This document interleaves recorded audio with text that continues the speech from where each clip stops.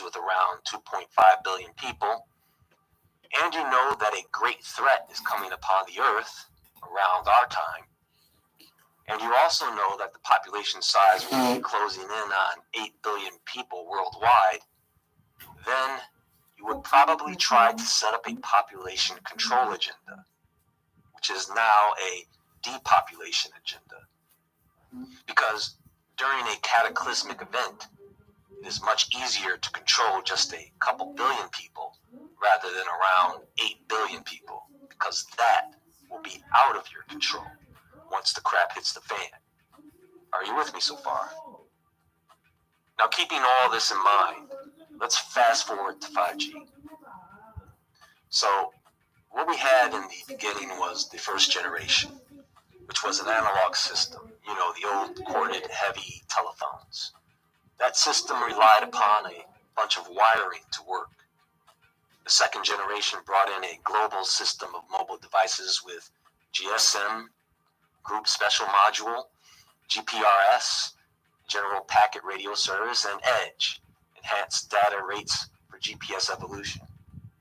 And these systems were developed to allow new mobile devices to constantly be added to the network.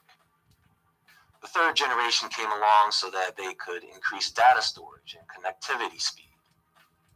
Now, the frequencies we were using on the 3G network, because more people started using mobile devices and more people were joining the network, they had to open up new frequencies on the spectrum to accommodate this. And they had to make it also affordable.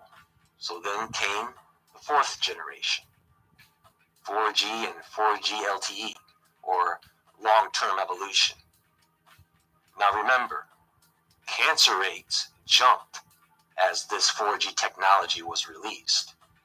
And the network has yet again come to another phase of evolution because people use it now more than ever. Folks, the 4G we are still using now causes health issues and have been for a while now. So here we are at 5G. So instead of having a cell phone tower, we will have what's called a massive MIMO, which is a maximum input, maximum output antenna, increasing the output of power that is needed to run 5G. That is accessible by a device directly through a macro channel, okay? Each of these are placed at a macro base station. Each of these massive MIMOs are not just a single antenna, but they are a group of many antennas in one. These antennas emit millimeter wave frequencies, which is between 30 and 300 gigahertz, which is between microwaves and infrared waves, okay? There are also what's called small cells, placed at small cell base stations, so that transmission can go from the massive MIMO to the small cells, then to a user device on a small cell channel. These are placed everywhere because these direct beams don't like to travel through buildings and such. Now, instead of using the waves we've been using to transmit in all directions, this system uses beamforming, which is like a tractor beam or ray that targets the small cell or device you're using directly. Beamforming technology was known about in the 40s, and what it does is it allows a signal to be transmitted at a higher quality, speed, with fewer interferences. Newer network Wi-Fi routers and network cards today are already set up for this. What you have to all keep in mind is that these companies that are putting out this technology, like the ones that manufacture cell phones and offer cell phone service, they are creating variations of their own 5G technologies. So not all 5G technology will be created equal. All this is done to allow for an increase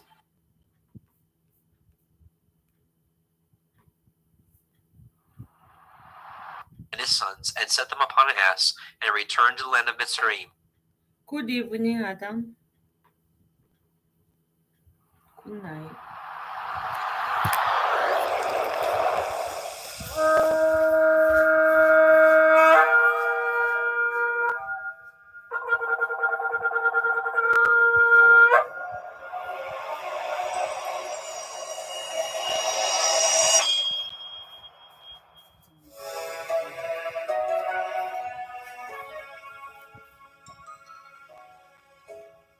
Vaikra, Leviticus chapter 1.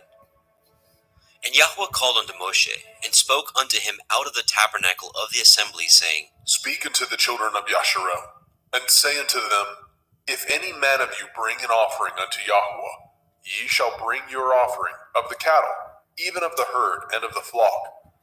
If his offering be a burnt sacrifice of the herd, let him offer a male without blemish. He shall offer it of his own voluntary will, at the door of the tabernacle of the assembly before Yahweh. And he shall put his hand upon the head of the burnt offering, and it shall be accepted for him, to make an atonement for him. And he shall kill the bullock before Yahweh, and the priests, Aharon's sons, shall bring the blood, and sprinkle the blood round about upon the altar that is by the door of the tabernacle of the assembly. And he shall flay the burnt offering, and cut it into his pieces. And the sons of Aharon the priest shall put fire upon the altar, and lay the wood in order upon the fire. And the priests, Aharon's sons, shall lay the parts, the head, the fat, in order upon the wood that is on the fire, which is upon the altar. But his inwards and his legs shall he wash in water, and the priest shall burn all on the altar, to be a burnt sacrifice, an offering made by fire, of sweet savor unto Yahweh. And if his offering be of the flocks, namely of the sheep, or of the goats, for a burnt sacrifice, he shall bring it a male without blemish. And he shall kill it on the side of the altar northward, before Yahweh and the priest. Aharon's sons shall sprinkle his blood round about upon the altar. And he shall cut it into his pieces, with his head and his fat, and the priest shall lay them in order on the wood that is on the fire, which is upon the altar. But he shall wash the inwards of the legs with water, and the priest shall bring it all, and burn it upon the altar. It is a burnt sacrifice, an offering made by fire, of sweet savor unto Yahweh. And if the burnt sacrifice for his offering to Yahweh be of fowls, then he shall bring his offering of turtle doves, or of young pigeons. And the priest shall bring it unto the altar, and wring off his head, and burn it on the altar, and the blood thereof shall be wrung out at the side of the altar. And he shall pluck away his crop with his feathers, and cast it beside the altar on the east part, by the place of the ashes. And he shall cleave it with the wings thereof, but shall not divide it asunder. And the priest shall burn it upon the altar, upon the wood that is upon the fire. It is a burnt sacrifice, an offering made by fire, of sweet savor unto Yahweh. Vaikra, Leviticus chapter 2. And when any will offer a meat offering unto Yahweh, his offering shall be of fine flour, and he shall pour oil upon it, and put frankincense thereon. And he shall bring it to Aharon's sons, the priests, and he shall take thereout his handful of the flour thereof, and of the oil thereof, with all the frankincense thereof. And the priest shall burn the memorial of it upon the altar, to be an offering made by fire, of a sweet savor unto Yahweh. And the remnant of the meat offering shall be Aharon's and his sons. It is a thing most holy of the offerings of Yahweh made by fire. And if you bring an oblation of meat offering, baken in the oven, it shall be matzah cakes of fine flour mingled with oil, or matzah wafers anointed with oil. And if your oblation be a meat offering, baken in a pan, it shall be of fine flour, unleavened, mingled with oil. You shall part it in pieces, and pour oil thereon. It is a meat offering. And if your oblation be a meat offering, baken in the frying pan, it shall be made of fine flour with oil.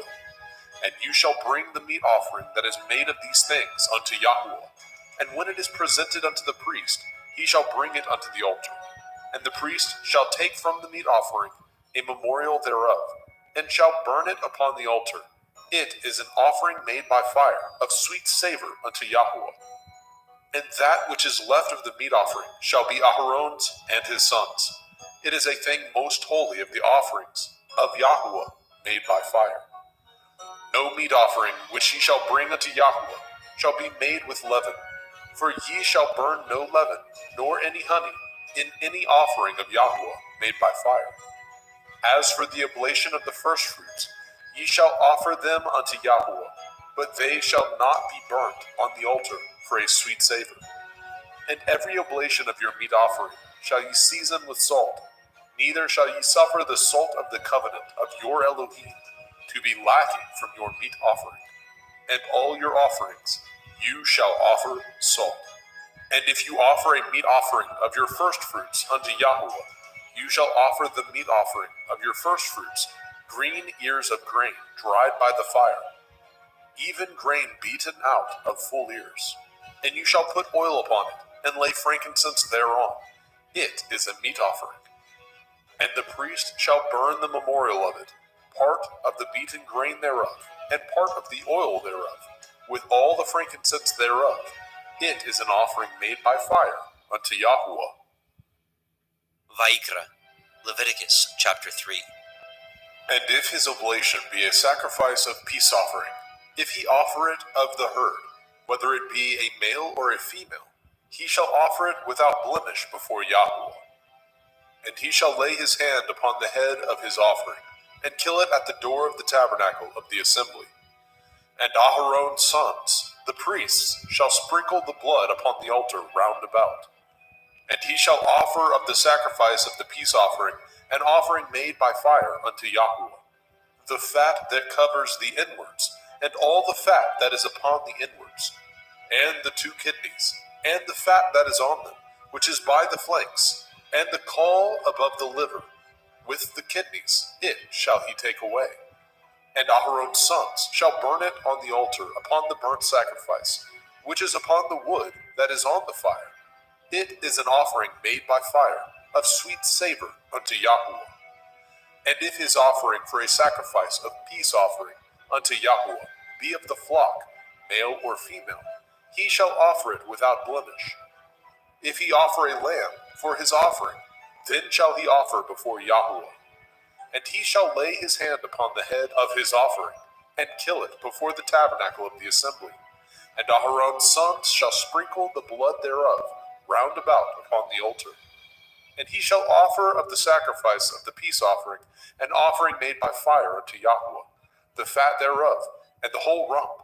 It shall he take off hard by the backbone, and the fat that covers the inwards, and all the fat that is upon the inwards, and the two kidneys, and the fat that is upon them, which is by the flanks, and the caul above the liver, and the kidneys, it shall he take away. And the priest shall burn it upon the altar. It is the food of the offering made by fire unto Yahweh. And if his offering be a goat, then he shall offer it before Yahweh. And he shall lay his hand upon the head of it, and kill it before the tabernacle of the assembly. And the sons of Aharon shall sprinkle the blood thereof upon the altar round about. And he shall offer thereof his offering, even an offering made by fire unto Yahweh, the fat that covers the inwards, and all the fat that is upon the inwards, and the two kidneys, and the fat that is upon them, which is by the flanks, and the caul above the liver, with the kidneys, it shall he take away. And the priest shall burn them upon the altar. It is the food of the offering, made by fire for a sweet savor. All the fat is Yahweh's. It shall be a perpetual statute for your generations throughout all your dwellings, that ye eat neither fat nor blood. Vaikra, Leviticus chapter 4. And Yahweh spoke unto Moshe, saying, Speak unto the children of Yasharel, saying, If a soul shall sin through ignorance against any of the commandments of Yahweh concerning things which ought not to be done, and shall do against any of them, if the priest that is anointed do sin according to the sin of the people, then let him bring for his sin, which he has sinned, a young bullock, without blemish unto Yahweh, for a sin offering. And he shall bring the bullock unto the door of the tabernacle of the assembly before Yahweh, and shall lay his hands upon the bullock's head, and kill the bullock before Yahweh. And the priest that is anointed shall take of the bullock's blood, and bring it to the tabernacle of the assembly. And the priest shall dip his finger in the blood, and sprinkle of the blood 7 times before Yahweh, before the veil of the sanctuary. And the priest shall put some of the blood upon the horns of the altar of sweet incense before Yahweh, which is in the tabernacle of the assembly, and shall pour all the blood of the bullock at the bottom of the altar of the burnt offering, which is at the door of the tabernacle of the assembly. And he shall take off from it all the fat of the bullock for the sin offering, the fat that covers the inwards, and all the fat that is upon the inwards, and the 2 kidneys, and the fat that is upon them, which is by the flanks, and the caul above the liver, with the kidneys, it shall he take away. As it was taken off from the bullock of the sacrifice of peace offerings, and the priest shall burn them upon the altar of the burnt offering. And the skin of the bullock, and all his flesh, with his head, and with his legs, and his inwards, and his dung, even the whole bullock shall he carry forth without the camp, unto a clean place, where the ashes are poured out, and burn him on the wood with fire. Where the ashes are poured out shall he be burnt. And if the whole assembly of Yasharel sin through ignorance, and the thing be hid from the eyes of the assembly, and they have done somewhat against any of the commandments of Yahweh, concerning things which should not be done, and are guilty, when the sin which they have sinned against it is known, then the assembly shall offer a young bullock for the sin, and bring him before the tabernacle of the assembly. And the elders of the assembly shall lay their hands upon the head of the bullock before Yahweh, and the bullock shall be killed before Yahweh.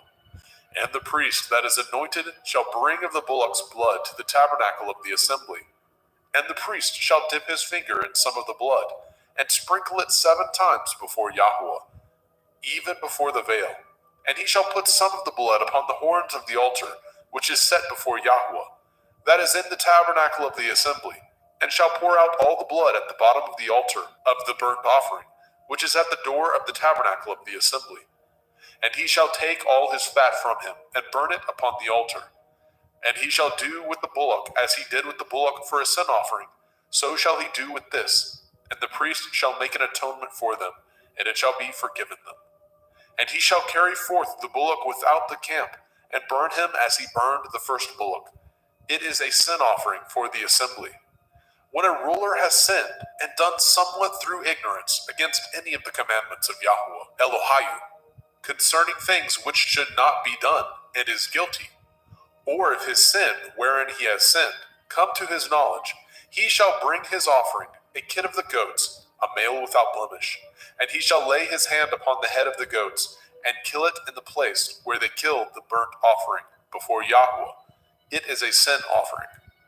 And the priest shall take of the blood of the sin offering with his finger, and put it upon the horns of the altar of burnt offering, and shall pour out his blood at the bottom of the altar of burnt offering. And he shall burn all his fat upon the altar, as the fat of the sacrifice of peace offerings. And the priest shall make an atonement for him, as concerning his sin, and it shall be forgiven him. And if any one of the common people sin through ignorance, which he does somewhat against any of the commandments of Yahweh, concerning things which ought not to be done, and be guilty, or if his sin, which he has sinned, come to his knowledge, then he shall bring his offering, a kid of the goats, a female without blemish, for his sin which he has sinned. And he shall lay his hand upon the head of the sin offering, and slay the sin offering in the place of the burnt offering. And the priest shall take of the blood thereof with his finger, and put it upon the horns of the altar of burnt offering, and shall pour out all the blood thereof at the bottom of the altar. And he shall take away all the fat thereof, as the fat is taken away from off the sacrifice of peace offerings. And the priest shall burn it upon the altar for a sweet savor unto Yahweh. And the priest shall make an atonement for him, and it shall be forgiven him. And if he bring a lamb for a sin offering, he shall bring it a female without blemish. And he shall lay his hand upon the head of the sin offering, and slay it for the sin offering in the place where they killed the burnt offering. And the priest shall take of the blood of the sin offering with his finger, and put it upon the horns of the altar of burnt offering, and shall pour out all the blood thereof at the bottom of the altar.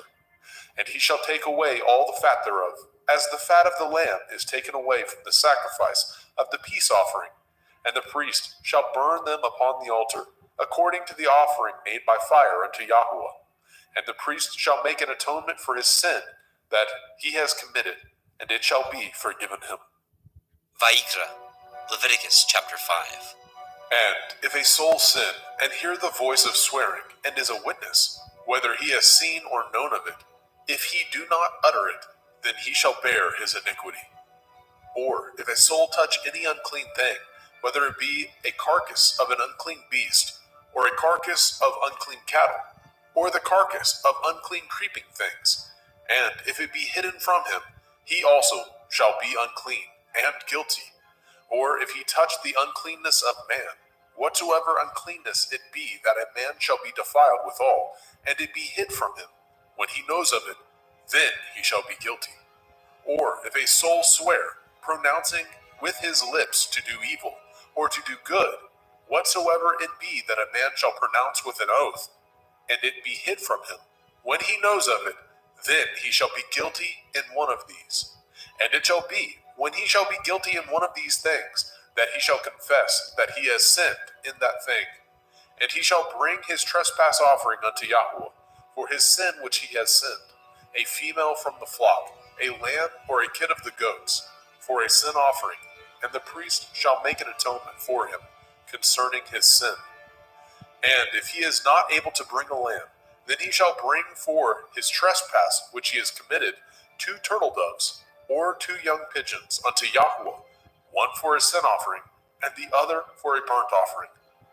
And he shall bring them unto the priest, who shall offer that which is for the sin offering first, and wring off his head from his neck, but shall not divide it asunder.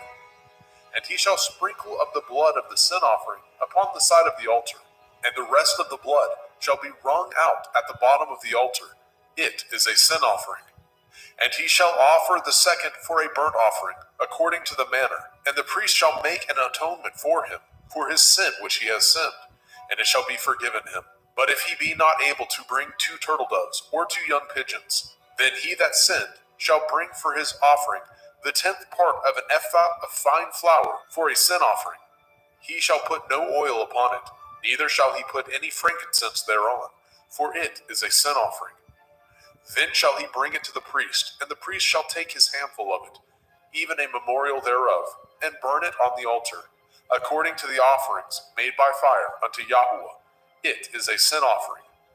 And the priest shall make an atonement for him, as touching his sin, that he has sinned in one of these, and it shall be forgiven him, and the remnant shall be the priest's, as a meat offering. And Yahweh spoke unto Moshe, saying, If a soul commit a trespass, and sin through ignorance, in the holy things of Yahweh, then he shall bring for his trespass unto Yahweh a ram without blemish, out of the flocks, with your estimation by shekels of silver, after the shekel of the sanctuary, for a trespass offering. And he shall make the amends for the harm that he has done in the holy thing, and shall add the 5th part thereto, and give it unto the priest. And the priest shall make an atonement for him with the ram of the trespass offering, and it shall be forgiven him. And if a soul sin, and commit any of these things which are forbidden to be done by the commandment of Yahweh, though he knew it not, yet is he guilty, and shall bear his iniquity. And he shall bring a ram without blemish out of the flock, with your estimation, for a trespass offering, unto the priest. And the priest shall make an atonement for him concerning his ignorance, wherein he erred, and knew it not, and it shall be forgiven him. It is a trespass offering. He has certainly trespassed against Yahweh. Vayikra, Leviticus chapter 6. And Yahweh spoke unto Moshe, saying, If a soul sin, and commit a transgression against Yahweh, and lie unto his neighbor, in that which was delivered him to keep, or in fellowship, or in a thing taken away by violence, or has deceived his neighbor, or have found that which was lost, and lies concerning it, and swears falsely, in any of these that a man does, sinning therein, then it shall be, because he has sinned and is guilty, that he shall restore that which he took violently away, or the thing which he has deceitfully gotten, or that which was delivered him to keep, or the lost thing which he found, or all that which he has sworn falsely, he shall even restore it in the principal, and shall add the 5th part more thereto, and give it unto him to whom it appertains. in the day of his trespass offering. And he shall bring his trespass offering unto Yahweh, a ram without blemish out of the flock, with your estimation for a trespass offering unto the priest. And the priest shall make an atonement for him before Yahweh, and it shall be forgiven him for anything of all that he has done in trespass therein. And Yahweh spoke unto Moshe, saying, Command Aaron and his sons, saying, This is the Torah of the burnt offering. It is the burnt offering because of the burning upon the altar all night unto the morning, and the fire of the altar shall be burning in it. And the priest shall put on his linen garment, and his linen breeches shall he put upon his flesh, and take up the ashes which the fire has consumed with the burnt offering on the altar, and he shall put them beside the altar. And he shall put off his garments, and put on other garments, and carry forth the ashes without the camp unto a clean place. And the fire upon the altar shall be burning in it. It shall not be put out. And the priest shall burn wood on it every morning, and lay the burnt offering in order upon it, and he shall burn thereon the fat of the peace offerings. The fire shall ever be burning upon the altar. It shall never go out. And this is the Torah of the meat offering. The sons of Aharon shall offer it before Yahweh, before the altar. And he shall take of it his handful of the flour of the meat offering, and of the oil thereof, and all the frankincense which is upon the meat offering, and shall burn it upon the altar for a sweet savor, even the memorial of it unto Yahweh. And the remainder thereof shall Aharon and his sons eat, with matzah, unleavened bread, shall it be eaten in the holy place, in the court of the tabernacle of the assembly, they shall eat it. It shall not be baked with leaven. I have given it unto them for their portion of my offering made by fire. It is most holy, as is the sin offering, and as the trespass offering. All the males among the children of Aharon shall eat of it. It shall be a statute forever in your generations, concerning the offerings of Yahweh made by fire. Everyone that touches them shall be holy. And Yahweh spoke unto Moshe, saying, This is the offering of Aharon and his sons, which they shall offer unto Yahweh in the day when he is anointed. The 10th part of an ephah of fine flour for a meat offering perpetual, half of it in the morning, and half thereof at night. In a pan it shall be made with oil, and when it is baken, you shall bring it in, and the baken pieces of the meat offering shall you offer for a sweet savor unto Yahweh. And the priest of his sons, that is anointed in his stead, shall offer it. It is a statute forever unto Yahweh. It shall be wholly burnt. For every meat offering for the priest shall be wholly burnt. It shall not be eaten. And Yahweh spoke unto Moshe, saying, Speak unto Aharon and to his sons, saying, This is the Torah of the sin offering. In the place where the burnt offering is killed, shall the sin offering be killed before Yahweh. It is most holy. The priest that offers it for sin shall eat it. In the holy place shall it be eaten, in the court of the tabernacle of the assembly. Whatsoever shall touch the flesh thereof shall be holy. And when there is sprinkled of the blood thereof upon any garment, you shall wash that whereon it was sprinkled in the holy place. But the earthen vessel wherein it was sodden shall be broken. And if it be sodden in a brazen pot, it shall be both scoured and rinsed in water. All the males among the priests shall eat thereof. It is most holy. And no sin offering, whereof any of the blood is brought into the tabernacle of the assembly, to reconcile withal, in the holy place, shall be eaten. It shall be burnt in the fire. Vayikra, Leviticus chapter 7. Likewise, this is the Torah of the trespass offering. It is most holy. In the place where they kill the burnt offering, shall they kill the trespass offering, and the blood thereof shall he sprinkle round about upon the altar. And he shall offer it of all the fat thereof, the rump, the fat that covers the inwards, and the 2 kidneys, and the fat that is on them, which is by the flanks, and the caul that is above the liver, with the kidneys it shall he take away. And the priest shall burn them upon the altar for an offering made by fire unto Yahweh. It is a trespass offering.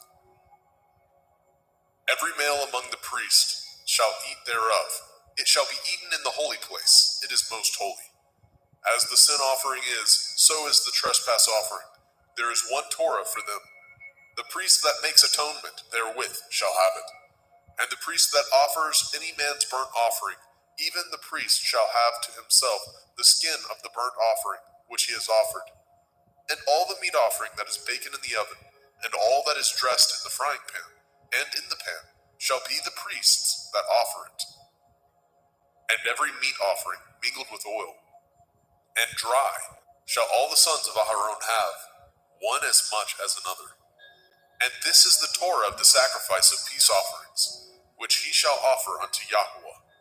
If he offer it for thanksgiving, then he shall offer with the sacrifice of thanksgiving matzah, unleavened cakes, mingled with oil, and matzah wafers, anointed with oil, and cakes mingled with oil, of fine flour, fried.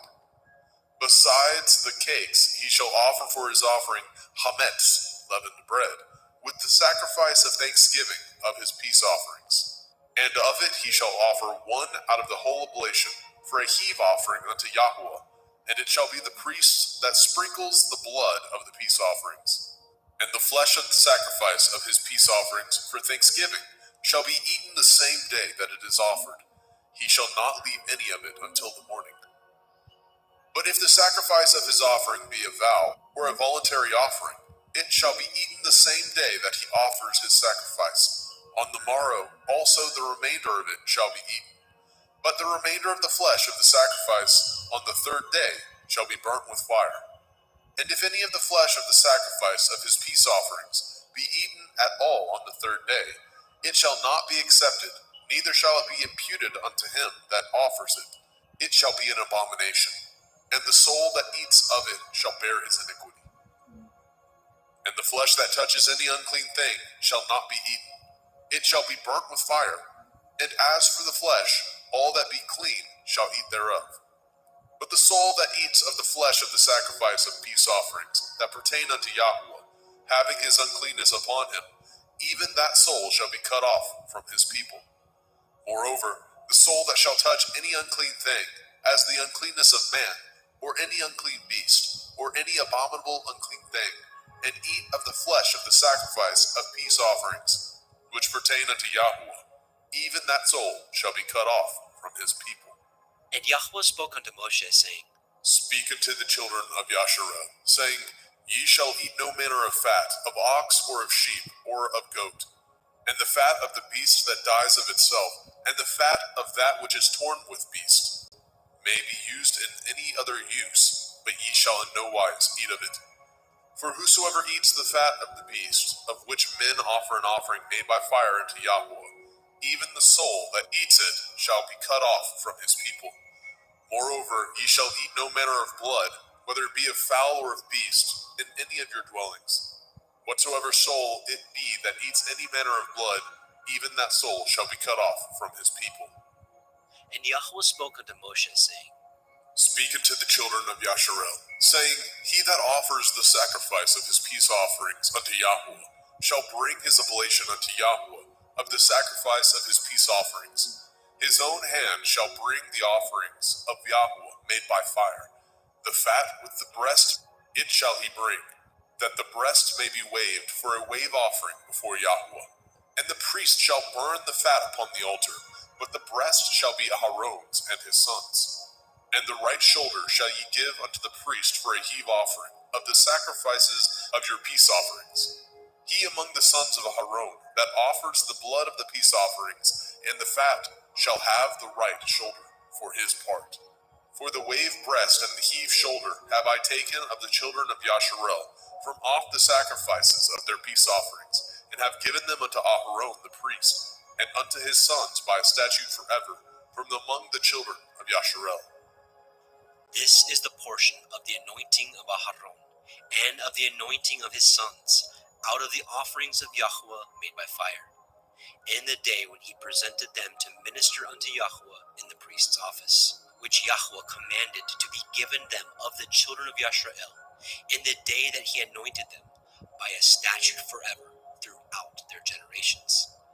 This is the Torah of the burnt offering, of the meat offering, and of the sin offering, and of the trespass offering, and of the consecrations, and of the sacrifice of the peace offerings, which Yahweh commanded Moshe in Mount Sinai, in the day that he commanded the children of Yisrael to offer their oblations unto Yahweh in the wilderness of Sinai. Vayikra, Leviticus chapter 8. And Yahweh spoke unto Moshe, saying, Take Aharon and his sons with him, and the garments, and the anointing oil, and a bullock for the sin offering, and 2 rams, and a basket of matzah, unleavened bread, and gather all the assembly together unto the door of the tabernacle of the assembly.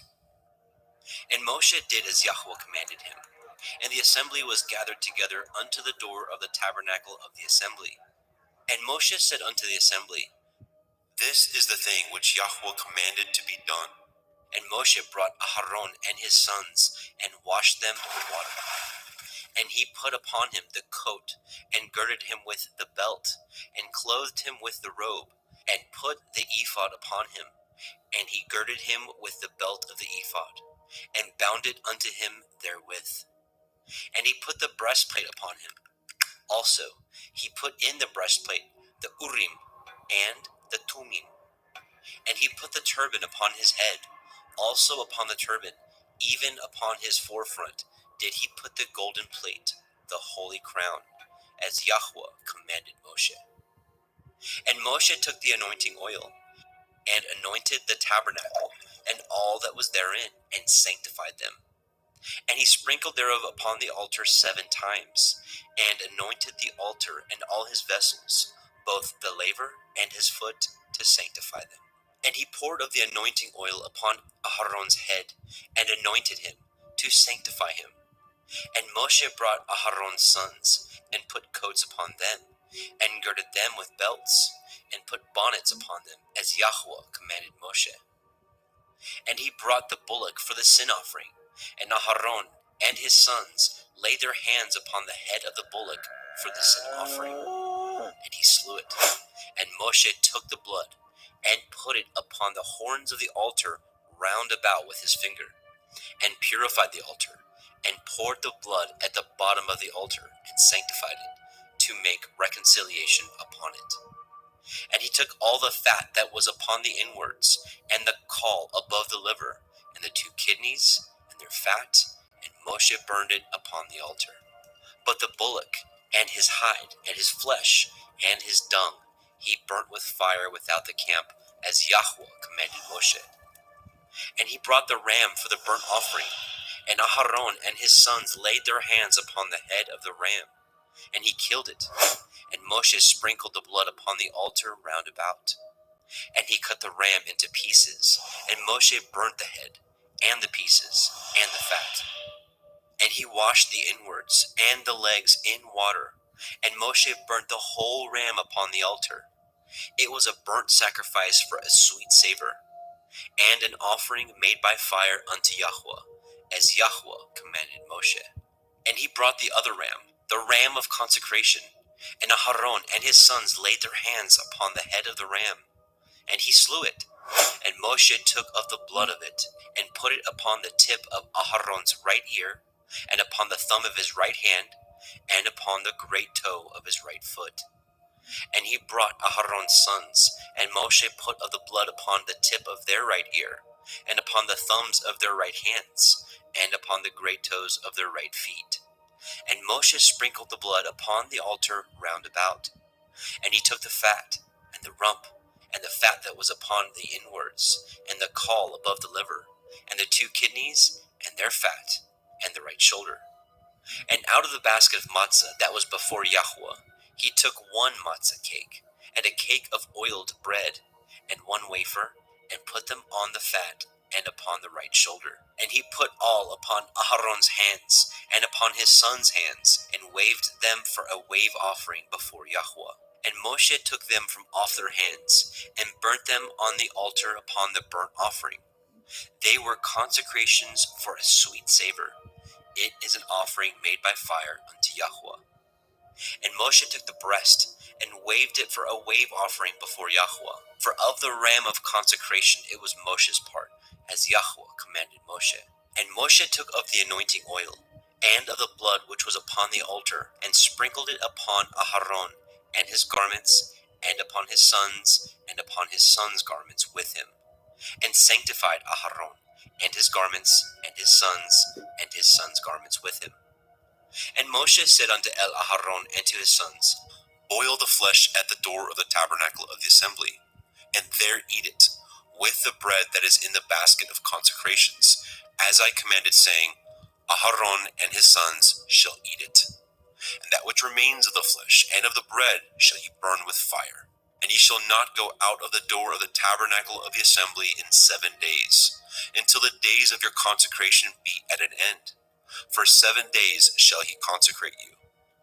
As he has done this day, so Yahweh has commanded to do, to make an atonement for you. Therefore shall ye abide at the door of the tabernacle of the assembly day and night 7 days, and guard the watch of Yahweh, that ye die not. For so I am commanded. So Aharon and his sons did all the things which Yahweh commanded by the hand of Moshe. Vaikra, Leviticus chapter 9. And it came to pass on the 8th day that Moshe called Aharon and his sons and the elders of Yisrael. And he said unto Aharon, Take a young calf for a sin offering, and a ram for a burnt offering, without blemish, and offer them before Yahweh. And unto the children of Yisrael you shall speak, saying, Take ye a kid of the goats for a sin offering, and a calf and a lamb, both of the first year, without blemish, for a burnt offering. Also a bullock and a ram for peace offerings, to sacrifice before Yahweh, and a meat offering mingled with oil. For today Yahweh will appear unto you. And they brought which Moshe commanded before the tabernacle of the assembly. And all the assembly drew near and stood before Yahweh. And Moshe said, This is the thing which Yahweh commanded that ye should do, and the glory of Yahweh shall appear unto you. And Moshe said unto Aharon, Go unto the altar, and offer your sin offering, and your burnt offering, and make an atonement for yourself and for the people, and offer the offering of the people, and make an atonement for them, as Yahweh commanded. Aharon therefore went unto the altar, and slew the calf of the sin offering, which was for himself. And the sons of Aharon brought the blood unto him, and he dipped his finger in the blood, and put it upon the horns of the altar, and poured out the blood at the bottom of the altar. But the fat, and the kidneys, and the caul above the liver of the sin offering he burnt upon the altar, as Yahweh commanded Moshe. And the flesh and the hide he burnt with fire without the camp. And he slew the burnt offering, and Aharon's sons presented unto him the blood, which he sprinkled round about upon the altar.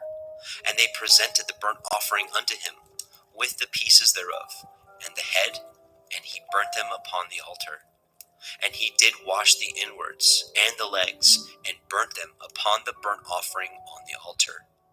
And he brought the people's offering, and took the goat, which was the sin offering for the people, and slew it, and offered it for sin as the first.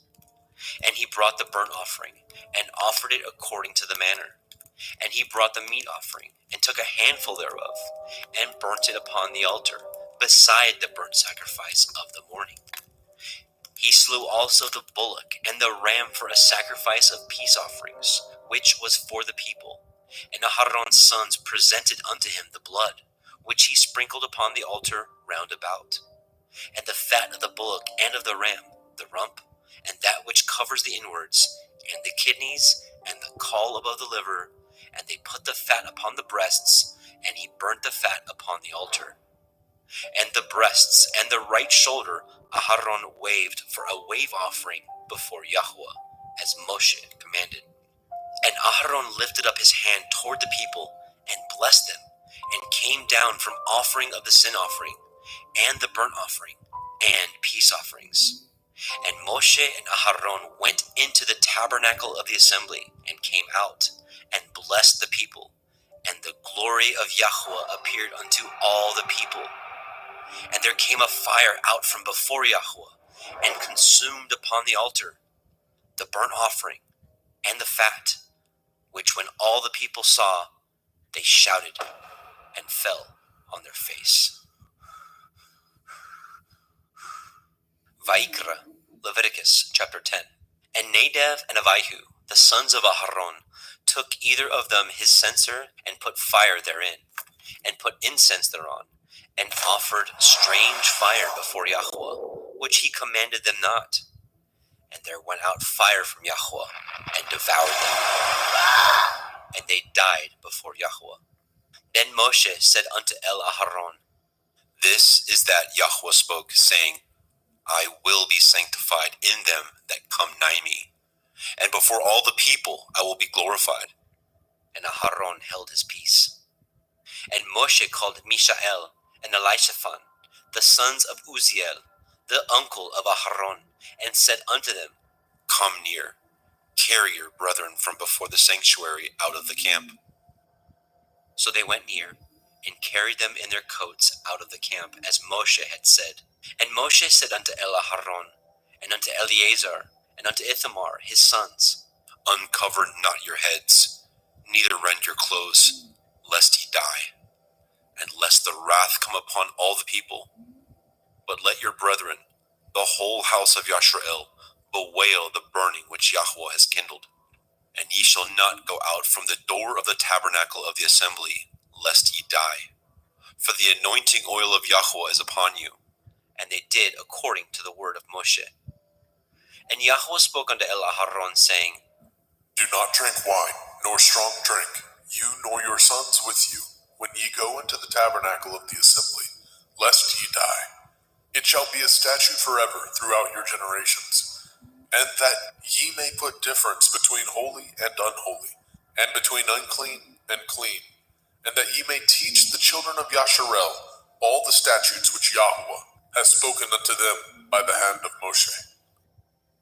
And Moshe spoke unto Aharon, and unto Eleazar, and unto Ithamar, his sons that were left, Take the meat offering that remains of the offerings of Yahweh made by fire, and eat it without leaven beside the altar, for it is most holy.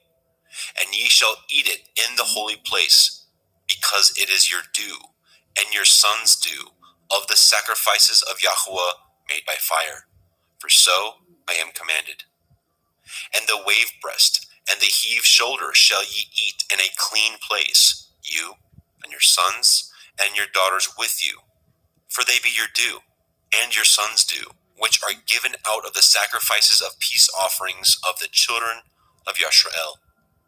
The heave shoulder and the wave breast shall they bring with the offerings made by fire of the fat, to wave it for a wave offering before Yahweh, and it shall be yours and your sons with you by a statute forever, as Yahweh has commanded.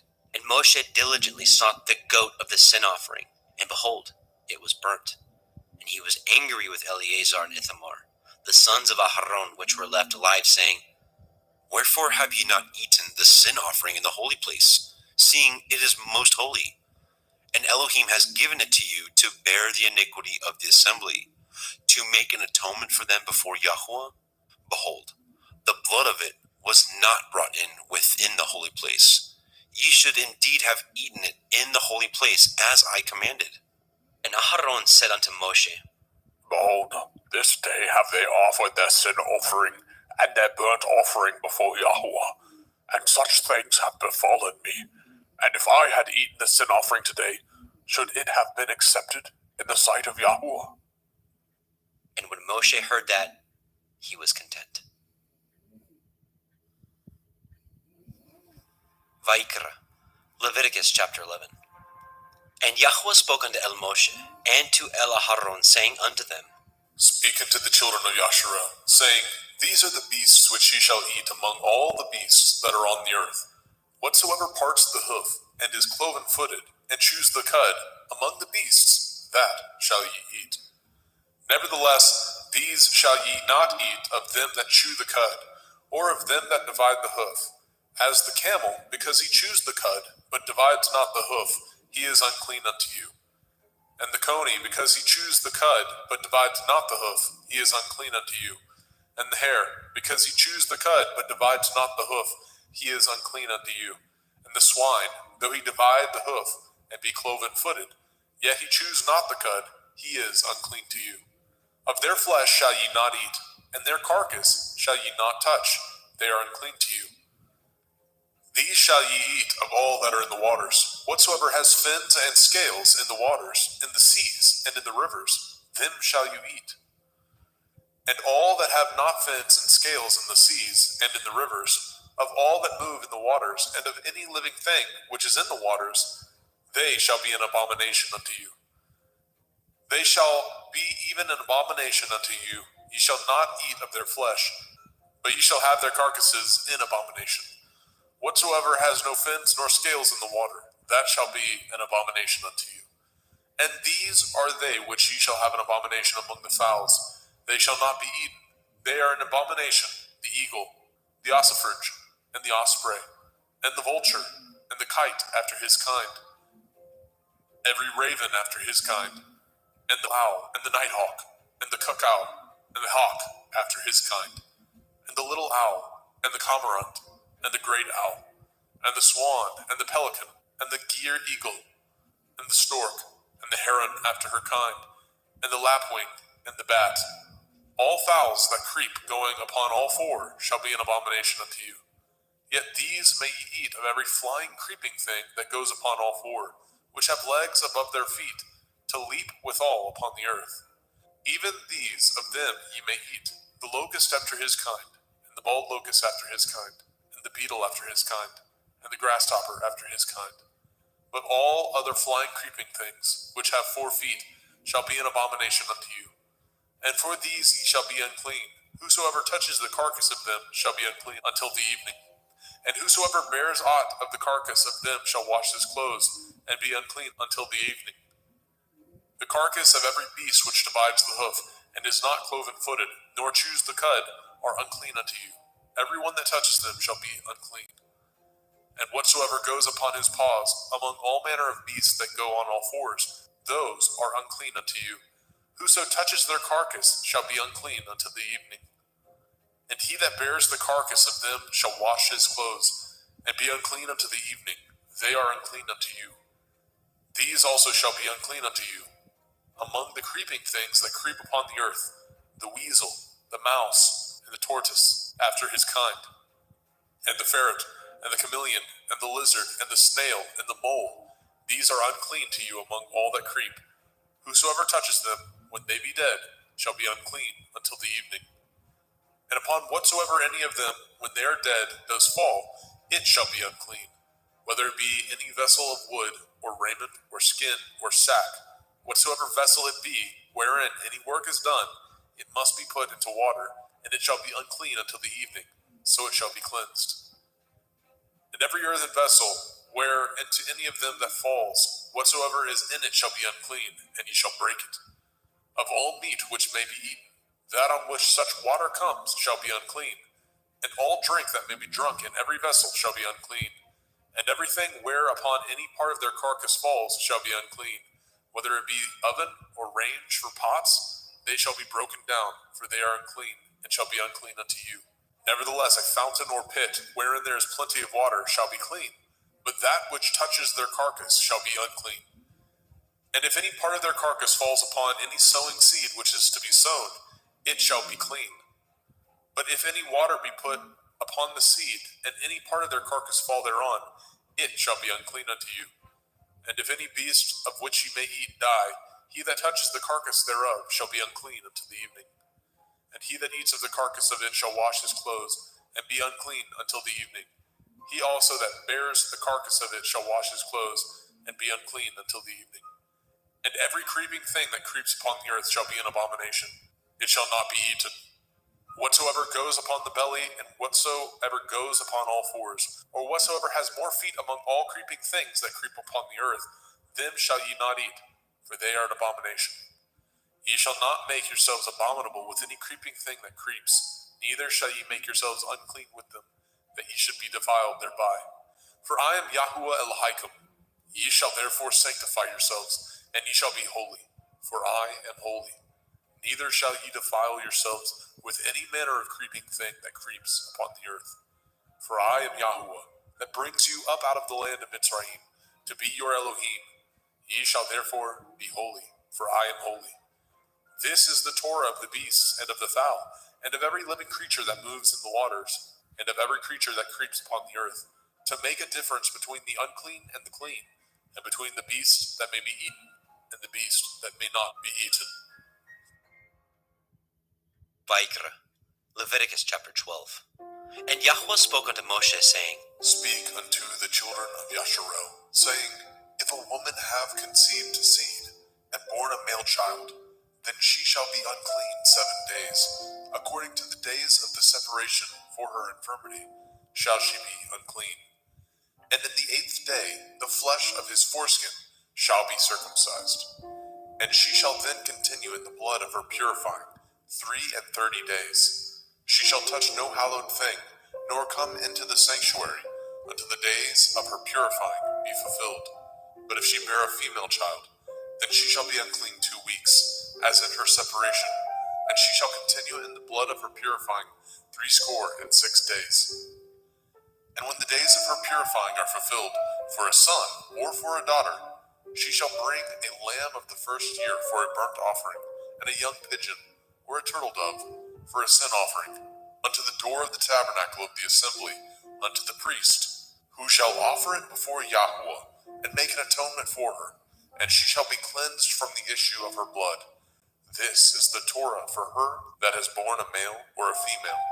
And if she be not able to bring a lamb, then she shall bring 2 turtle doves or 2 young pigeons, the one for the burnt offering, and the other for a sin offering.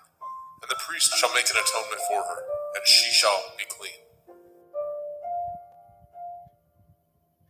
Vaikra, Leviticus chapter 13.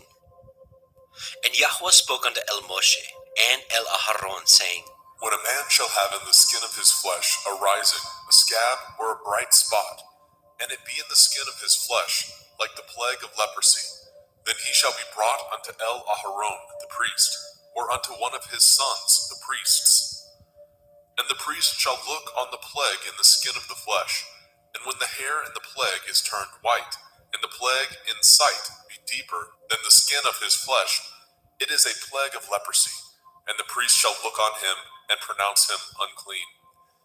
If the bright spot be white in the skin of his flesh, and in sight be not deeper than the skin, and the hair thereof be not turned white, then the priest shall shut up him that has the plague 7 days. And the priest shall look on him the 7th day, and behold, if the plague in his sight be at a stay, and the plague spread not in the skin, then the priest shall shut him up 7 days more.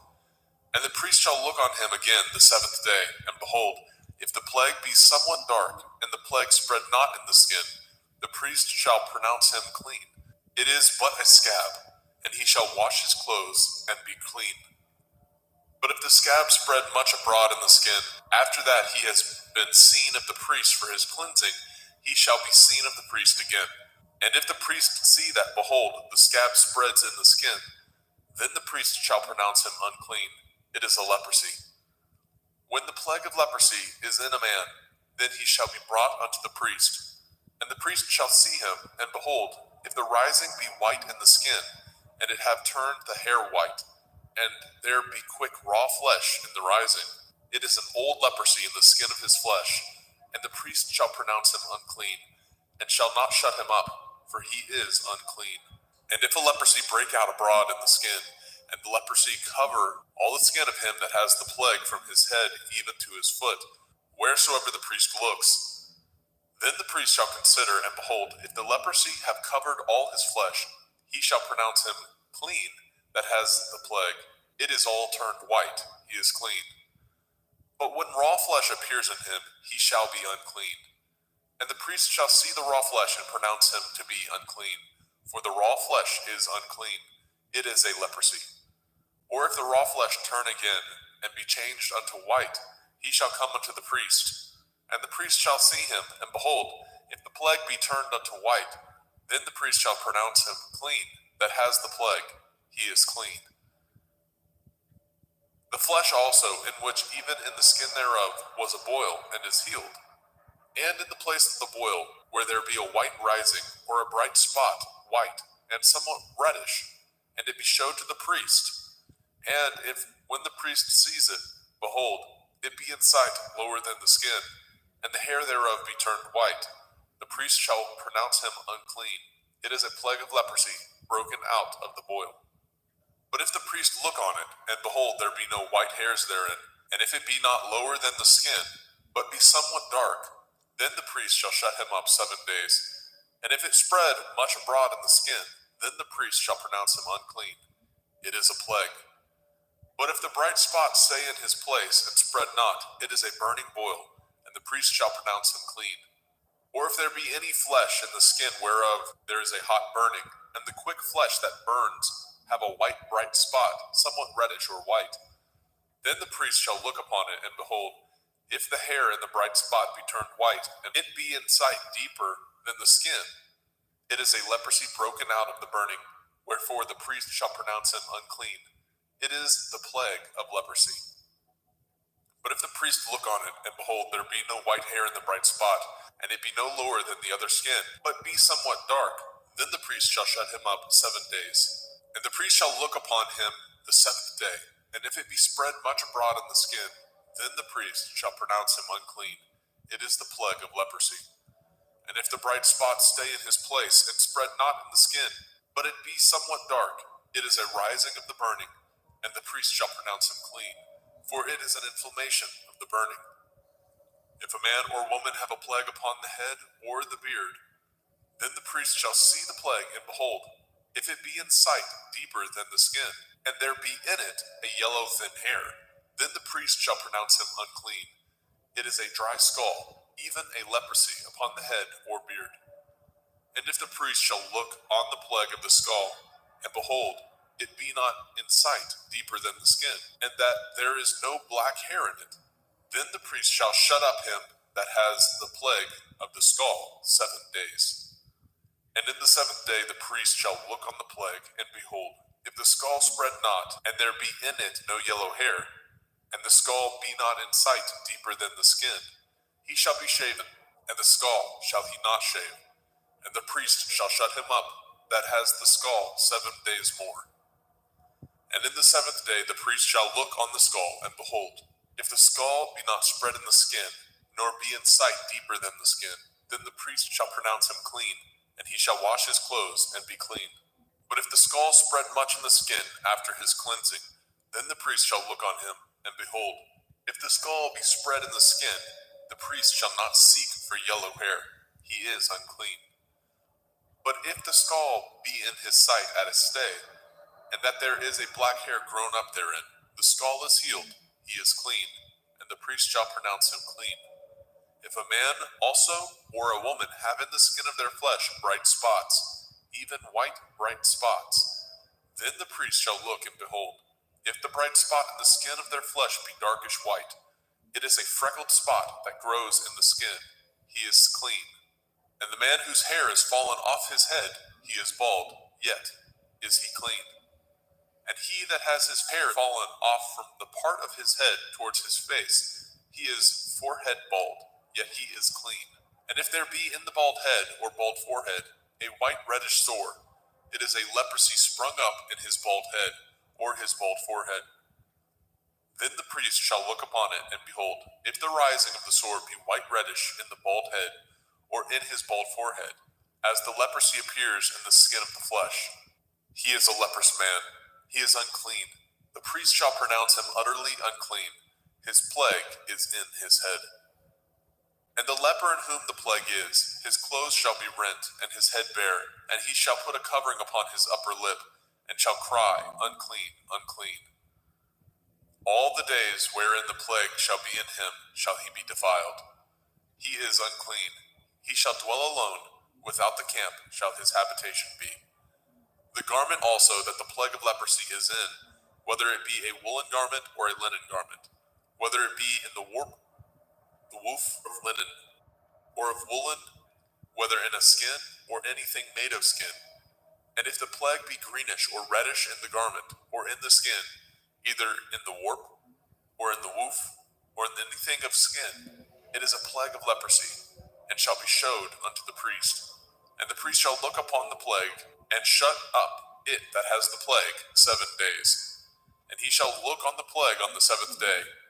If the plague be spread in the garment, either in the warp, or in the woof, or in a skin, or in any work that is made of skin, the plague is a fretting leprosy, it is unclean. He shall therefore burn that garment, whether warp or woof, in woolen or in linen, anything of skin wherein the plague is, for it is a fretting leprosy, it shall be burnt in the fire. And if the priest shall look, and behold, the plague be not spread in the garment, either in the warp or in the woof, or in anything of skin, then the priest shall command that they wash the thing wherein the plague is, and he shall shut it up 7 days more. And the priest shall look on the plague after that it is washed, and behold, if the plague have not changed his color, and the plague be not spread, it is unclean. You shall burn it in the fire.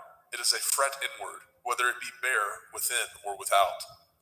And if the priest look, and behold the plague be somewhat dark after the washing of it, then he shall rend it out of the garment, or out of the skin, or out of the warp, or out of the woof. And if it appear still in the garment, either in the warp or in the woof, or in anything of skin, it is a spreading plague. You shall burn that wherein the plague is with fire. And the garment, either warp or woof, or whatsoever thing of skin it be, which you shall wash, if the plague be departed from them, then it shall be washed the second time, and shall be clean. This is the Torah of the plague of leprosy, in a garment of woolen or linen, either in warp or woof, or in anything of skins, to pronounce it clean, or to pronounce it unclean. Vaikra, Leviticus chapter 14. And Yahweh spoke unto Moshe, saying, This shall be the Torah of the leper in the day of his cleansing. He shall be brought unto the priest, and the priest shall go forth out of the camp. And the priest shall look, and behold, if the plague of leprosy be healed in the leper, then shall the priest command to take for him that is to be cleansed 2 birds alive and clean, and cedar wood, and scarlet and hyssop. And the priest shall command that one of the birds be killed in an earthen vessel over running water. As for the living bird, he shall take it, and the cedar wood, and the scarlet, and the hyssop, and shall dip them, and the living bird in the blood of the bird that was killed over the running water. And he shall sprinkle upon him that is to be cleansed from the leprosy 7 times, and shall pronounce him clean, and shall let the living bird loose into the open field. And he that is to be cleansed shall wash his clothes, and shave off all his hair, and wash himself in water, that he may be clean. And after that he shall come into the camp, and shall tarry abroad out of his tent 7 days. But it shall be on the 7th day that he shall shave all his hair off his head, and his beard, and his eyebrows, even all his hair he shall shave off, and shall wash his clothes. Also shall he wash his flesh in water, and shall be clean.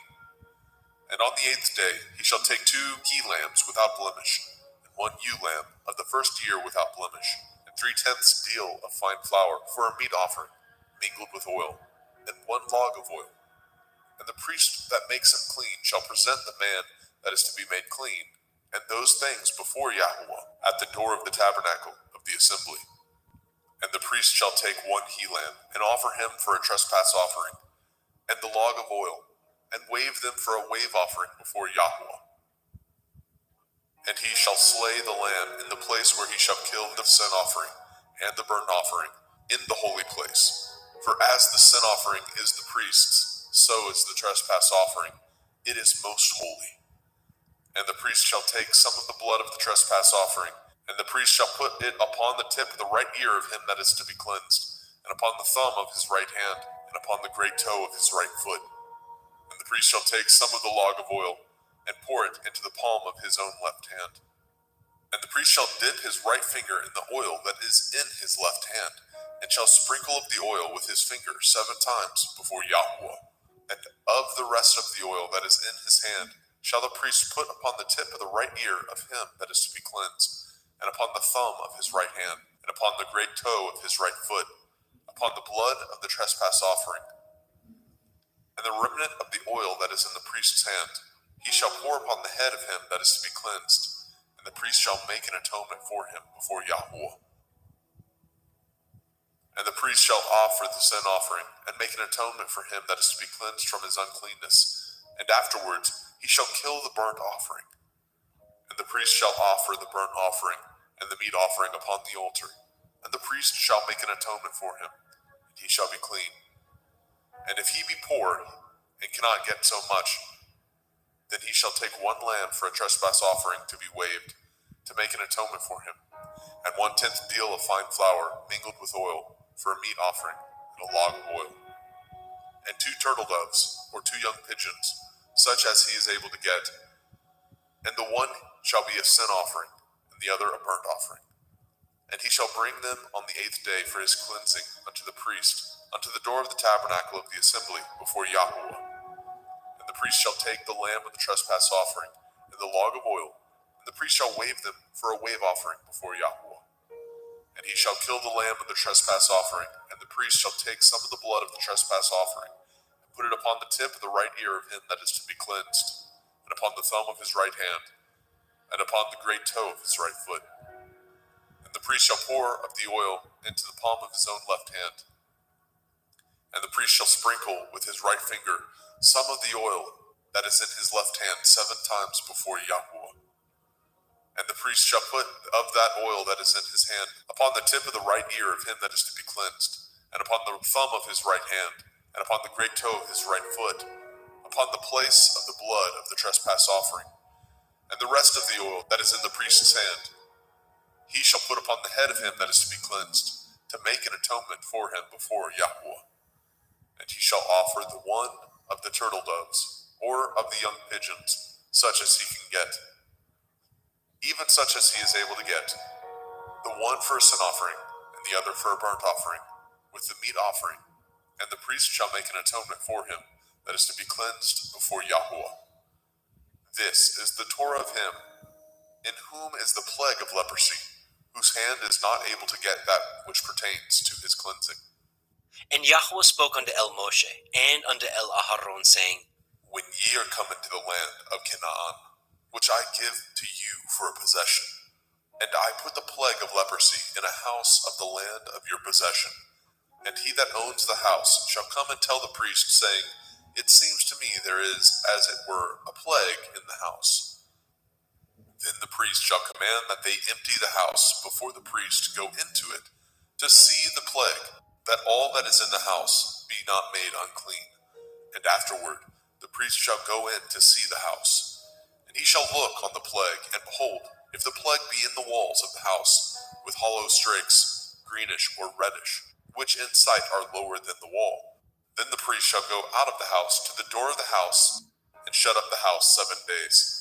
And the priest shall come again the 7th day, and shall look, and behold, if the plague be spread in the walls of the house, then the priest shall command that they take away the stones in which the plague is, and they shall cast them into an unclean place without the city. And he shall cause the house to be scraped within round about, and they shall pour out the dust that they scrape off without the city into an unclean place. And they shall take other stones, and put them in the place of those stones. And he shall take other mortar, and shall plaster the house. And if the plague come again, and break out in the house, after that he has taken away the stones, and after he has scraped the house, and after it is plastered, then the priest shall come and look, and behold, if the plague be spread in the house, it is a fretting leprosy in the house, it is unclean. And he shall break down the house, the stones of it, and the timber thereof, and all the mortar of the house, and he shall carry them forth out of the city into an unclean place. Moreover, he that goes into the house all the while that it is shut up shall be unclean until the evening. And he that lies in the house shall wash his clothes, and he that eats in the house shall wash his clothes. And if the priest shall come in and look upon it, and behold, the plague has not spread in the house, after the house was plastered, then the priest shall pronounce the house clean, because the plague is healed. And he shall take to cleanse the house 2 birds, and cedar wood, and scarlet, and hyssop. And he shall kill the one of the birds in an earthen vessel over running water. And he shall take the cedar wood, and the hyssop, and the scarlet, and the living bird, and dip them in the blood of the slain bird, and in the running water, and sprinkle the house 7 times. And he shall cleanse the house with the blood of the bird, and with the running water, and with the living bird, and with the cedar wood, and with the hyssop, and with the scarlet. But he shall let go of the living bird out of the city into the open field, and make an atonement for the house, and it shall be clean. This is the Torah for all manner of plague, of leprosy and scald, and for the leprosy of a garment and of a house, and for a rising, and for a scab, and for a bright spot, to teach when it is unclean and when it is clean. This is the Torah of leprosy.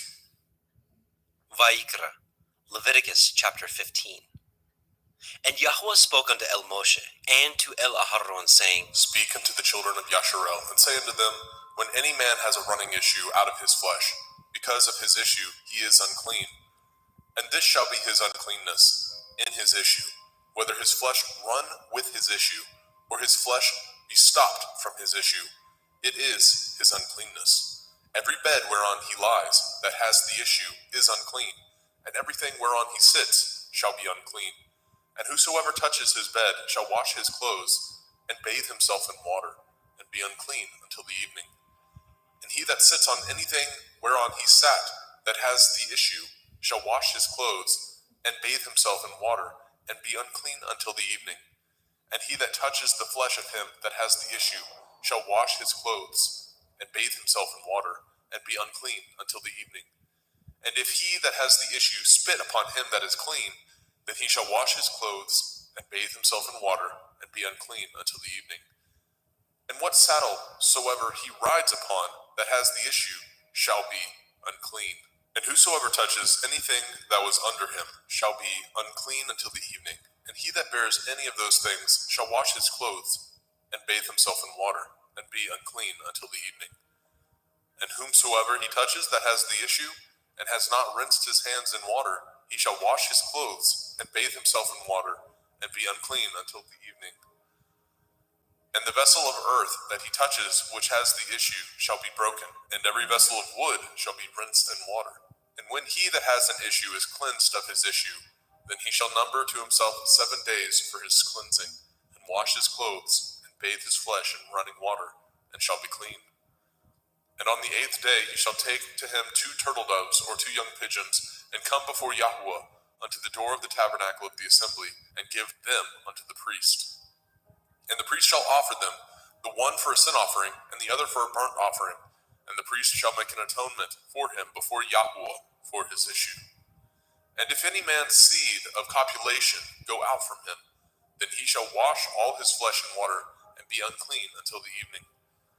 And every garment and every skin whereon is the seed of copulation shall be washed with water, and be unclean until the evening. The woman also with whom the man shall lie with seed of copulation, they shall both bathe themselves in water, and be unclean until the evening. And if a woman have an issue, and her issue in her flesh be blood, she shall be put apart 7 days, and whosoever touches her shall be unclean until the evening. And everything that she lies upon in her separation shall be unclean. Everything also that she sits upon shall be unclean. And whosoever touches her bed shall wash his clothes, and bathe himself in water, and be unclean until the evening. And whosoever touches anything that she sat upon shall wash his clothes, and bathe himself in water, and be unclean until the evening. And if it be on her bed, or on anything whereon she sits, when he touches it, he shall be unclean until the evening.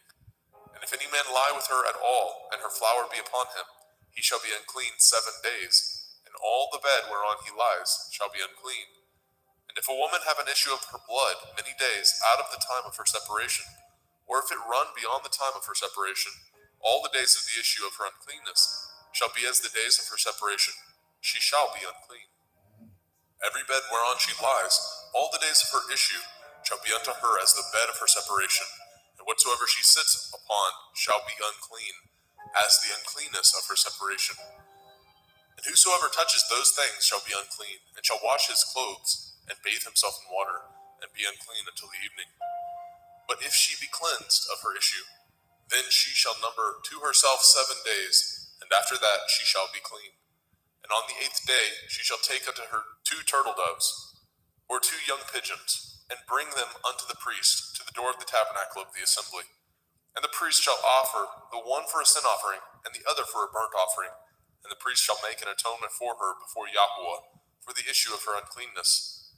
Thus shall ye separate the children of Yasharel from their uncleanness, that they die not in their uncleanness, when they defile my tabernacle that is among them. This is the Torah of him that has an issue, and of him whose seed goes from him, and is defiled therewith, and of her that is sick of her flowers, and of him that has an issue, of the man and of the woman, and of him that lies with her that is unclean. Vayikra, Leviticus chapter 16. And Yahweh spoke unto Moshe after the death of the two sons of Aharon, when they offered before Yahweh and died. And Yahweh said unto El Moshe, Speak unto El Aharon your brother, that he come not at all times into the holy place within the veil before the mercy seat, which is upon the ark, that he die not. For I will appear in the cloud upon the mercy seat. Thus shall Aharon come into the holy place, with a young bullock for a sin offering, and a ram for a burnt offering. He shall put on the holy linen coat, and he shall have the linen breeches upon his flesh, and shall be girded with a linen belt, and with the linen turban shall he be attired. These are holy garments. Therefore shall he wash his flesh in water, and so put them on. And he shall take of the assembly of the children of Yasharel 2 kids of the goats for a sin offering, and 1 ram for a burnt offering. And Aharon shall offer his bullock of the sin offering, which is for himself, and make an atonement for himself and for his house. And he shall take the 2 goats, and present them before Yahweh at the door of the tabernacle of the assembly. And Aharon shall cast lots upon the 2 goats, 1 lot for Yahuwah, and the other lot for Azazel. And Aharon shall bring the goat upon which Yahuwah's lot fell, and offer him for a sin offering. But the goat on which the lot fell to be for Azazel shall be presented alive before Yahuwah, to make an atonement with him, and to let him go for Azazel into the wilderness. And Aharon shall bring the bullock of the sin offering, which is for himself, and shall make an atonement for himself and for his house, and shall kill the bullock of the sin offering, which is for himself. And he shall take a censer full of burning coals of fire from off the altar before Yahuwah, and his hands full of sweet incense beaten small, and bring it within the veil. And he shall put the incense upon the fire before Yahuwah, that the cloud of the incense may cover the mercy seat that is upon the testimony, that he die not. And he shall take of the blood of the bullock, and sprinkle it with his finger upon the mercy seat eastward. And before the mercy seat shall he sprinkle of the blood with his finger 7 times. Then shall he kill the goat of the sin offering that is for the people, and bring his blood within the veil, and do with that blood as he did with the blood of the bullock, and sprinkle it upon the mercy seat, and before the mercy seat. And he shall make an atonement for the holy place, because of the uncleanness of the children of Yasharel, and because of their transgressions, in all their sins. And so shall he do for the tabernacle of the assembly, that remains among them in the midst of their uncleanness. And there shall be no man in the tabernacle of the assembly, when he goes to make an atonement in the holy place, until he comes out, and have made an atonement for himself, and for his household, and for all the assembly of Yasharel. And he shall go out unto the altar that is before Yahuwah, and make an atonement for it, and shall take of the blood of the bullock, and of the blood of the goat, and put it upon the horns of the altar round about. And he shall sprinkle the blood upon it with his finger 7 times, and cleanse it, and hallow it from the uncleanness of the children of Yasharel. And when he has made an end of reconciling the holy place, and the tabernacle of the assembly, and the altar, he shall bring the live goat. And Aharon shall lay both his hands upon the head of the live goat, and confess over him all the iniquities of the children of Yasharel, and all their transgression in all their sins, putting them upon the head of the goat, and shall send him away by the hand of a fit man into the wilderness. And the goat shall bear upon him all their iniquities, unto a land not inhabited, and he shall let go the goat in the wilderness. And Aharon shall come into the tabernacle of the assembly, and shall put off the linen garments which he put on when he went into the holy place, and shall leave them there.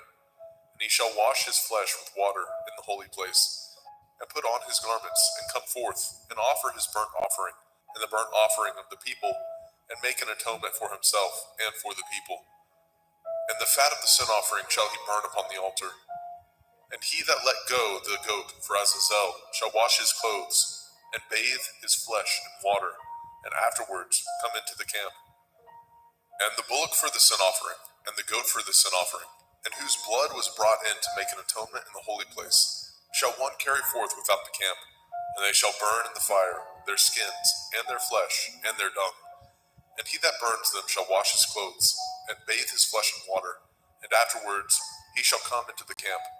And this shall be a statute forever unto you, that in the 7th month, on the 10th day of the month, ye shall afflict your souls, and do no work at all, whether it be one of your own country, or a stranger that sojourns among you. For on that day shall the priest make an atonement for you, to cleanse you, that ye may be clean from all your sins before Yahweh. It shall be a Sabbath of rest unto you, and ye shall afflict your souls by a statute forever. And the priest, whom he shall anoint, and whom he shall consecrate to minister in the priest's office in his father's stead, shall make the atonement, and shall put on the linen clothes, even the holy garments. And he shall make an atonement for the holy sanctuary, and he shall make an atonement for the tabernacle of the assembly, and for the altar, and he shall make an atonement for the priests, and for all the people of the assembly. And this shall be an everlasting statute unto you, to make an atonement for the children of Yasharel for all their sins once a year. And he did as Yahweh commanded Moshe.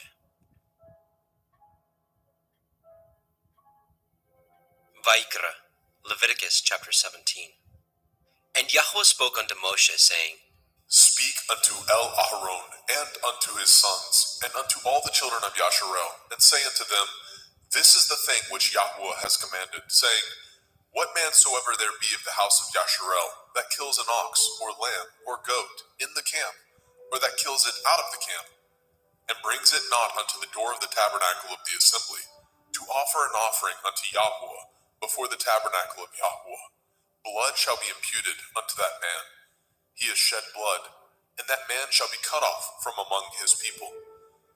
To the end that the children of Yasharel may bring their sacrifices, which they offer in the open field, even that they may bring them unto Yahweh, unto the door of the tabernacle of the assembly, unto the priest, and offer them for peace offerings unto Yahweh.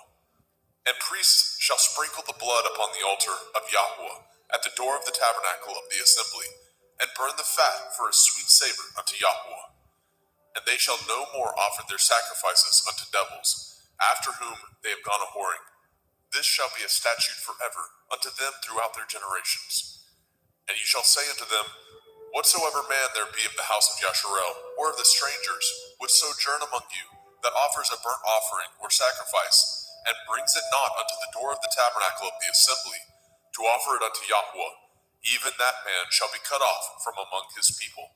And whatsoever man there be of the house of Yasharel, or of the strangers that sojourn among you, that eats any manner of blood, I will even set my face against that soul that eats the blood, and will cut him off from among his people. For the soul of the flesh is in the blood. He and I have given it to you upon the altar to make an atonement for your souls. For it is the blood of him that makes an atonement in the soul. Therefore I said unto the children of Yasharel, No soul of you shall eat blood, neither shall any stranger that sojourns among you eat blood.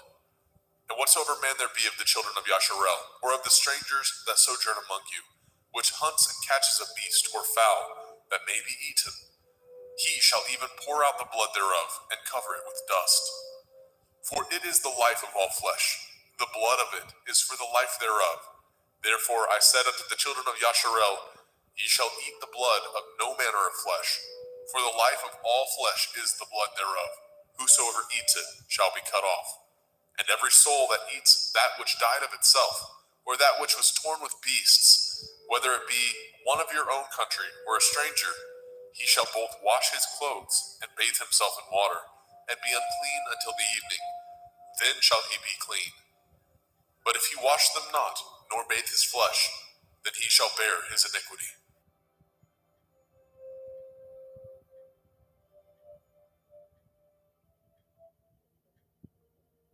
Vaikra, Leviticus chapter 18. And Yahweh spoke unto Moshe, saying, Speak unto the children of Yasharel, and say unto them, I am Yahweh Elohim.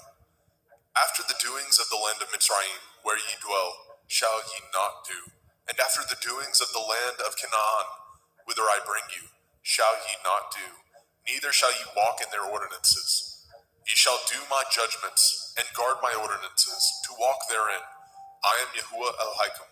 Ye shall therefore guard my statutes and my judgments, which if a man do, he shall live in them. I am Yahuwah. None of you shall approach to any that is near of kin to him, to uncover their nakedness. I am Yahuwah. The nakedness of your father, or the nakedness of your mother, shall you not uncover. She is your mother.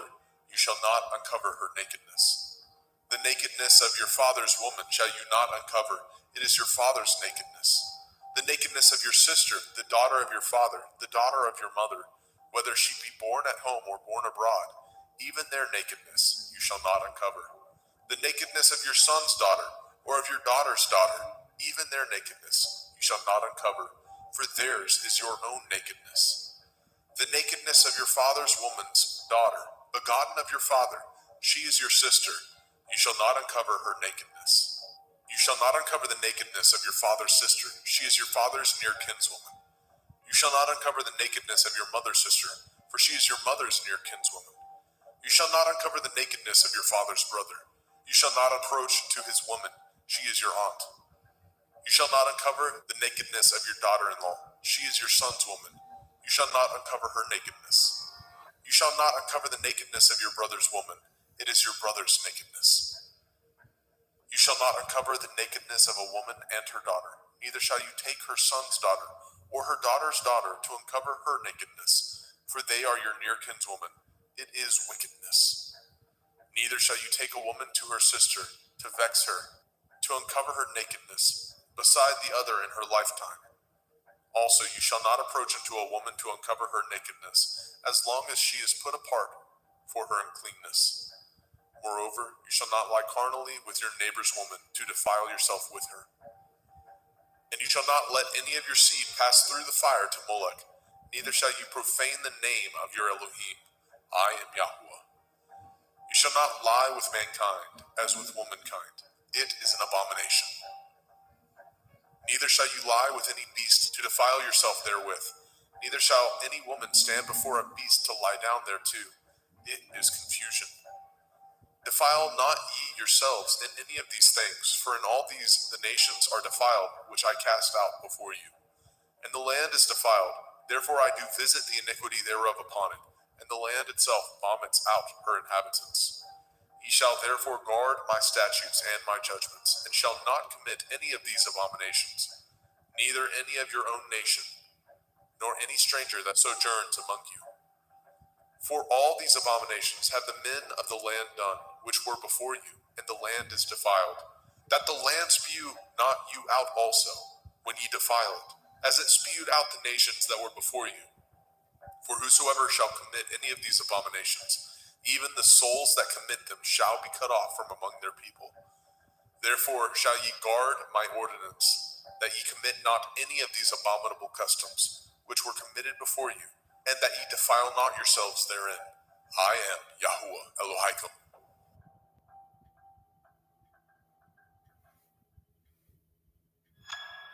Vaikra, Leviticus chapter 19. And Yahuwah spoke unto Moshe, saying, Speak unto all the assembly of the children of Yasharel, and say unto them, Ye shall be holy, for I, Yahuwah Elohaikum, am holy. Ye shall fear every man his mother and his father, and guard my Shabbathot. I am Yahuwah Elohaikum. Turn ye not unto idols, nor make to yourselves molten Elohim. I am Yahuwah Elohaikum. And if ye offer a sacrifice of peace offerings unto Yahuwah, ye shall offer it at your own will. It shall be eaten the same day ye offer it, and on the morrow. And if aught remain unto the third day, it shall be burnt in the fire. And if it be eaten at all on the third day, it is abominable. It shall not be accepted. Therefore everyone that eats it shall bear his iniquity, because he has profaned the hallowed thing of Yahuwah, and that soul shall be cut off from among his people. And when ye reap the harvest of your land, ye shall not wholly reap the corners of your field, neither shall you gather the gleanings of your harvest. And ye shall not glean your vineyard, neither shall you gather every grape of your vineyard. You shall leave them for the poor and stranger. I am Yahuwah Elohaikum. Ye shall not steal, neither deal falsely, neither lie one to another. And ye shall not swear by my name falsely, neither shall you profane the name of your Elohim. I am Yahuwah. You shall not defraud your neighbor, neither rob him. The wages of him that is hired shall not abide with you all night until the morning. You shall not curse the deaf, nor put a stumbling block before the blind, but shall fear your Elohim. I am Yahuwah. Ye shall do no unrighteousness in judgment. You shall not respect the person of the poor, nor honor the person of the mighty, but in righteousness shall you judge your neighbor. You shall not go up and down as a talebearer among your people, neither shall you stand against the blood of your neighbor. I am Yahuwah. You shall not hate your brother in your heart.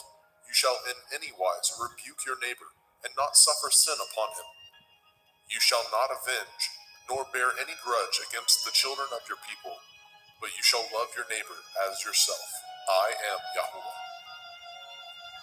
Ye shall guard my statutes. You shall not let your cattle gender with a diverse kind. You shall not sow your field with mingled seed, neither shall a garment mingled of linen and woolen come upon you. And whosoever lies carnally with a woman that is a bondmaid, betrothed to a man, and not at all redeemed, nor freedom given her, she shall be scourged. They shall not be put to death, because she was not free. And he shall bring his trespass offering unto Yahuwah, unto the door of the tabernacle of the assembly, even a ram for a trespass offering. And the priest shall make an atonement for him with the ram of the trespass offering before Yahuwah, for his sin which he has done, and the sin which he has done shall be forgiven him.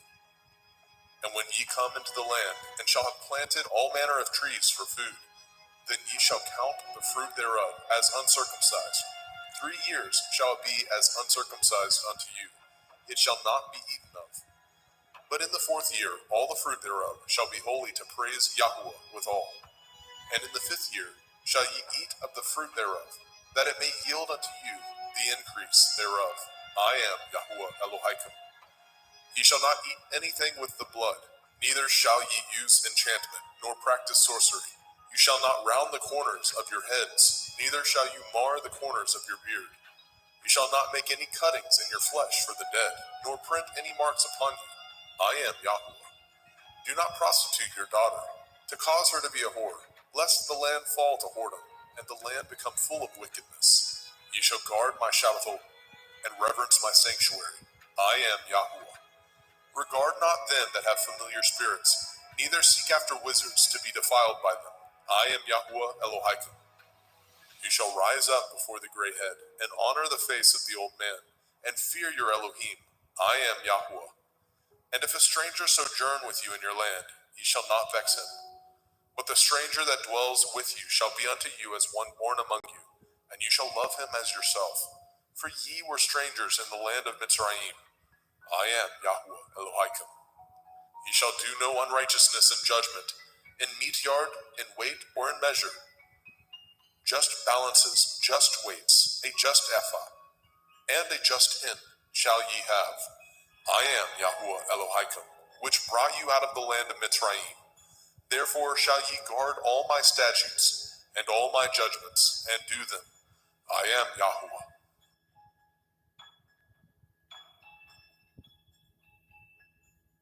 Vaikra, Leviticus chapter 20. And Yahuwah spoke unto Moshe, saying, Again you shall say to the children of Yasharel, whosoever he be of the children of Yasharel, or of the strangers that sojourn in Yasharel, that gives any of his seed unto Molech, he shall surely be put to death. The people of the land shall stone him with stones. And I will set my face against that man, and I will cut him off from among his people, because he has given of his seed unto Molech, to defile my sanctuary, and to profane my holy name. And if the people of the land do any ways hide their eyes from the man, when he gives of his seed unto Molech, and kill him not, then I will set my face against that man, and against his family, and will cut him off, and all that go a-whoring after him, to commit whoredom with Molech, from among their people. And the soul that turns after such as have familiar spirits, and after wizards, to go a-whoring after them, I will even set my face against that soul, and will cut him off from among his people. Sanctify yourselves, therefore, and be ye holy, for I am Yahuwah Elohim, and ye shall guard my statutes, and do them. I am Yahuwah Mekodishkim.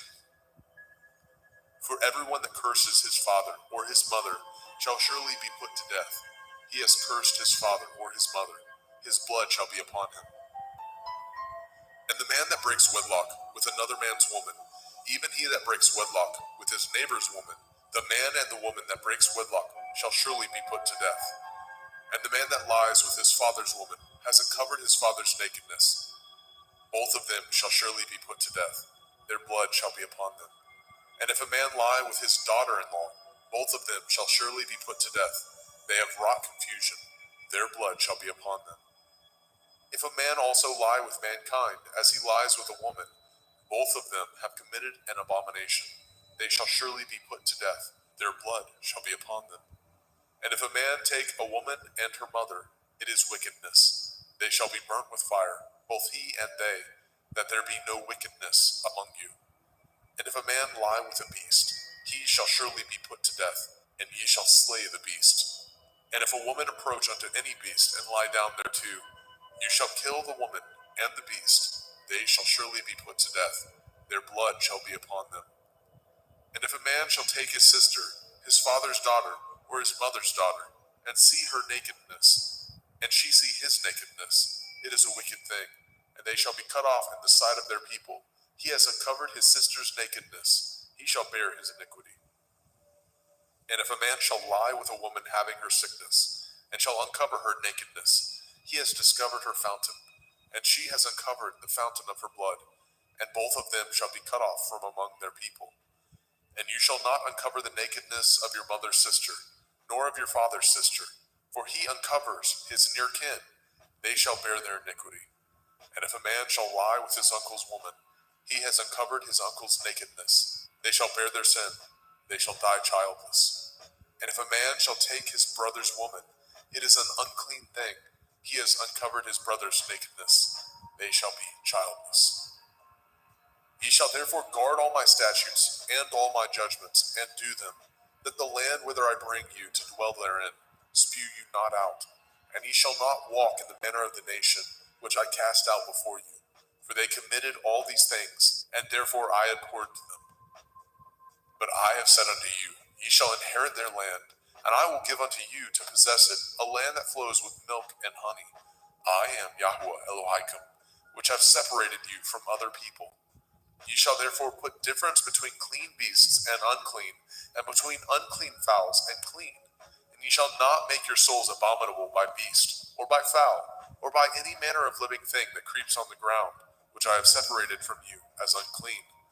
And ye shall be holy unto me, for I, Yahweh, am holy, and have severed you from other people, that ye should be mine.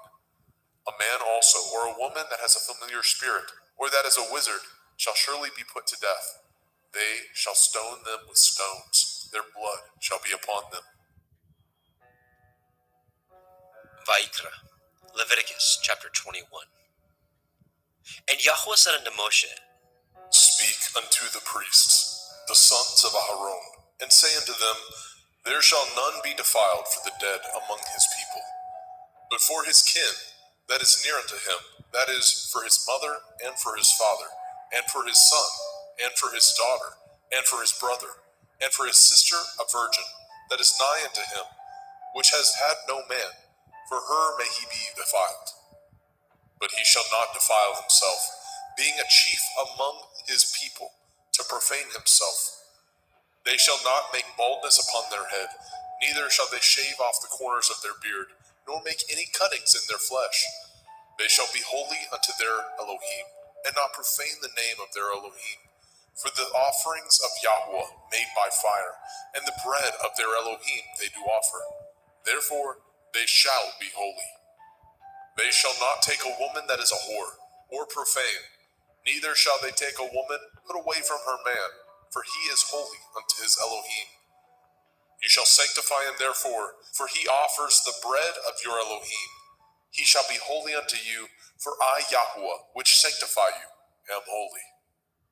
And the daughter of any priest, if she profane herself by playing the whore, she profanes her father, she shall be burnt with fire. And he that is high priest among his brethren, upon whose head the anointing oil was poured, and that is consecrated to put on the garments, shall not uncover his head, nor rend his clothes. Neither shall he go in to any dead body, nor defile himself for his father, or for his mother. Neither shall he go out of the sanctuary, nor profane the sanctuary of his Elohim. For the crown of the anointing oil of his Elohim is upon him. I am Yahuwah. And he shall take a woman in her virginity, a widow or a divorced woman, or profane, or a harlot. These shall he not take, but he shall take a virgin of his own people to be his woman. Neither shall he profane his seed among his people, for I, Yahuwah, do sanctify him. And Yahweh spoke unto Moshe, saying, Speak unto El-Aharon, saying, Whosoever he be of your seed in their generations, that has any blemish, let him not approach to offer the bread of his Elohim. For whosoever man he be that has a blemish, he shall not approach, a blind man or a lame, or he that has a flat nose, or anything superfluous, or a man that is broken-footed, or broken-handed, or crook-backed, or a dwarf, or that has a blemish in his eye, or be scurvy, or scabbed, or has his stones broken. No man that has a blemish of the seed of Aharon the priest shall come nigh to offer the offerings of Yahuwah, made by fire. He has a blemish. He shall not come nigh to offer the bread of his Elohim. He shall not eat the bread of his Elohim, both of the most holy and of the holy. Only he shall not go in unto the veil, nor come nigh unto the altar, because he has a blemish, that he profane not my sanctuaries, for I, Yahuwah, do sanctify them. And Moshe told it unto El-Aharon, and to his sons, and to all the children of Yashrael. Vayikra, Leviticus chapter 22. And Yahweh spoke unto Moshe, saying, Speak unto El-Aharon and to his sons, that they separate themselves from the holy things of the children of Yasharel, and that they profane not my holy name in those things, which they hallow unto me. I am Yahuwah.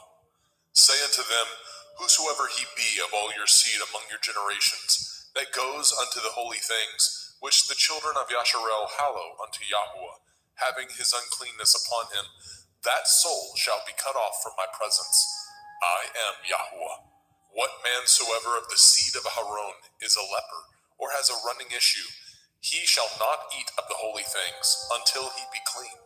And whoso touches anything that is unclean by the dead, or a man whose seed goes from him, or whosoever touches any creeping thing whereby he may be made unclean, or a man of whom he may take uncleanness, whatsoever uncleanness he has, the soul which has touched any such thing shall be unclean until evening, and shall not eat of the holy things, unless he wash his flesh with water.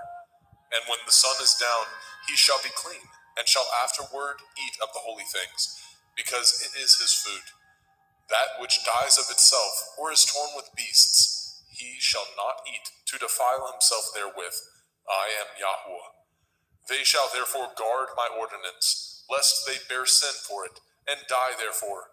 If they profane it, I, Yahuwah, do sanctify them. There shall no stranger eat of the holy thing. A sojourner of the priest, or a hired servant, shall not eat of the holy thing. But if the priest buy any soul with his money, he shall eat of it. And he that is born in his house, they shall eat of his meat. If the priest's daughter also be married unto a stranger, she may not eat of an offering of the holy things. But if the priest's daughter be a widow, or divorced, and have no child, and is returned unto her father's house, as in her youth, she shall eat of her father's meat, but there shall no stranger eat thereof. And if a man eat of the holy thing unwittingly, then he shall put the fifth part thereof unto it, and shall give it unto the priest with the holy thing. And they shall not profane the holy things of the children of Yasharel, which they offer unto Yahuwah, or suffer them to bear the iniquity of trespass when they eat their holy things. For I, Yahuwah, do sanctify them. And Yahweh spoke unto El-Moshe, saying, Speak unto El-Aharon, and to his sons, and unto all the children of Yasharel, and say unto them, Whatsoever he be of the house of Yasharel, or of the strangers in Yasharel, that will offer his oblation for all his vows, and for all his freewill offerings, which they will offer unto Yahweh for a burnt offering. Ye shall offer at your own will a male without blemish, of the cattle, of the sheep, or of the goats. But whatsoever has a blemish, that shall ye not offer, for it shall not be acceptable for you. And whosoever offers a sacrifice of peace offerings unto Yahweh to accomplish his vow, or a freewill offering in cattle or sheep, it shall be perfect to be accepted. There shall be no blemish therein. Blind, or broken, or maimed, or having a running sore, or scurvy, or scabbed, ye shall not offer these unto Yahweh, nor make an offering by fire of them upon the altar unto Yahweh. Either a bullock or a lamb that has anything superfluous or lacking in his parts, that may you offer for a freewill offering, but for a vow it shall not be accepted. Ye shall not offer unto Yahweh that which is bruised, or crushed, or broken, or cut. Neither shall ye make any offerings thereof in your land. Neither from a stranger's hand shall ye offer the bread of your Elohim, of any of these, because their corruption is in them, and blemishes be in them. They shall not be accepted for you. And Yahweh spoke unto Moshe, saying, When a bullock or a sheep or a goat is brought forth, then it shall be 7 days under the dam, and from the 8th day, and thenceforth, it shall be accepted for an offering made by fire unto Yahweh. And whether it be cow or ewe, ye shall not kill it, and her young, both in 1 day. And when ye offer a sacrifice of thanksgiving unto Yahweh, offer it at your own will. On the same day it shall be eaten up. Ye shall leave none of it until the morrow. I am Yahweh. Therefore shall ye guard my commandments, and do them. I am Yahweh. Neither shall ye profane my holy name, but I will be hallowed among the children of Yasharel. I am Yahweh, which hallow you, that brought you out of the land of Mizraim, to be your Elohim. I am Yahweh.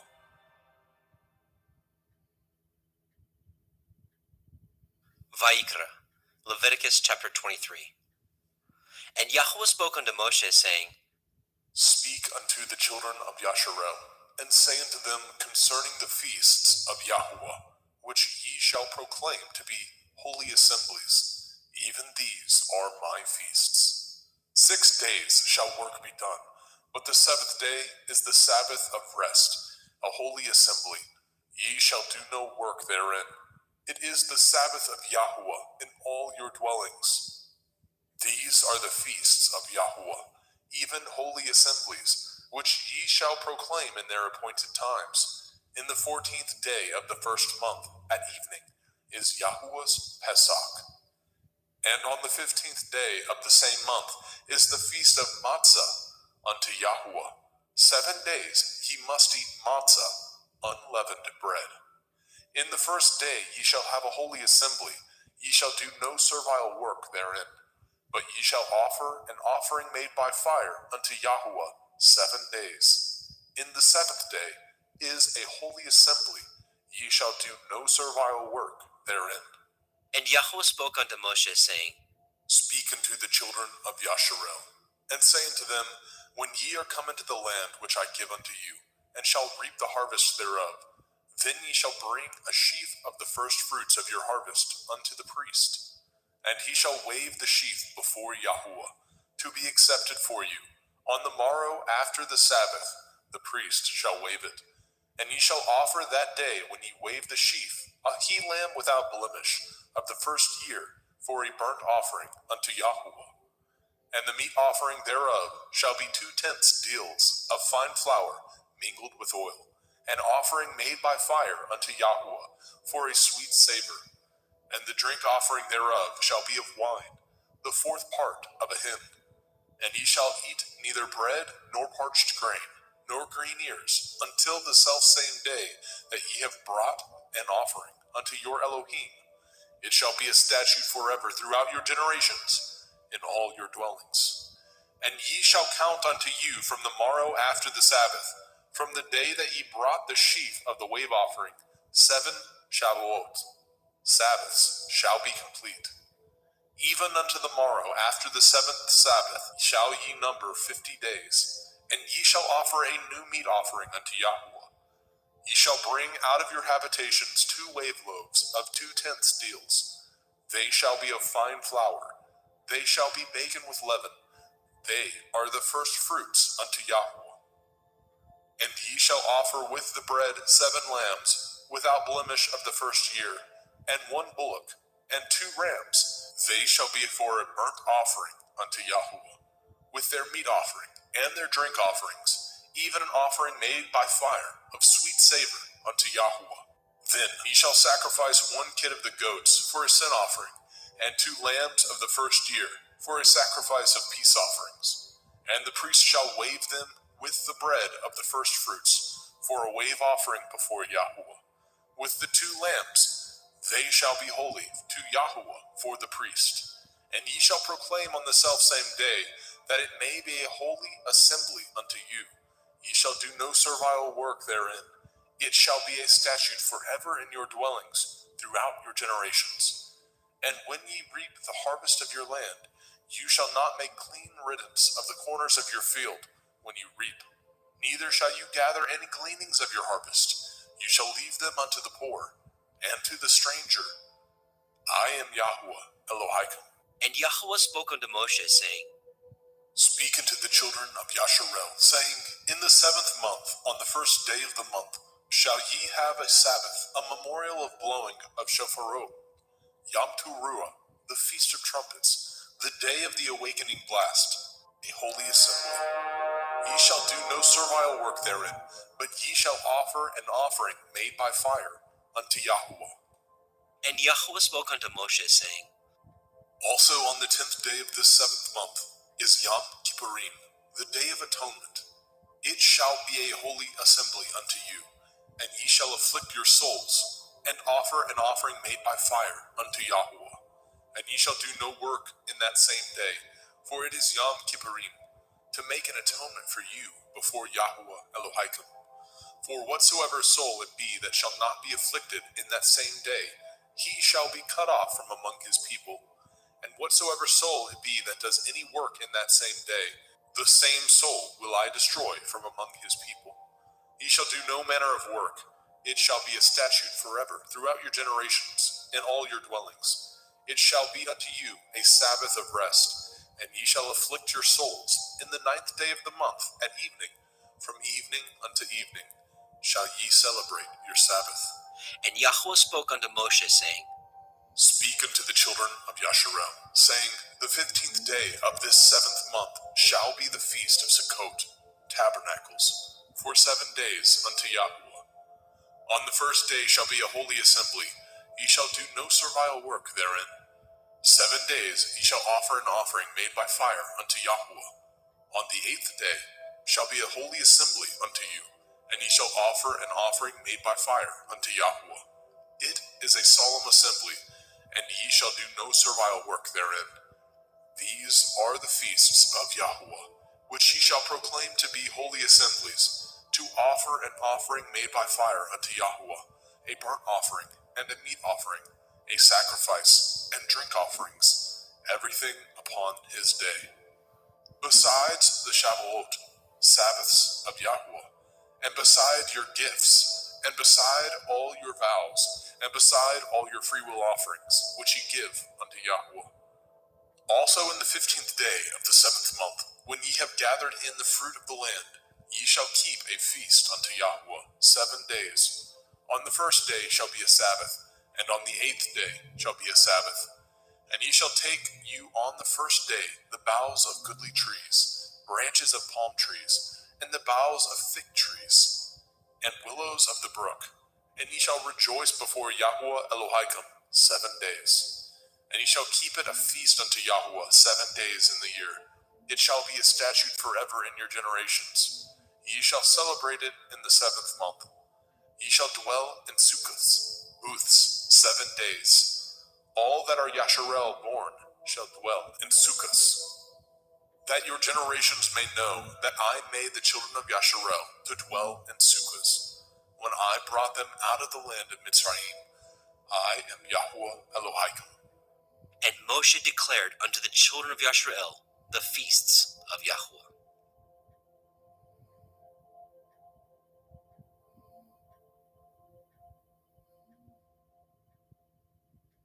Vaikra, Leviticus chapter 24. And Yahweh spoke unto Moshe, saying, Command the children of Yasharel that they bring unto you pure olive oil, beaten for the light, to cause the lamps to burn continually, without the veil of the testimony. In the tabernacle of the assembly shall Aharon order it from the evening unto the morning before Yahweh continually. It shall be a statute forever in your generations. He shall order the lamps upon the pure menorah, 7-branched candlestick, before Yahweh continually. And you shall take fine flour, and bake 12 cakes thereof. 2/10 deals shall be in 1 cake. And you shall set them in 2 rows, 6 on a row, upon the pure table before Yahweh. And you shall put pure frankincense upon each row, that it may be on the bread for a memorial, even a memorial made by fire unto Yahweh. Every Sabbath he shall set it in order before Yahweh continually, being taken from the children of Yasharel by an everlasting covenant. And it shall be Aharon and his sons, and they shall eat it in the holy place, for it is most holy unto him of the offerings of Yahweh made by fire, by a perpetual statute. And the son of a Yashareliteth woman, whose father was a Mitzri, went out among the children of Yasharel. And this son of the Yashareliteth woman and a man of Yasharel strove together in the camp. And the Yashareliteth woman's son blasphemed the name of Yahweh, and cursed. And they brought him unto Moshe, and his mother's name was Shelomith, the daughter of Divri, of the tribe of Dan. And they put him in ward, that the mind of Yahweh might be showed them. And Yahweh spoke unto Moshe, saying, Bring forth him that has cursed without the camp, and let all that heard him lay their hands upon his head, and let all the assembly stone him. And you shall speak unto the children of Yasharel, saying, Whosoever curses his Elohim shall bear his sin. And he that blasphemes the name of Yahweh, he shall surely be put to death. And all the assembly shall certainly stone him, as well the stranger, as he that is born in the land, when he blasphemes the name of Yahweh, shall be put to death. And he that kills any man shall surely be put to death. And he that kills a beast shall make it good, beast for beast. And if a man cause a blemish in his neighbor, as he has done, so shall it be done to him. Breach for breach, eye for eye, tooth for tooth. As he has caused a blemish in a man, so shall it be done to him again. And he that kills a beast, he shall restore it. And he that kills a man, he shall be put to death. Ye shall have one manner of law, as well for the stranger, as for one of your own country. For I am Yahweh Elohaikum. And Moshe spoke to the children of Yasharel, that they should bring forth him that had cursed out of the camp, and stone him with stones. And the children of Yasharel did as Yahweh commanded Moshe.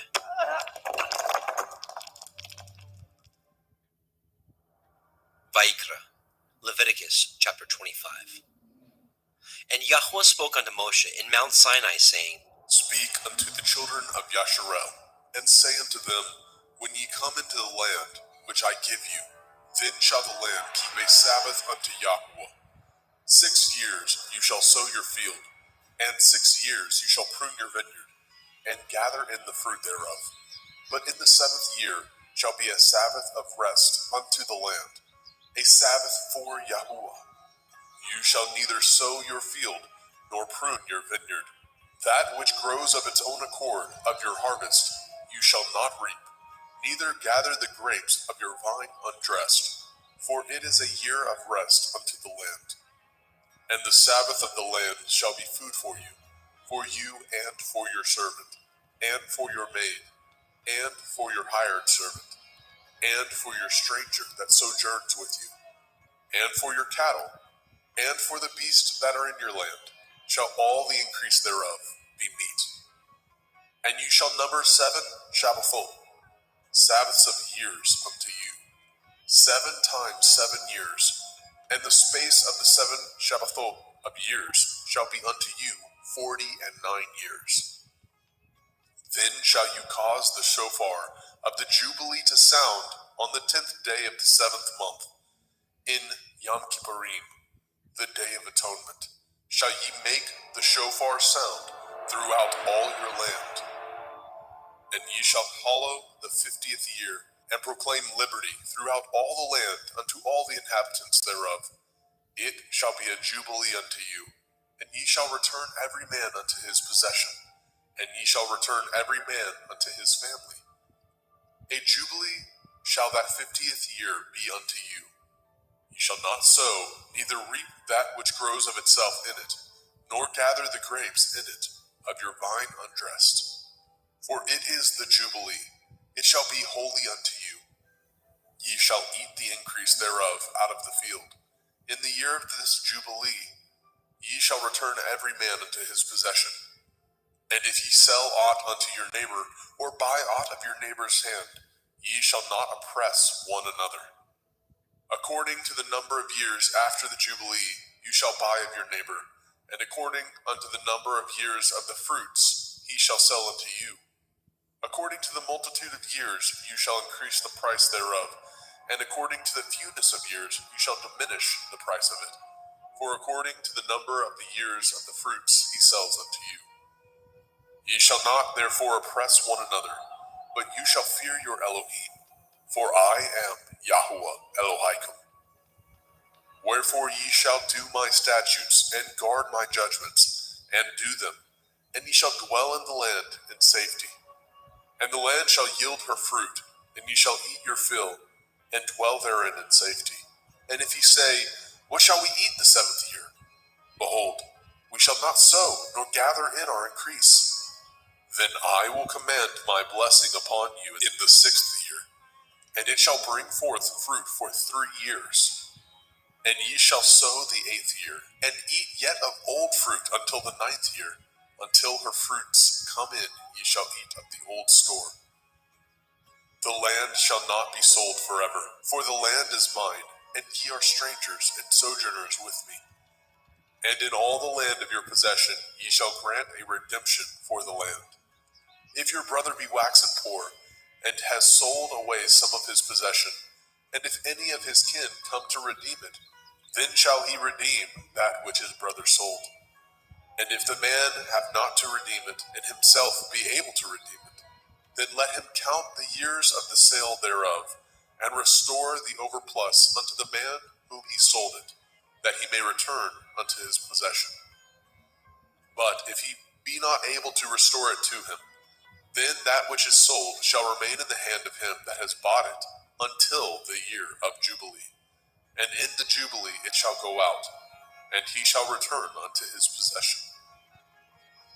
And if a man sell a dwelling house in a walled city, then he may redeem it within a whole year after it is sold. Within a full year may he redeem it. And if it be not redeemed within the space of a full year, then the house that is in the walled city shall be established forever to him, that brought it throughout his generations. It shall not go out in the Jubilee. But the houses of the villages which have no wall round about them shall be counted as the fields of the country. They may be redeemed, and they shall go out in the Jubilee. Notwithstanding, the cities of the Leviim, of the houses of the cities of their possession, may the Leviim redeem at any time. And if a man purchases of the Leviim, then the house that was sold and the city of his possession shall go out in the year of Jubilee. For the houses of the cities of the Leviim are their possession among the children of Yasharel. But the field of the suburbs of their cities may not be sold, for it is their perpetual possession. And if your brother be waxen poor and fallen in decay with you, then you shall relieve him, yea, though he be a stranger or a sojourner, that he may live with you. Take no usury of him, or increase, but fear your Elohim, that your brother may live with you. You shall not give him your money upon usury, nor lend him your victuals for increase. I am Yahuwah Elohaikum, which brought you forth out of the land of Mitzrayim, to give you the land of Canaan. and to be your Elohim. And if your brother that dwells by you be waxen poor, and be sold unto you, you shall not compel him to serve as a bondservant, but as a hired servant, and as a sojourner. He shall be with you, and shall serve you unto the year of Jubilee. And then shall he depart from you, both he and his children with him, and shall return unto his own family, and unto the possession of his fathers shall he return. For they are my servants, which I brought forth out of the land of Mitzrayim. They shall not be sold as bondmen. You shall not rule over him with rigor, but shall fear your Elohim. Both your bondmen and your bondmaids, which you shall have, shall be of the heathen that are round about you. Of them shall ye buy bondmen and bondmaids. Moreover, of the children of the strangers that do sojourn among you, of them shall ye buy, and of their families that are with you, which they begat in your land, and they shall be your possession. And ye shall take them as an inheritance for your children after you, to inherit them for a possession. They shall be your bondmen forever. But over your brethren, the children of Yasharel, you shall not rule one over another with rigor. And if a sojourner or a stranger wax rich by you, and your brother that dwells by him wax poor, and sell himself unto the stranger or sojourner by you, or to the stock of the stranger's family, after that he is sold, he may be redeemed again. One of his brethren may redeem him. Either his uncle or his uncle's son may redeem him, or any that is nigh of kin unto him of his family may redeem him, or if he be able, he may redeem himself. And he shall reckon with him that bought him from the year that he was sold unto him, unto the year of Jubilee. And the price of his sale shall be according to the number of years, according to the time of a hired servant shall it be with him. If there be yet many years behind, according unto them he shall give again the price of his redemption, out of the money that he was bought for. And if there remain but few years unto the year of Jubilee, then he shall count with him, and according unto his years shall he give him again the price of his redemption. And as a yearly hired servant shall be with him, and the other shall not rule with rigor over him in your sight. And if he be not redeemed in these years, then he shall go out in the year of Jubilee, both he and his children with him. For unto me the children of Yasharel are servants. They are my servants, whom I brought forth out of the land of Mitzrayim. I am Yahuwah Elohim. Vaikra, Leviticus chapter 26. Ye shall make you no idols, nor graven image, neither rear you up a standing image, neither shall ye set up any image of stone in your land, to bow down unto it, for I am Yahuwah Elohim. Ye shall guard my Sabbaths, and reverence my sanctuary. I am Yahuwah. If ye walk in my statutes, and guard my commandments, and do them, then I will give you rain in due season, and the land shall yield her increase, and the trees of the field shall yield their fruit. And your threshing shall reach unto the vintage, and the vintage shall reach unto the sowing time, and ye shall eat your bread to the full, and dwell in your land safely. And I will give peace in the land, lying down with nothing to fear, and the Sabbath of life, though evil be part of the land, there is no sword to bring in the land. And ye shall chase your enemies, and they shall fall before you by the sword. And 5 of you shall chase 100, and 100 of you shall put 10,000 to flight. And your enemies shall fall before you by the sword. For I will have respect unto you, and make you fruitful, and multiply you, and establish my covenant with you. And ye shall eat old store, and bring forth the old because of the new. And I will set my tabernacle among you, and my soul shall not abhor you. And I will walk among you, and will be your Elohim, and ye shall be my people. I am Yahuwah Elohim, which brought you forth out of the land of Mitzrayim, that ye should not be their bondmen. And I have broken the bands of your yoke, and made you go upright. But if ye will not hearken unto me, and will not do all these commandments, and if ye shall despise my statutes, or if your soul abhor my judgments, so that ye will not do all my commandments, but that ye break my covenant, I also will do this unto you. I will even appoint over you terror, consumption, and the burning ague, that shall consume the eyes, and cause sorrow of heart. And ye shall sow your seed in vain, for your enemies shall eat it. And I will set my face against you, and ye shall be slain before your enemies. They that hate you shall reign over you, and ye shall flee when none pursues you. And if ye will not yet for all this hearken unto me, then I will punish you 7 times more for your sins. And I will break the pride of your power, and I will make your heaven as iron, and your earth as brass. And your strength shall be spent in vain, for your land shall not yield her increase, neither shall the trees of the land yield their fruits. And if ye walk contrary unto me, and will not hearken unto me, I will bring 7 times more plagues upon you according to your sins. I will also send wild beasts among you, which shall rob you of your children, and destroy your cattle, and make you few in number, and your highways shall be desolate. And if ye will not be reformed by me by these things, but will walk contrary unto me, then will I walk contrary unto you, and will punish you yet 7 times for your sins. And I will bring a sword upon you, that shall avenge the quarrel of my covenant. And when ye are gathered together within your cities, I will send the pestilence among you, and ye shall be delivered into the hand of the enemy. And when I have broken the staff of your bread, 10 women shall bake your bread in one oven, and they shall deliver you your bread again by weight, and ye shall eat, and not be satisfied. And if ye will not for all this hearken unto me, but walk contrary unto me, then I will walk contrary unto you also in fury, and I, even I, will chastise you 7 times for your sins. And ye shall eat the flesh of your sons, and the flesh of your daughters shall ye eat. And I will destroy your high places, and cut down your images, and cast your carcasses upon the carcasses of your idols, and my soul shall abhor you. And I will make your cities waste, and bring your sanctuaries unto desolation. And I will not smell the savor of your sweet odors. And I will bring the land unto desolation, and your enemies which dwell therein shall be astonished at it. And I will scatter you among the heathen, and will draw out my sword after you. And your land shall be desolate, and your cities waste. Then shall the land enjoy her Shabbathot, as long as it lies desolate, and ye be in your enemy's land.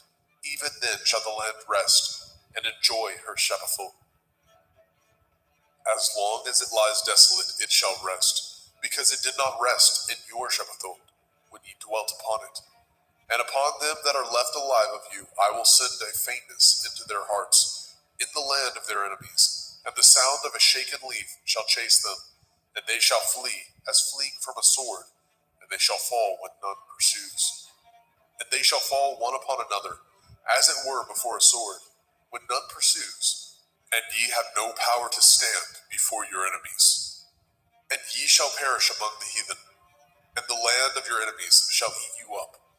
And they that are left of you shall pine away in their iniquity, in your enemies' lands, and also in the iniquities of their fathers shall they pine away with them. If they shall confess their iniquity, and the iniquity of their fathers, with their transgressions which they transgressed against me, and that also they have walked contrary unto me, and that I also have walked contrary unto them, and have brought them into the land of their enemies, if then their uncircumcised heart be humbled, and they then accept of the punishment of their iniquity, then I will remember my covenant with Yaakov, and also my covenant with Yitzhak, and also my covenant with Abraham will I remember, and I will remember the land. The land also shall be left of them, and shall enjoy her Shabbathot, while she lies desolate without them. And they shall accept of the punishment of their iniquity, because they despised my judgments, and because their soul abhorred my statutes. And yet, for all that, when they be in the land of their enemies, I will not cast them away, neither will I abhor them, to destroy them utterly, and to break my covenant with them. For I am Yahweh Elohim. But I will for their sakes remember the covenant of their ancestors, whom I brought forth out of the land of Mitzrayim, in the sight of the heathen, that I might be their Elohim. I am Yahuwah. These are the commandments and judgments and Torah, which Yahuwah made between him and the children of Yasharel in Mount Sinai by the hand of Moshe.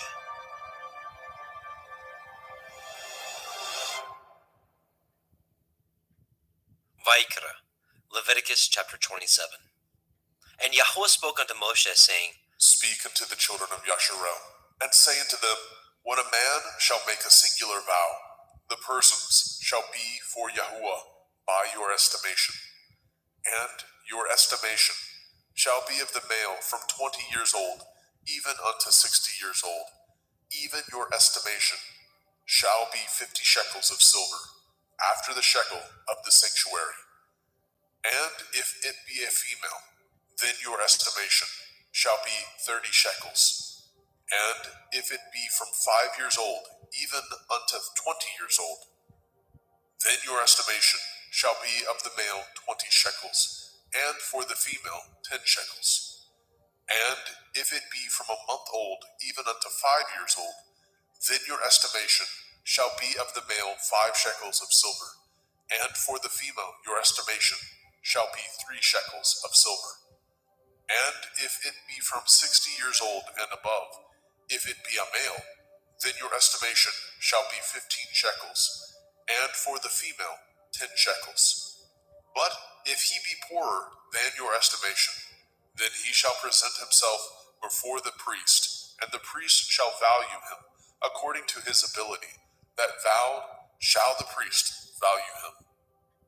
And if it be a beast, whereof men bring an offering unto Yahuwah, all that any man gives of such unto Yahuwah shall be holy.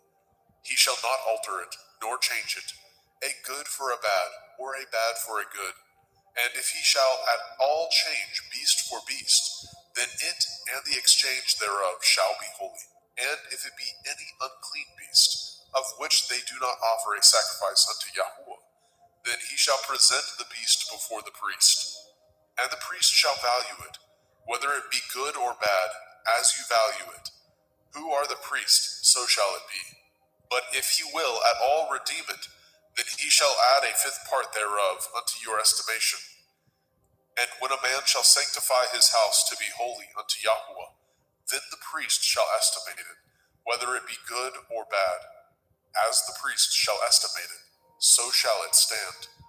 And if he that sanctified it will redeem his house, then he shall add the 5th part of the money of your estimation unto it, and it shall be his. And if a man shall sanctify unto Yahuwah some part of a field of his possession, then your estimation shall be according to the seed thereof. A omer of barley seed shall be valued at 50 shekels of silver. If he sanctify his field from the year of Jubilee, according to your estimation, it shall stand. But if he sanctify his field after the Jubilee, then the priest shall reckon unto him the money according to the years that remain, even unto the year of Jubilee, and it shall be abated from your estimation. And if he that sanctified the field will in any wise redeem it, then he shall add the 5th part of the money of your estimation unto it, and it shall be assured to him. And if he will not redeem the field, or if he have sold the field to another man, it shall not be redeemed any more. But the field, when it goes out in the Jubilee, shall be holy unto Yahuwah. As a field devoted, the possession thereof shall be the priest's.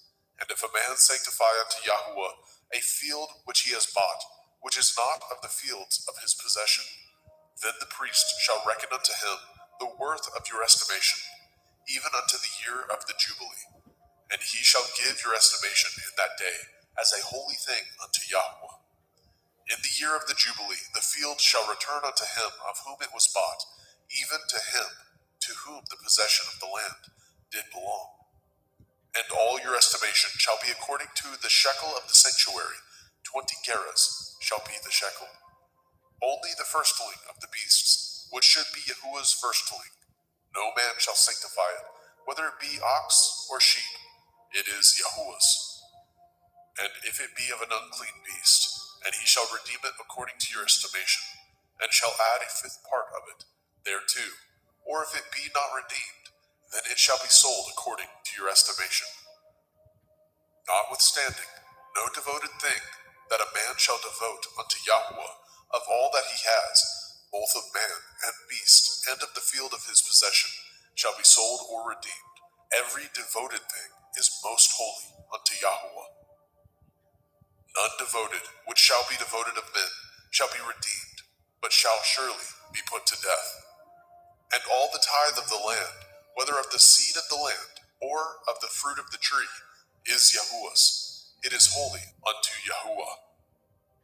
And if a man shall at all redeem aught of his tithes, he shall add thereto the fifth part thereof. And concerning the tithe of the herd, or of the flock, even of whatsoever passes under the rod, the 10th shall be holy unto Yahweh. He shall not search whether it be good or bad, neither shall he change it. And if he change it at all, then both it and the change thereof shall be holy. It shall not be redeemed. These are the commandments which Yahweh commanded Moshe for the children of Yisrael in Mount Sinai.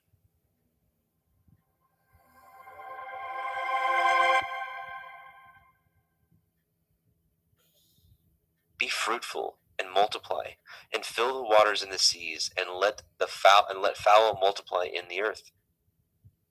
And the evening and the morning were the 5th day. And Elohim said, Let the earth bring forth the living creature after his kind, cattle, and creeping thing, and beast of the earth after his kind. And it was so. And Elohim made the beast of the earth after his kind, and cattle after their kind, and everything that creeps upon the earth after his kind. And Elohim saw that it was good. And Elohim said, Let us make man in our image, after our likeness, and let them have dominion over the fish of the sea, and over the fowl of the air, and over the cattle, and over all the earth, and over every creeping thing that creeps upon the earth. So Elohim created man in his own image. In the image of Elohim created he him. Male and female created he them. And Elohim blessed them.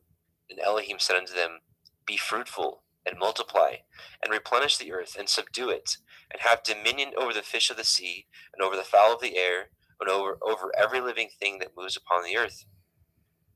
And Elohim said, Behold, I have given you every herb bearing seed which is upon the face of all the earth, and every tree which is in the fruit of a tree yielding seed. To you it shall be for food. And to every beast of the earth, and to every fowl of the air, and to everything that creeps upon the earth, wherein there is life, I have given every green herb for food. And it was so. And Elohim saw everything that he had made, and behold, it was very good. And the evening and the morning were the 6th day. Genesis 2. Thus the heavens and the earth were finished, and all the host of them. And on the 7th day Elohim ended his work which he had made. And he rested on the 7th day from all his work which he had made. And Elohim blessed the 7th day, and sanctified it, because in it he had rested from all his work which Elohim created and made. These are the generations of the heavens and the earth, when they were created, in the day that Yahweh Elohim made the earth and the heavens. And every plant of the field before it was in the earth, and every herb of the field before it grew. For Yahweh Elohim had not caused it to rain upon the earth, and there was not a man to till the ground. But there went up a mist from the earth, and watered the whole face of the ground. And Yahweh Elohim formed the man of the dust of the ground, and breathed into his nostrils the breath of life, and man became a living soul. And Yahweh Elohim planted a garden eastward in Eden, and there he put the man whom he had formed. And out of the ground made Yahweh Elohim to grow every tree that is pleasant to the sight and good for food, the tree of life also in the midst of the garden, and the tree of knowledge of good and evil. And a river went out of Eden to water the garden, and from thence it was parted and became into 4 heads. The name of the first is Pishon, that is, which compasseth the whole land of Havilah, where there is gold. And the gold of that land is good, and there is Delim and the onyx stone. And the name of the second river is Gihon, the same it is that compasseth the whole land of Cush.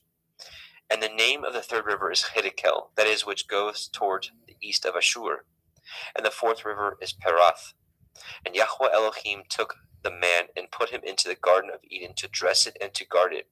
And Yahweh Elohim commanded man, saying, Of every tree of the garden you may freely eat, But of the tree of the knowledge of good and evil, you shall not eat of it. For in the day that you eat thereof, you shall surely die. Yahweh Elohim said, It is not good that the man should be alone. I will make him a helpmeet for him. And out of the ground Yahweh Elohim formed every beast of the field and every fowl of the air, and brought them unto the man to see what he would call them. And whatsoever the man called every living creature, that was the name thereof.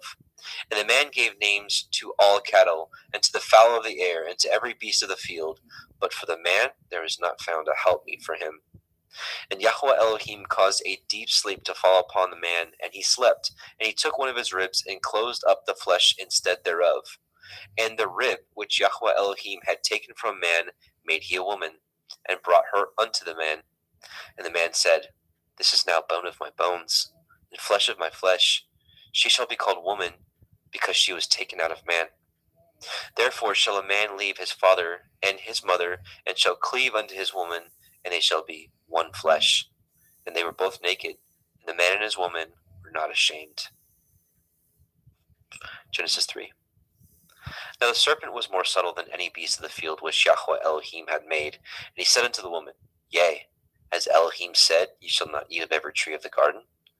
And the woman said unto the serpent, We may eat of the fruit of the trees of the garden, but of the fruit of the tree which is in the midst of the garden, Elohim has said, Ye shall not eat of it, neither shall ye touch it, lest ye die. And the serpent said unto the woman, Ye shall not surely die. For Elohim knows that in the day that you eat thereof, then your eyes shall be opened, and ye shall be as Elohim, knowing good and evil. And when the woman saw that the tree was good for food, and that it was pleasant to the eyes, and a tree to be desired to make one wise, she took of the fruit thereof, and did eat, and gave also unto her man with her, and he did eat. And the eyes of them were both were opened, and they knew that they were naked, and they sewed fig leaves together, and made themselves aprons. And they heard the voice of Yahweh Elohim walking in the garden of the cool of the day. And the man and his woman hid themselves from the presence of Yahweh Elohim amongst the trees of the garden. And Yahweh Elohim called unto Adam and said unto him, Where are you? And he said, I heard your voice in the garden, and I was afraid because I was naked, and I hid myself. And he said, Who told you that you were naked? Have you eaten of the tree whereof I commanded you that you should not eat? And the man said, The woman who you gave to be with me, she gave me of the tree, and I did eat.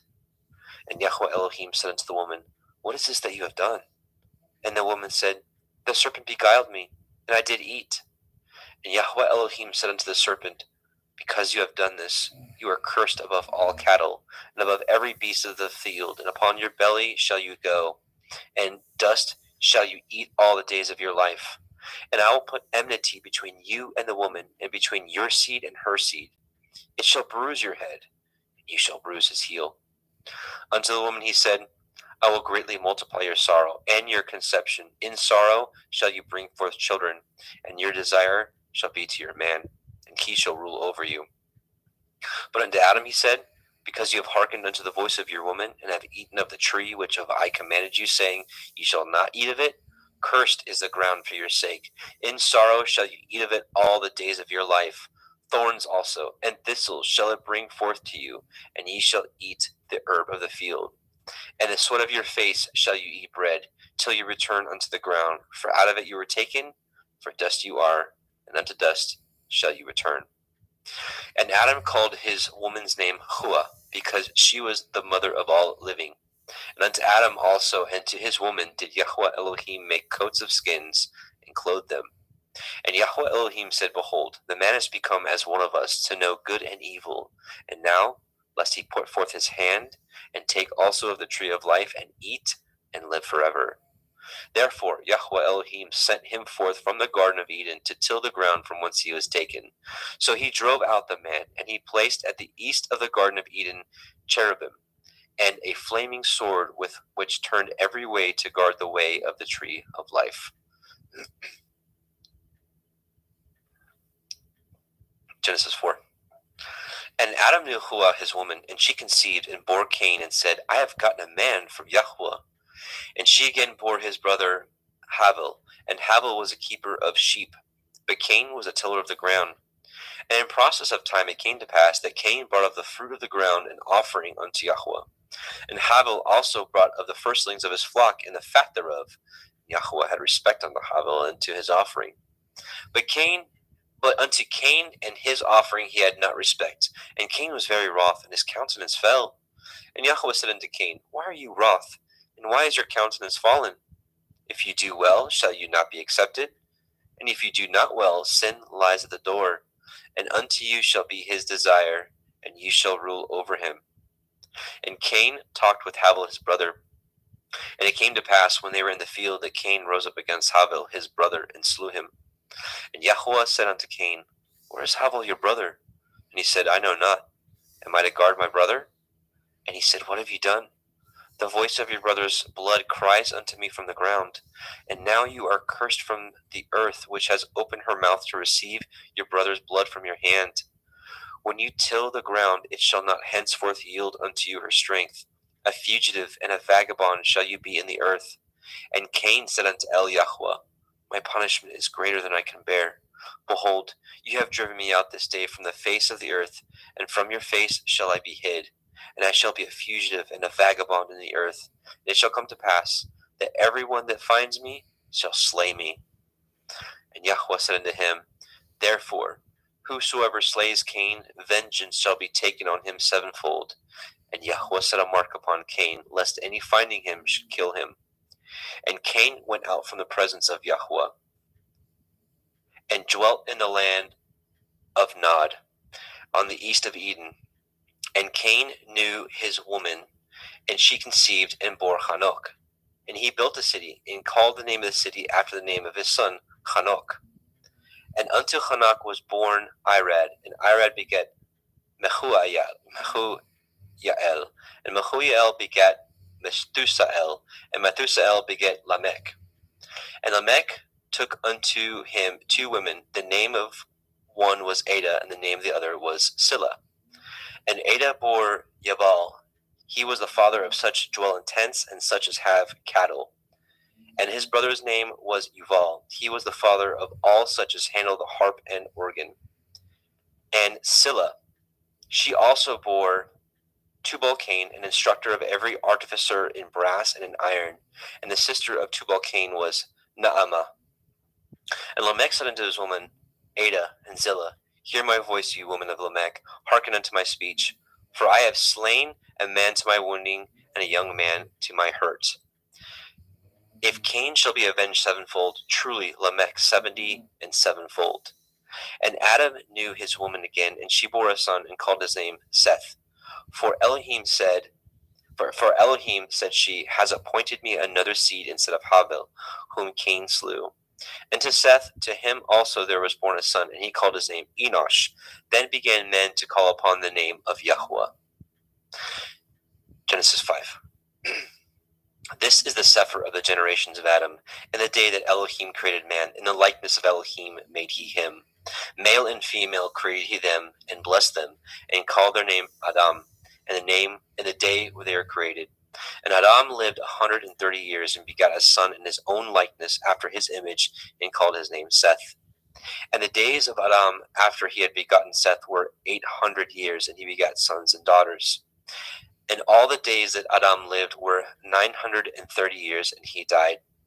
And Seth lived 105 years, and begot Enosh.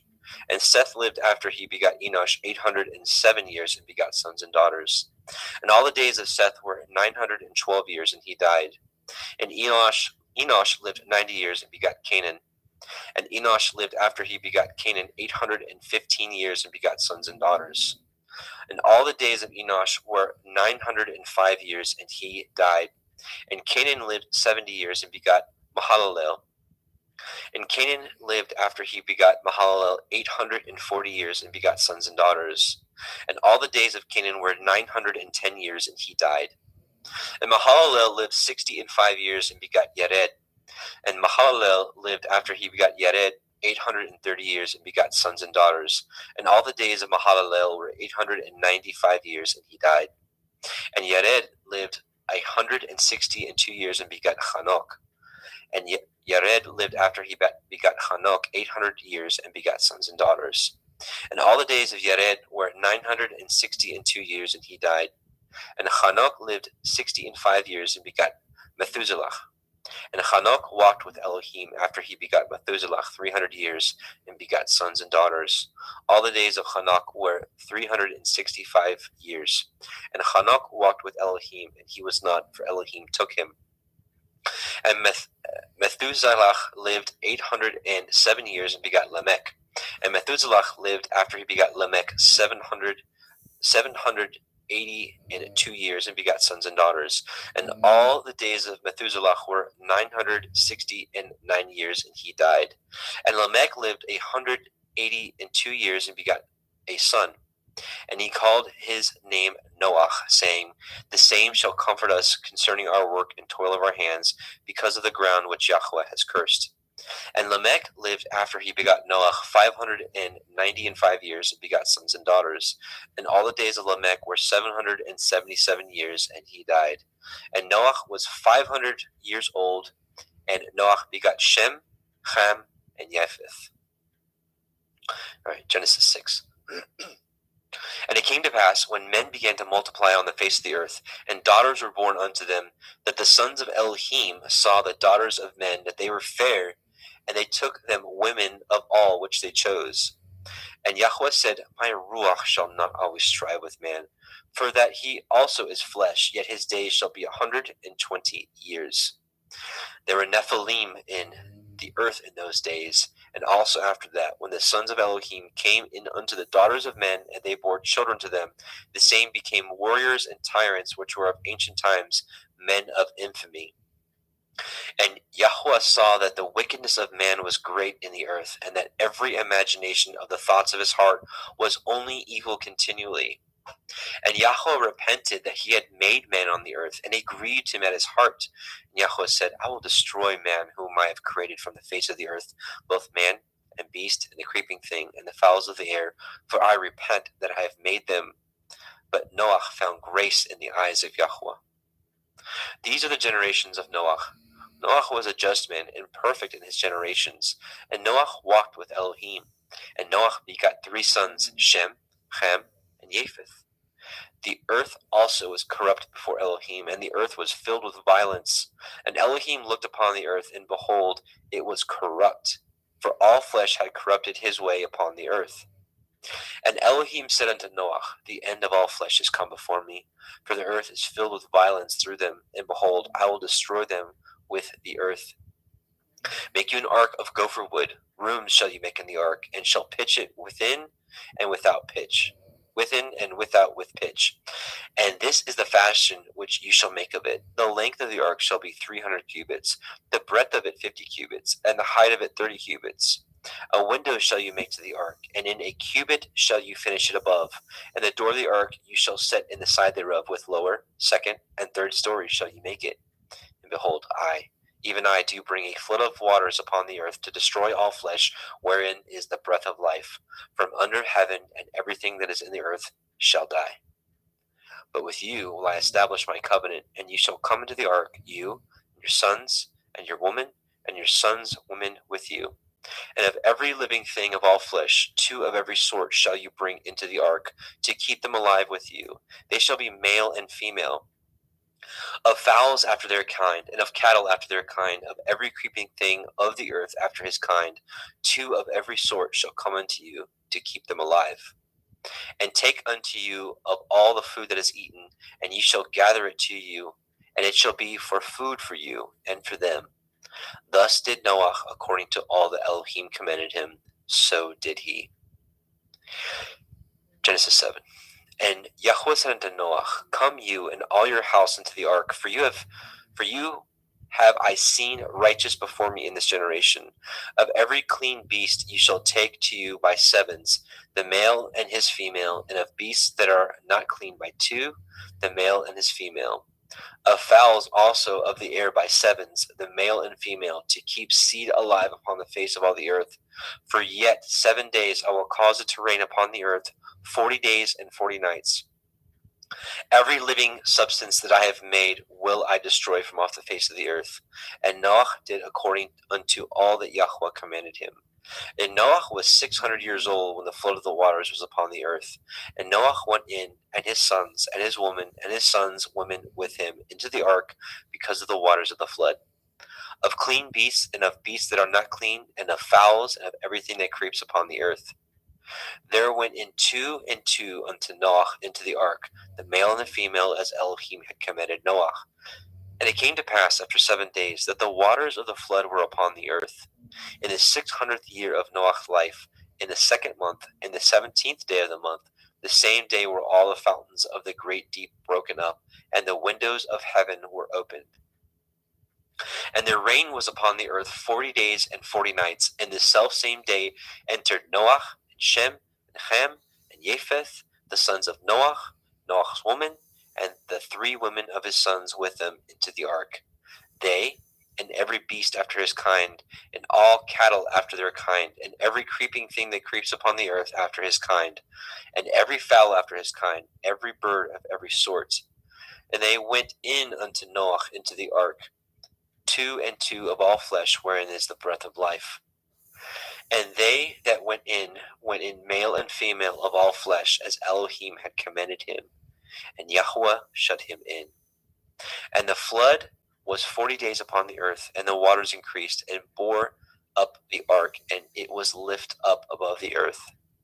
And the waters prevailed, and were increased greatly upon the earth, and the ark went upon the face of the waters. And the waters prevailed exceedingly upon the earth, and all the high hills that were under the whole heaven were covered. 15 cubits upward did the waters prevail, and the mountains were covered. And all flesh died that moved upon the earth, both of fowl, and of cattle, and of beasts, and of every creeping thing that creeps upon the earth, and every man. All in whose nostrils was the breath of life, of all that was in the dry land, died.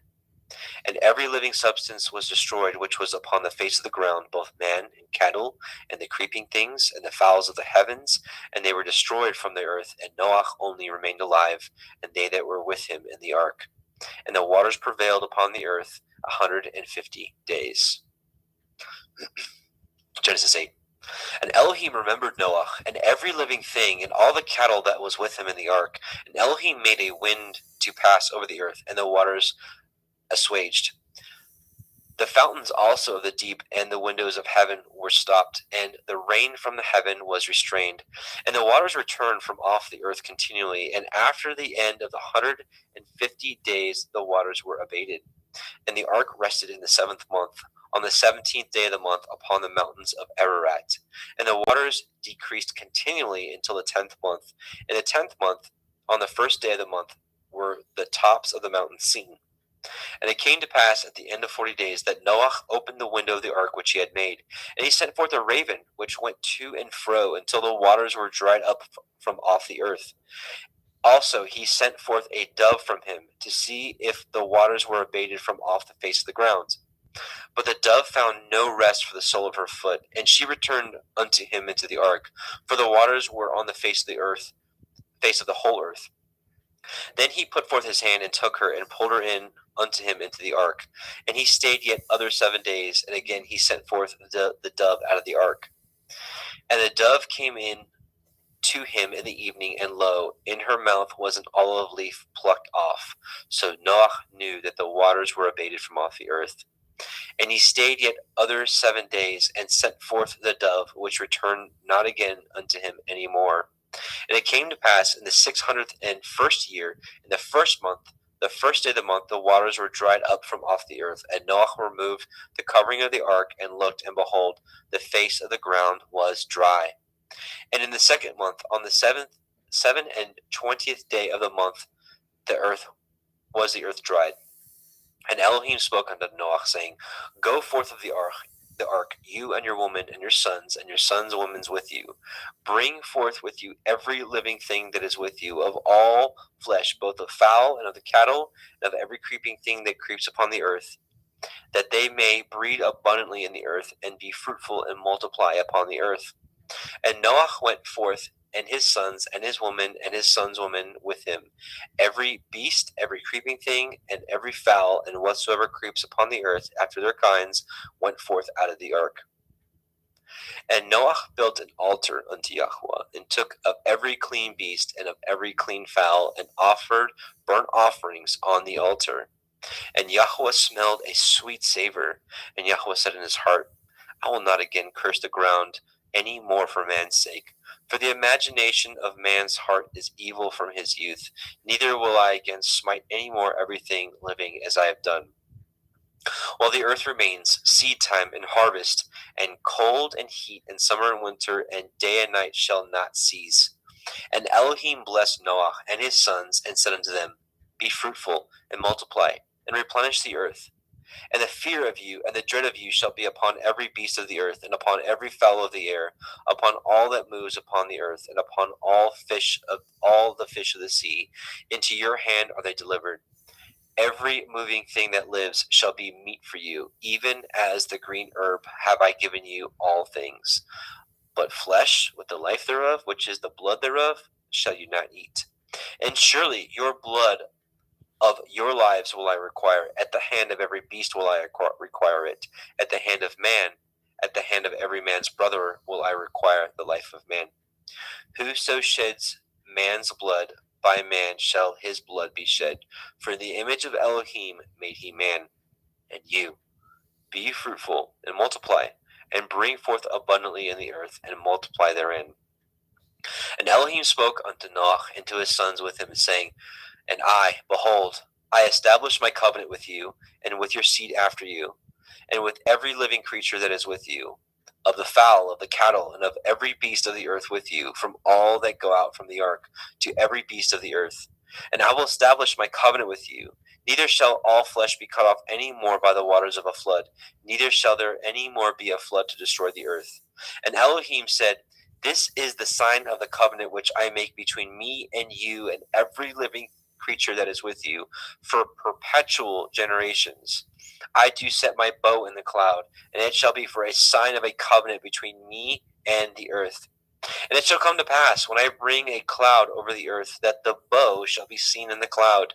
And I will remember my covenant, which is between me and you and every living creature of all flesh, and the waters shall no more become a flood to destroy all the earth, all the flesh. And the bow shall be in the cloud, and I will look upon it, that I may remember the everlasting covenant between Elohim and every living creature of all flesh that is upon the earth. And Elohim said unto Noah, This is the sign of the covenant which I have established between me and all flesh that is upon the earth. And the sons of Noah that went forth of the ark were Shem, Ham, and Japheth. And Ham is the father of Canaan. These are the three sons of Noah, and of them was the whole earth overspread. And Noah began to be a husbandman, and he planted a vineyard. And he drank of the wine and was drunken, and he was uncovered within his tent. And Ham, the father of Canaan, saw the nakedness of his father, and told his two brethren without. And Shem and Japheth took a garment, and laid it upon both their shoulders, and went backward, and covered the nakedness of their father, and their faces were backward, and they saw not their father's nakedness. And Noah awoke from his wine, and knew what his younger son had done unto him. And he said, Cursed be Canaan, a servant of servants shall he be unto his brethren. And he said, Blessed be Yahweh Elohai of Shem, and Canaan shall be his servant. Elohim shall enlarge Japheth, and he shall dwell in the tents of Shem, and Canaan shall be his servant. And Noah lived after the flood 350 years, and all the days of Noah were 950 years, and he died. Genesis 10. Now these are the generations of the sons of Noah, Shem, Ham, and Japheth. And unto them were sons born after the flood. The sons of Japheth, Gimmer, and Magog, and Madai, and Yavan, and Tubal, and Meshech, and Tirach. And the sons of Gimmer, Ashkenaz, and Riphath, and Togarma. And the sons of Yavan, Elisha, Tarshish, Kittim, and Dodanim. By these were the isles of the other nations divided in their lands, everyone after his tongue, after their families, in their nations. And the sons of Ham, Cush, and Mitzrayim, and Put, and Canaan. And the sons of Cush, Heva, Havilah, Kavta, and Raamah, Kavteka. And the sons of Raamah, Sheva, and Dedan. And Cush begat Nimrod, and he began to be a warrior and hunter in the earth. He was a warrior and a hunter before Yahweh. Wherefore it is said, even as Nimrod, the warrior hunter before Yahweh. And the beginning of his kingdom was Babel, and Erech, and Akkad, and Calneh in the land of Shinar. Out of that land went forth Ashur, and built Nineveh, and the city Rehoboth, and Kelach. And Resen, between Nineveh and Kelach, the same is a great city. And Mitzrayim begat Ludim, and Anamim, and Lehavim, and Naphtuchim, and Pathrusim, and Kalusim, out of whom came Pelishtim, and Kaphtorim. And Canaan begat Sidon, his firstborn, and Heth, and the Yebusi, and the Amori, and the Girgashi, and the Hevi, and the Arki, and the Chini, and the Arvadi, and the Semari, and the Hamati, and afterward were the families of the Canaanim spread abroad. And the border of Canaanim was from Sidon, as you come unto Gerar, unto Gaza, as you go unto Sodom, and Gomorrah, and Admah, and Sevim, and even unto Lasha. These are the sons of Ham, after their families, after their tongues, in their countries, and in their nations. And unto Shem also, the father of all the children of Eber, the brother of Japheth, the elder, even to him were children born. And the children of Shem, Elam, Ashur, Arphaxad, and Lud, and Aram. And the children of Aram, Uz, Hul, Gether, and Mash. And Arphaxad begat Shelach, and Shelach begat Eber. And unto Eber were born two sons. The name of one was Peleg, for in his days the earth was divided. And his brother's name was Yoktan. Yoktan begat Almodad, and Shelef, and Chatzar Maveth, and Yerach, and Hadoram, and Uzal, and Dikla, and Oval, and Avimael, and Shiva, and Ophir, and Havilah, and Yovav. All these were the sons of Yoktan. And their dwelling was from Mesha, as you go unto Sephar, a mountain of the east. These are the sons of Shem, after their families, after their tongues, in their lands, after their nations. These are the families of the sons of Noach, after their generations, in their nations, and by these were the nations divided in the earth after the flood. Genesis 11. And the whole earth was of one language and of one speech. And it came to pass, as they journeyed from the east, that they found a plain in the land of Shinar, and they dwelt there. And they said one to another, Go to, let us make brick, and burn them thoroughly. And they had brick for stone, and slime had they for mortar. And they said, Go to, let us build a city and a tower, whose top may reach unto the heavens, and let us make a name, lest we be scattered abroad upon the face of the whole earth. And Yahweh came down to see the city and the tower which the children of men built. And Yahweh said, Behold, the people is one, and they have all one language, and this they begin to do. And now nothing will be restrained from them, which they have imagined to do. Go to, let us go down, and there confound their language, that they may not understand one another's speech. So Yahweh scattered them abroad from thence upon the face of all the earth, and they left off to build the city. Therefore is the name of it called Babel, because Yahweh did there confound the language of all the earth. And from thence did Yahweh scatter them abroad upon the face of the earth.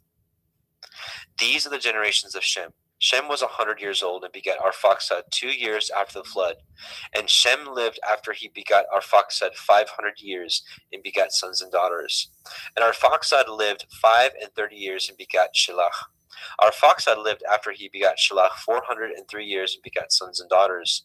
And Shelach lived 30 years, and begat Eber. And Shelach lived after he begat Eber 403 years, and begat sons and daughters. And Eber lived 430 years, and begat Peleg. And Eber lived after he begat Peleg 430 years, and begat sons and daughters. And Peleg lived 30 years, and begat Reu. And Peleg lived after he begat Reu 209 years, and begat sons and daughters. And Reu lived 32 years, and begat Serug. And Reu lived after he begat Serug 207 years, and begat sons and daughters.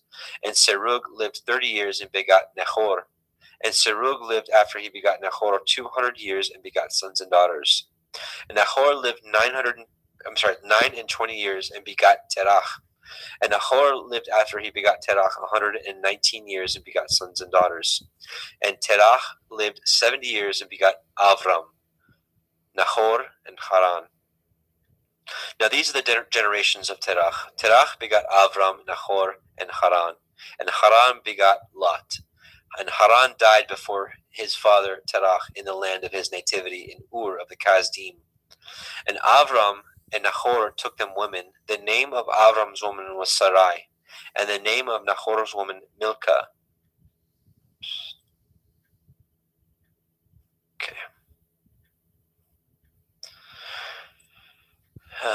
Okay. Sorry. And the name of Nahor's woman Milcah, the daughter of Haran, the father of Milcah, and the father of Yechan. But Sarai was barren; she had no child. And Terach took Avram's son, and Lot, the son of Haran, his son's son, and Sarai, his daughter-in-law, his son Avram's woman, and they went forth with them from Ur of the Kasdim to go into the land of Canaan, and they came unto Haran and dwelt there. And the days of Terach were 205 years, and Terach died in Haran.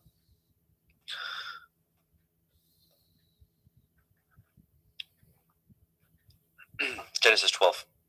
Now Yahweh had said unto Avram, Get you out of your country, and from your kindred, and from your father's house, unto a land that I will show you. And I will make of you a great nation, and I will bless you, and make your name great, and you shall be a blessing. And I will bless them that bless you, and curse him that curses you, and in you shall all families of the earth be blessed. So Avram departed as Yahweh had spoken unto him, and Lot went with him. And Avram was 75 years old when he departed out of Haran.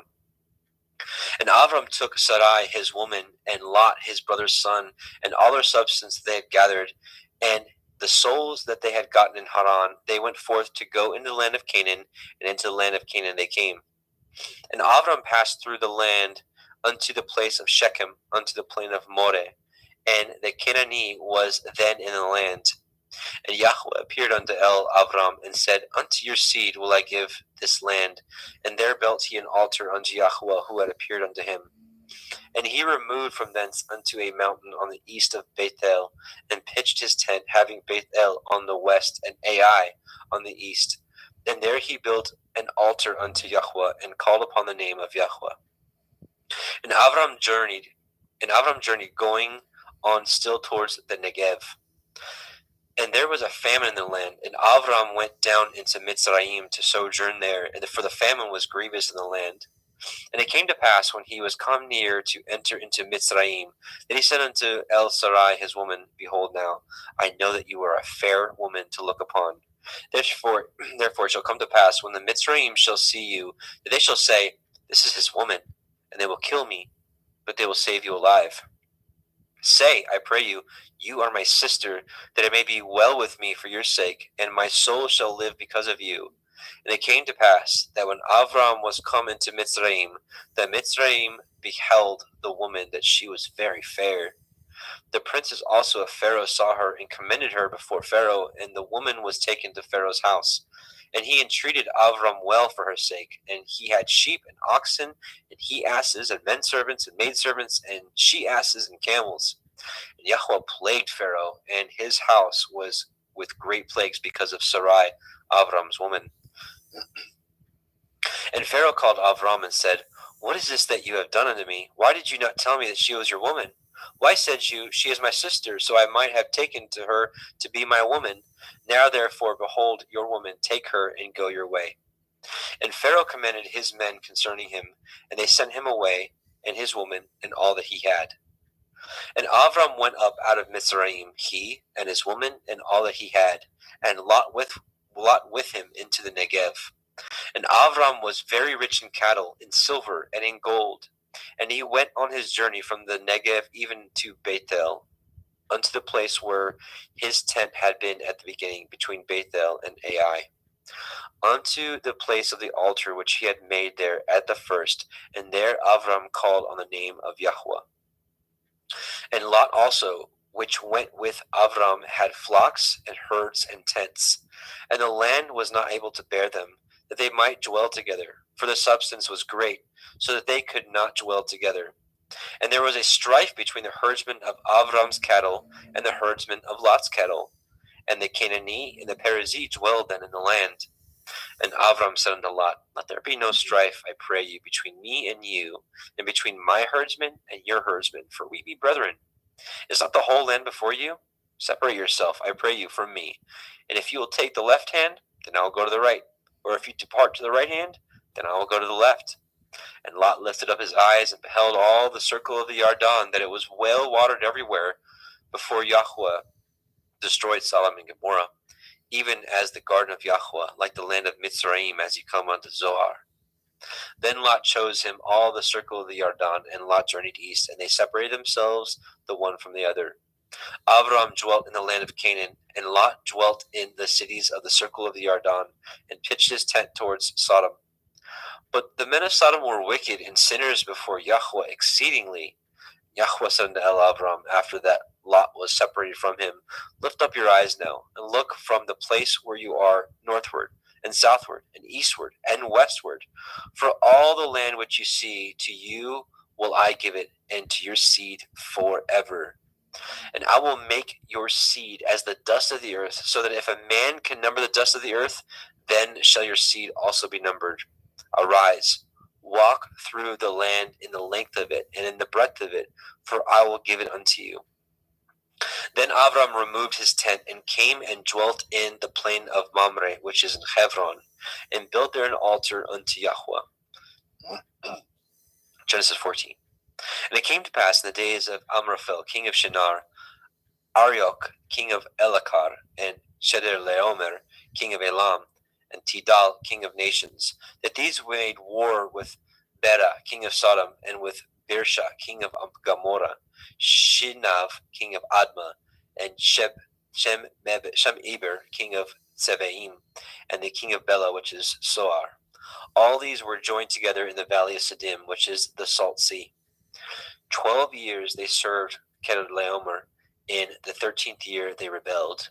And in the 14th year came Chedorlaomer and the kings that were with him, and smote the Rephaim in Ashtaroth, Karnaim, and the Zuzim in Ham, and the Emim in Shave Kirathim, and the Horim in Mount Seir unto El Paran, which is by the wilderness. And they returned and came to Ain Mishpat, which is Kadesh, and smote all the country of Amalekim, and also the Amorim that dwelt in Chatzon Tamar. And there went out the king of Sodom, and the king of Gomorrah, and the king of Admah, and the king of Tsevim, and the king of Bela, the same as Zoar, and they joined battle with them in the valley of Siddim, with Chedorlaomer, the king of Elam, and with Tidal, king of nations, and Amraphel, king of Shinar, and Arioch, king of Elakar, 4 kings with 5. And the valley of Siddim was full of slime pits, and the kings of Sodom and Gomorrah fled and fell there, and they that remained fled to the mountains. And they took all the goods of Sodom and Gomorrah, and all their victuals, and went their way. And they took Lot, Avram's brother's son, who dwelt in Sodom, and his goods, and departed.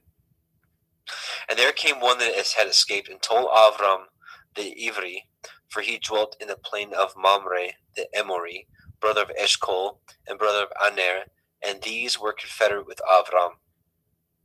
And when Avram heard that his brother was taken captive, he armed his trained servants, born in his own house, 318, and pursued them unto Dan. And he divided himself against them, and he and his servants by night, and smote them, and pursued them unto Hova, which is on the left hand of Damascus. And he brought back all the goods, and also brought again his brother Lot and his goods, and the women also, and the people.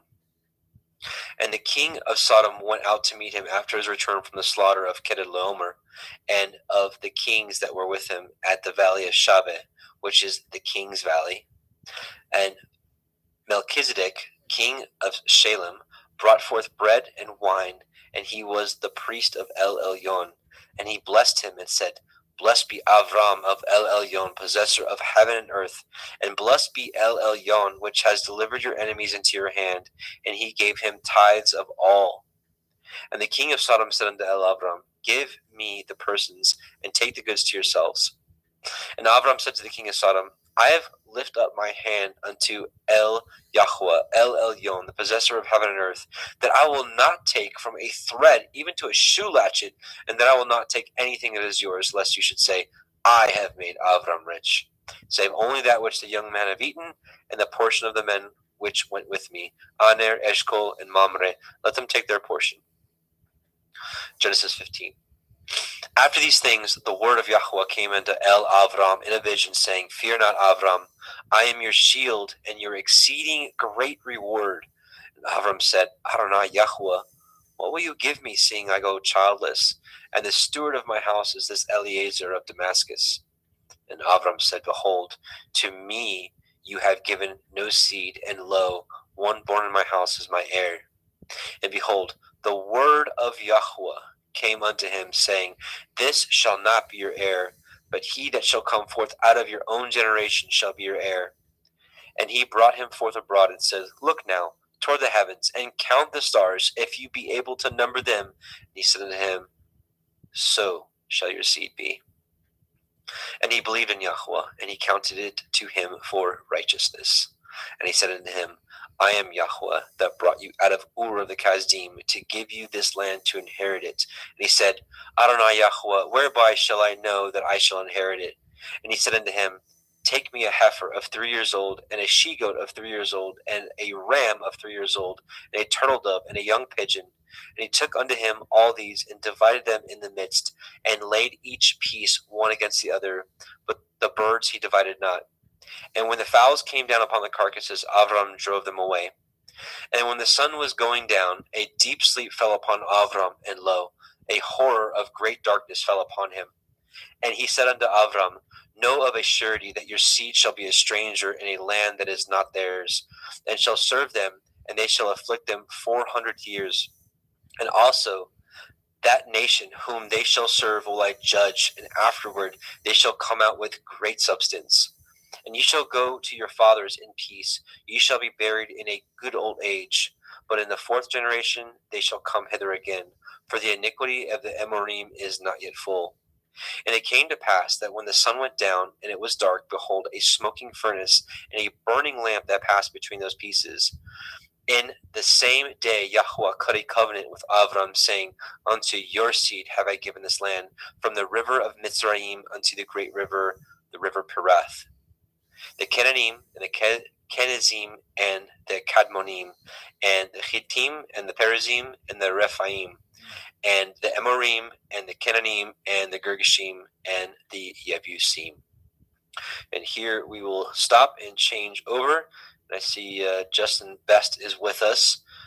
So Justin McRoberts, Justin is going to take the next portion because he's got a limited time.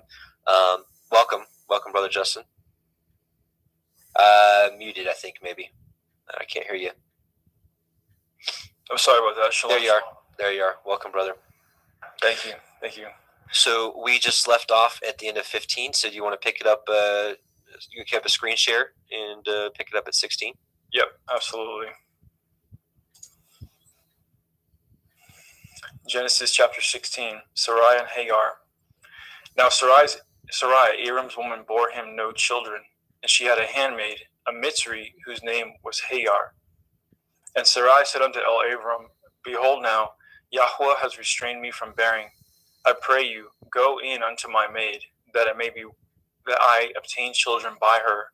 And Abram hearkened to the voice of Sarai. And Sarai, Abram's woman, took Hagar, her maid, the Mitzrayim, after Abram had dwelt 10 years in the land of Canaan, and gave her to her man Abram to be his woman. And he went in unto Hagar, and she conceived. And when she saw that she had conceived, her mistress was despised in her eyes. And Sarai said unto Abram, My wrong be upon you. I have given my maid into your bosom. And when she saw that she had conceived, I was despised in her eyes. Yahweh judge between me and you. But Abram said unto Sarai, Behold, your maid is in your hand. Do to her as it pleases you. And when Sarai dealt hardly with her, she fled from her face. And the angel of Yahweh found her by a fountain of water in the wilderness, by a fountain in the way of Shur. And he said, Hagar, Sarai's maid, whence came you, and whither will you go? And she said, I flee from the face of my mistress Sarai. And the angel of Yahweh said unto her, Return to your mistress and submit yourself under her hands. And the angel of Yahweh said unto her, I will multiply your seed exceedingly, that it shall not be numbered for multitude. And the angel of Yahweh said unto her, Behold, you are with child, and shall bear a son, and shall call his name Yishmael, because Yahweh has heard your affliction. And he will be a wild man. His hand will be against every man, and every man's hand against him, and he shall dwell in the presence of all his brethren. And she called the name of Yahweh that spoke unto her, You El, see me. For she said, Have I also here looked after him that sees me? Wherefore the well was called Ber Lachoroi. Behold, it is between Kadesh and Bered.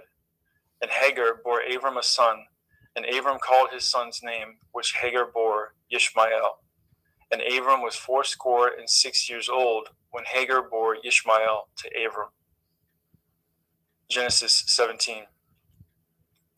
And when Abram was 90 years old and 9, Yahweh appeared unto Abram and said unto him, I am El Shaddai. Walk before me and be perfect, and I will make my covenant between me and you, and will multiply you exceedingly. And Abram fell on his face, and Elohim talked with him, saying, As for me, behold, my covenant is with you, and you shall be a father of many nations. Neither shall your name any more be called Abram, but your name shall be called Abraham, for a father of many nations have I made you. And I will make you exceeding fruitful, and I will make nations of you, and kings shall come out of you. And I will establish my covenant between me and you and your seed after you in their generations for an everlasting covenant, to be Elohim unto you and to your seed after you. And I will give unto you and to your seed after you the land wherein you are a stranger, all the land of Canaan, for an everlasting possession, and I will be their Elohim. And Elohim said unto Abraham, You shall guard my covenant, therefore, you and your seed after you in their generations. This is my covenant, which ye shall guard, between me and you and your seed after you. Every male child among you shall be circumcised, and ye shall circumcise the flesh of your foreskin, and it shall be a sign of the covenant betwixt me and you. And he that is 8 days old shall be circumcised among you, every male child in your generations. He that is born in the house or bought with money of any stranger, which is not of your seed. He that is born in your house, and he that is bought with your money, must need to be circumcised. And my covenant shall be in your flesh for an everlasting covenant. And the uncircumcised male child, whose flesh of his foreskin is not circumcised, that soul shall be cut off from his people. He has broken my covenant. And Elohim said unto Abraham, As for Sarai your woman, you shall not call her name Sarai, but Sarah shall be her name. And I will bless her, and give you a son also of her. Yea, I will bless her, and she shall be a mother of nations. Kings of people shall be of her. Then Abraham fell upon his face and laughed, and said in his heart, Shall a child be born unto him that is 100 years old? And shall Sarah, that is 90 years old, bear? And Abraham said unto Elohim, Oh, that Yishmael might live before you. And Elohim said, Sarah your woman shall bear you a son indeed, and you shall call his name Yitzchak, and I will establish my covenant with him for an everlasting covenant, and with his seed after him.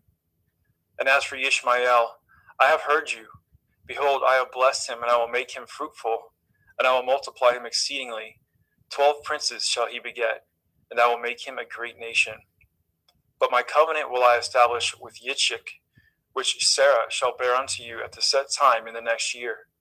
And he left off talking with him, and Elohim went up from Abraham. And Abraham took Ishmael his son, and all that were born in his house, and all that were bought with his money, every male among the men of Abraham's house, and circumcised the flesh of their foreskin in the selfsame day, as Elohim had said unto him. And Abraham was 90 years old and 9 when he was circumcised in the flesh of his foreskin. And Ishmael his son was 13 years old when he was circumcised in the flesh of his foreskin. And the selfsame day was Abraham circumcised, and Ishmael his son. And all the men of his house, born in the house and bought with money of the stranger, were circumcised with him. And Yahweh appeared unto him in the plains of Mamre, and he sat at the tent door in the heat of the day. And he lifted up his eyes and looked, and lo, 3 men stood by him. And when he saw them, he ran to meet them from the tent door and bowed himself toward the ground and said, My Adonai, if now I have found favor in your sight, pass not away, I pray you, from your servant. Let a little water, I pray you, be fetched, and wash your feet, and rest yourselves under the tree. And I will fetch a morsel of bread, and comfort ye in your hearts. After that ye shall pass on, for therefore are you come to your servant. And he said, So do as you have said. And Abraham hastened it to the tent of El Sarah, and said, Make ready quickly 3 measures of fine meal, knead it, and make cakes upon the hearth. And Abraham ran to the herd, and fetched a calf tender and good, and gave it unto a young man, and he hastened to dress it. And he took butter and milk, and the calf which he had dressed, and set it before them. And he stood by them under the tree, and they did eat. And they said unto him, Where is Sarah your woman? And he said, Behold, in the tent. And he said, I will certainly return unto you according to the time of life. And lo, Sarah your woman shall have a son. And Sarah heard it in the tent door which was behind him. Now Abraham and Sarah were old and well stricken in age, and ceased to be with Sarah after the manner of women. Therefore Sarah laughed within herself, saying, After I am waxed old, shall I have pleasure, my Lord being old also? And Yahuwah said unto Abraham, Wherefore did Sarah laugh, saying, Shall I of a surety bear a child, which am old? Is anything too hard for Yahuwah? At the time appointed I will return unto you, according to the time of life, and Sarah shall have a son. Then Sarah denied, saying, I laughed not, for she was afraid. And he said, Nay, but you did laugh. And the men rose up from thence and looked towards Sedom, and Abraham went with them to bring them on the way. And Yahuwah said, Shall I hide from Abraham that thing which I do? Seeing that Abraham shall surely become a great and mighty nation, and all the nations of the earth shall be blessed in him. For I know him, that he will command his children, his household after him, and they shall guard the way of Yahuwah, to do justice and judgment, that Yahuwah may bring upon Abraham that which he has spoken of him. And Yahuwah said, Because the cry of Sodom and Amorah is great, and because their sin is very grievous, I will go down now, and see whether they have done altogether according to the cry of it, which is come unto me, and if not, I will know. And the men turned their faces from thence and went towards Sodom. But Abraham stood yet before Yahuwah. And Abraham drew near and said, Will you also destroy the righteous with the wicked? Perchance there be 50 righteous within the city. Will you also destroy and not spare the place for the 50 righteous that are therein? That be far from you to do after this manner, to slay the righteous with the wicked, and that the righteous should be as the wicked. That be far from you. Shall not judge of all the earth do right? And Yahuwah said, If I find in Sodom 50 righteous within the city, then I will spare all the place for their sakes. And Abraham answered and said, Behold now, I have taken upon me to speak unto Adonai, which am but dust and ashes. Perchance there shall lack 5 of the 50 righteous. Will you destroy all the city for a lack of 5? And he said, If I find there 40 and 5, I will not destroy it. And he spoke unto him yet again and said, Perchance there shall be 40 found there. And he said, I will not do it for 40's sake. And he said unto him, O let not Adonai be angry, and I will speak. Perchance there shall be 30 found there. And he said, I will not do it if I find 30 there. And he said, Behold now, I have taken upon me to speak unto Adonai. Perchance there shall be found 20 there. And he said, I will not destroy it for 20's sake. And he said, O let not Adonai be angry, and I will speak yet but this once. Perchance 10 shall be found there. And he said, I will not destroy it for 10's sake. And Yahuwah went his way as soon as he had left communing with Abraham, and Abraham returned unto his place. Genesis 19. And there came 2 angels to Sodom at evening, and Lot sat in the gate of Sodom. And Lot, seeing them, rose up to meet them, and he bowed himself with his face towards the ground. And he said, Behold now, my lords, turn in, I pray you, into your servant's house, and tarry all night, and wash your feet, and ye shall rise up early and go on your ways. And they said, Nay, but we will abide in the street all night. And he pressed upon them greatly, and they turned in unto him, and entered into his house. And he made them a feast, and did bake matzah, unleavened bread, and they did eat. But before they lay down, the men of the city, even the men of Sodom, compassed the house round, both old and young, all the people from every quarter. And they called unto Lot, and said unto him, Where are the men which came in to you this night? Bring them out unto us, that we may know them. And Lot went out the door unto them, and shut the door after him, and said, I pray you, brethren, do not so wickedly. Behold now, I have 2 daughters which have not known man. Let me, I pray you, bring them out unto you, and do ye to them as good in your eyes. Only unto these men do nothing, for therefore came they under the shadow of my roof. And they said, Stand back. And they said again, This one fellow came in to sojourn, and he will need to be a judge. Now will we deal worse with you than with them. And they pressed sore upon the man, even Lot, and came near to break the door. But the men put forth their hand, and pulled Lot into the house to them, and shut the door. And they smote the men that were at the door of the house with blindness, both small and great, so that they wearied themselves to find the door. And the men said unto Lot, Have you here any besides? Son-in-law, and your sons, and your daughters, and whatsoever you have in the city, bring them out of this place. For we will destroy this place, because the cry of them is waxing great before the face of Yahweh, and Yahweh has sent us to destroy it. And Lot went out and spoke unto his sons-in-law, which married his daughters, and said, Up, get you out of this place, for Yahweh will destroy this city. But he seemed as one that mocked unto his sons-in-law. And when the morning arose, then the angels hastened Lot, saying, Arise, take your woman and your 2 daughters, which are here, lest you be consumed in the iniquity of the city. And while he lingered, the men laid hold upon his hand, and upon the hand of his woman, and upon the hand of his 2 daughters, Yahweh being merciful unto him. And they brought him forth, and set him without the city. And it came to pass, when they had brought them forth abroad, that he said, Escape for your life, look not behind you, neither stay in all the circle of the Yarden. Escape to the mountain, lest you be consumed. And Lot said unto them, Oh, not so, my Adonai.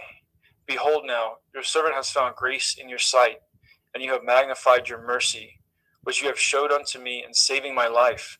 And I cannot escape to the mountain, lest some evil take me, and I die. Behold now, this city is near to flee unto, and it is a little one. Oh, let me escape thither. Is it not a little one? And my soul shall live. And he said unto him, See, I have accepted you concerning this thing also, that I will not overthrow this city for which you have spoken. Make haste, escape thither, for I cannot do anything until you are come thither. Therefore the name of the city was called Soar. The sun was risen upon the earth when Lot entered into Soar. Then Yahweh rained upon Sodom and upon Amorah brimstone and fire from Yahweh out of the heavens. And he overthrew those cities and all the circle of the Yarden, and all the inhabitants of the cities, and that which grew upon the ground. But his woman looked back from behind him, and she became a pillar of salt. And Abraham got up early in the morning to the place where he stood before Yahweh. And he looked toward Sodom and Amorah, and toward all the land of the circle of the Yarden. And behold, and lo, the smoke of the country went up as the smoke of a furnace. And it came to pass, when Elohim destroyed the cities of the circle of the Yarden, that Elohim remembered Abraham, and sent Lot out of the midst of the overthrow, when he overthrew the cities in which Lot dwelt.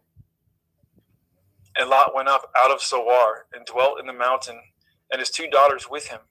For he feared to dwell in Zoar, and he dwelt in a cave, he and his 2 daughters. And the firstborn said unto the younger, Our father is old, and there is not a man in the earth to come in unto us after the manner of all the earth. Come, let us make our father drink wine, and we will lie with him, that we may preserve seed of our father. And they made their father drink wine that night, and the firstborn went in, and lay with her father, and he perceived not when she lay down, nor when she arose. And it came to pass on the morrow that the firstborn said unto the younger, Behold, I lay yesternight with my father. Let us make him drink wine this night also, and go in, and lie with him, that we may preserve seed for our father. And they made their father drink wine that night also. And the younger arose, and lay with him. And he perceived not when she lay down, nor when she arose. Thus were both the daughters of Lot with child by their father. And the firstborn bore a son, and called his name Moab. The same is the father of Moabim unto this day. And the younger, she also bore a son, and called his name Ben-Ami. The same is the father of the children of Ammon unto this day. Genesis 20. Let's get a sip of water.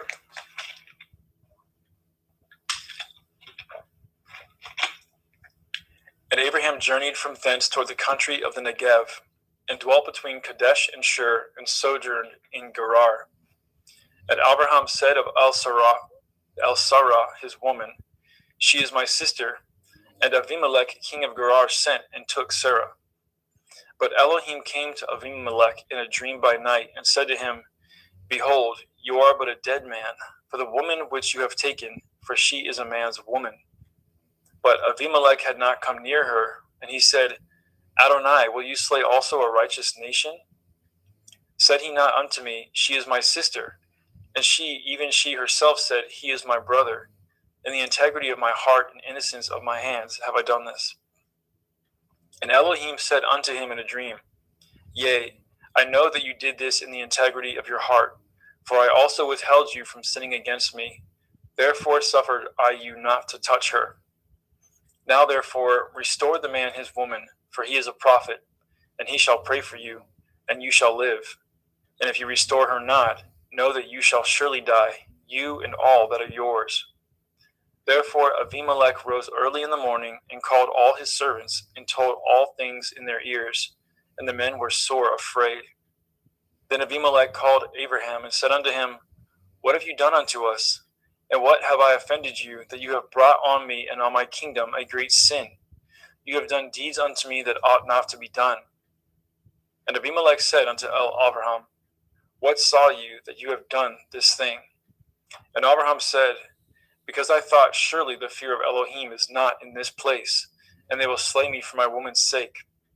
And yet indeed she is my sister. She is the daughter of my father, but not the daughter of my mother, and she became my woman.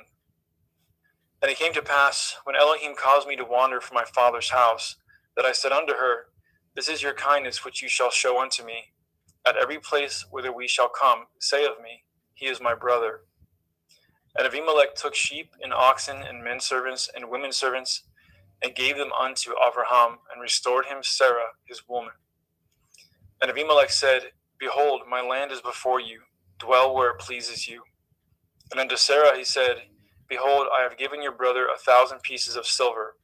Behold, he is to you a covering of the eyes, unto all that are with you, and with all other. Thus she was reproved.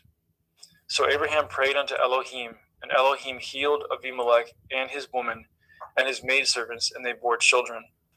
For Yahweh had fast closed up the wombs of the house of Abimelech, because of Sarah, Abraham's woman. Genesis 21.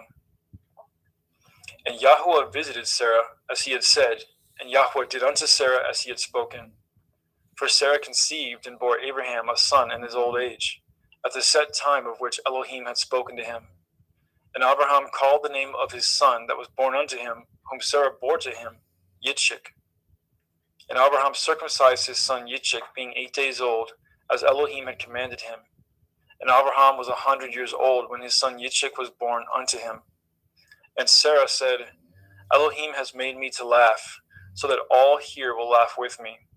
And she said, Who would have said unto Abraham that Sarah should have given children suck? For I have borne him a son in his old age. And the children grew and was weaned. And Abraham made a great feast the same day that Yitzchak was weaned. And Sarah saw the son of Hagar the Mitzrayim, which she had borne unto Abraham, mocking. Wherefore she said unto Abraham, Cast out this bondwoman and her son, for the son of this bondwoman shall not be heir with my son, even with Yitzchak. And the thing was very grievous in Abraham's sight because of his son. And Elohim said unto Abraham, Let it not be grievous in your sight because of the lad, and because of your bondwoman. And all that Sarah has said unto you, hearken unto her voice. For in Yitzchak shall your seed be called. And also of the son of the bondwoman will I make a nation, because he is your seed. And Abraham rose up early in the morning, and took bread and a bottle of water, and gave it unto Hagar, putting it on her shoulder, and the child, and sent her away. And she departed and wandered in the wilderness of Beersheba. And the water was spent in the bottle, and she cast the child under one of the shrubs. And she went and sat down over against him a good way off, as it were a bowshot. For she said, Let me not see the death of the child. And she sat over against him, and lifted up her voice, and wept. And Elohim heard the voice of the lad. And the angel of Elohim called to Hagar out of the heavens, and said unto her, What ails you, Hagar? Fear not, for Elohim has heard the voice of the lad where he is. Arise, lift up the lad, and hold him in your hand, for I will make him a great nation.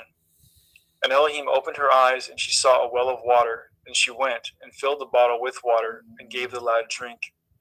And Elohim was with the lad, and he grew, and dwelt in the wilderness, and became an archer.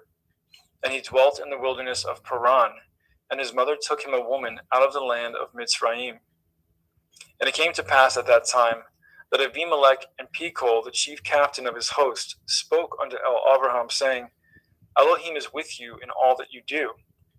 Now therefore swear unto me here by Elohim that you will not deal falsely with me, nor with my son, nor with my son's son, but according to the kindness that I have done unto you, you shall do unto me, and to the land wherein you have sojourned. And Abraham said, I will swear. And Abraham reproved Abimelech because of a well of water, which Abimelech's servants had violently taken away. And Abimelech said, I know not who has done this thing, neither did you tell me, neither yet heard I of it, but today. And Abraham took sheep and oxen, and gave them to Abimelech, and both of them cut a covenant. And Abraham set 7 ewe lambs of the flock by themselves. And Abimelech said unto Abraham, What mean these 7 ewe lambs which you have set by themselves? And he said, For these 7 ewe lambs shall you take of my hand, and they may be a witness unto me that I have dug this well. Wherefore he called that place Beersheba, because there they swore, both of them. Thus they cut a covenant at Beersheba. Then Abimelech rose up, and Pekol, the chief captain of his host, and they returned into the land of the Pelishtim. And Abraham planted a grove in Beersheba, and called there on the name of Yahweh El Olam. And Abraham sojourned in the Pelishtim's land many days. Genesis 22. And it came to pass after these things, that Elohim did try Abraham, and said unto him, Abraham. And he said, Behold, here I am. And he said, Take now your son, your Yachid, Yitzchak, whom you love, and get you into the land of the Moriah, and offer him there for a burnt offering upon one of the mountains which I will tell you of. And Abraham rose up early in the morning, and saddled his ass, and took 2 of his young men with him, and Yitzchak his son, and clave wood for the burnt offering, and rose up, and went unto the place which Elohim has told him. Then on the 3rd day, Abraham lifted up his eyes, and saw the place afar off. And Abraham said unto his young men, Abide ye here with the ass, and I and the lad will go yonder and worship, and come again to you. And Abraham took the wood of the burnt offering, and laid it upon Yitzchak his son. And he took the wood fire in his hand, and a knife, and they went both of them together. And Yitzchak spoke unto Abraham his father, and said, My father. And he said, Here I am, my son. And he said, Behold the fire and the wood, but where is the lamb for a burnt offering? And Abraham said, My son, Elohim will provide himself a lamb for a burnt offering. So they went both of them together. And they came to the place which Elohim had told him of. And Abraham built an altar there, and laid the wood in order, and bound Yitzchak his son, and laid him on the altar upon the wood. And Abraham stretched forth his hand, and took the knife to slay his son. And the angel of Yahweh called unto him out of the heavens, and said, Abraham, Abraham. And he said, Here I am.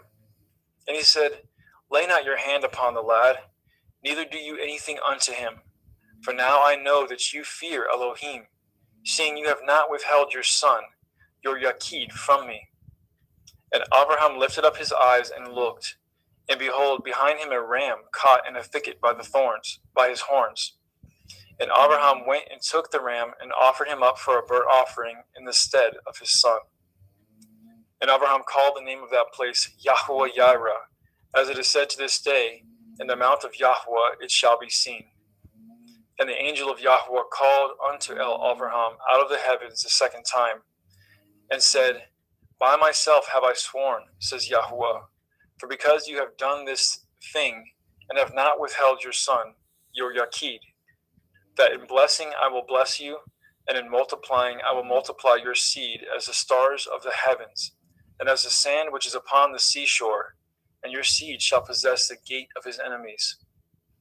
And in your seed shall all the nations of the earth be blessed, because you have obeyed my voice.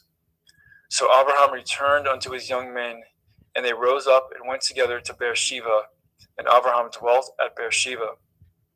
And it came to pass after these things, that it was told Abraham, saying, Behold, Milcah, she has also borne children unto your brother Nachor, Huz his firstborn, and Buz his brother, and Kemuel the father of Aram, and Kesed, and Chazo, and Pildash, and Yidlaph, and Bethuel.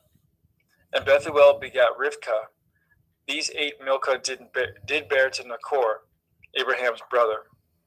And his concubine, whose name was Reumah, she bore also Teba, and Gama, and Thahash, and Ma'akah. Genesis chapter 23. And Sarah was 107 and 20 years old. These were the years of the life of Sarah. And Sarah died in Kiriath Arba. The name is Hebron, in the land of Canaan. And Abraham came to mourn for Sarah, and to weep for her.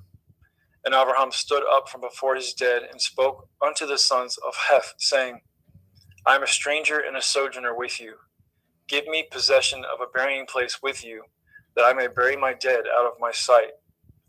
And the children of Heth answered Abraham, saying unto him, Hear us, my lord. You are a mighty prince among us. In the choice of our sepulchres bury your dead. None of us shall withhold from you his sepulchre, but that you may bury your dead. And Abraham stood up and bowed himself to the people of the land, even to the children of Heth.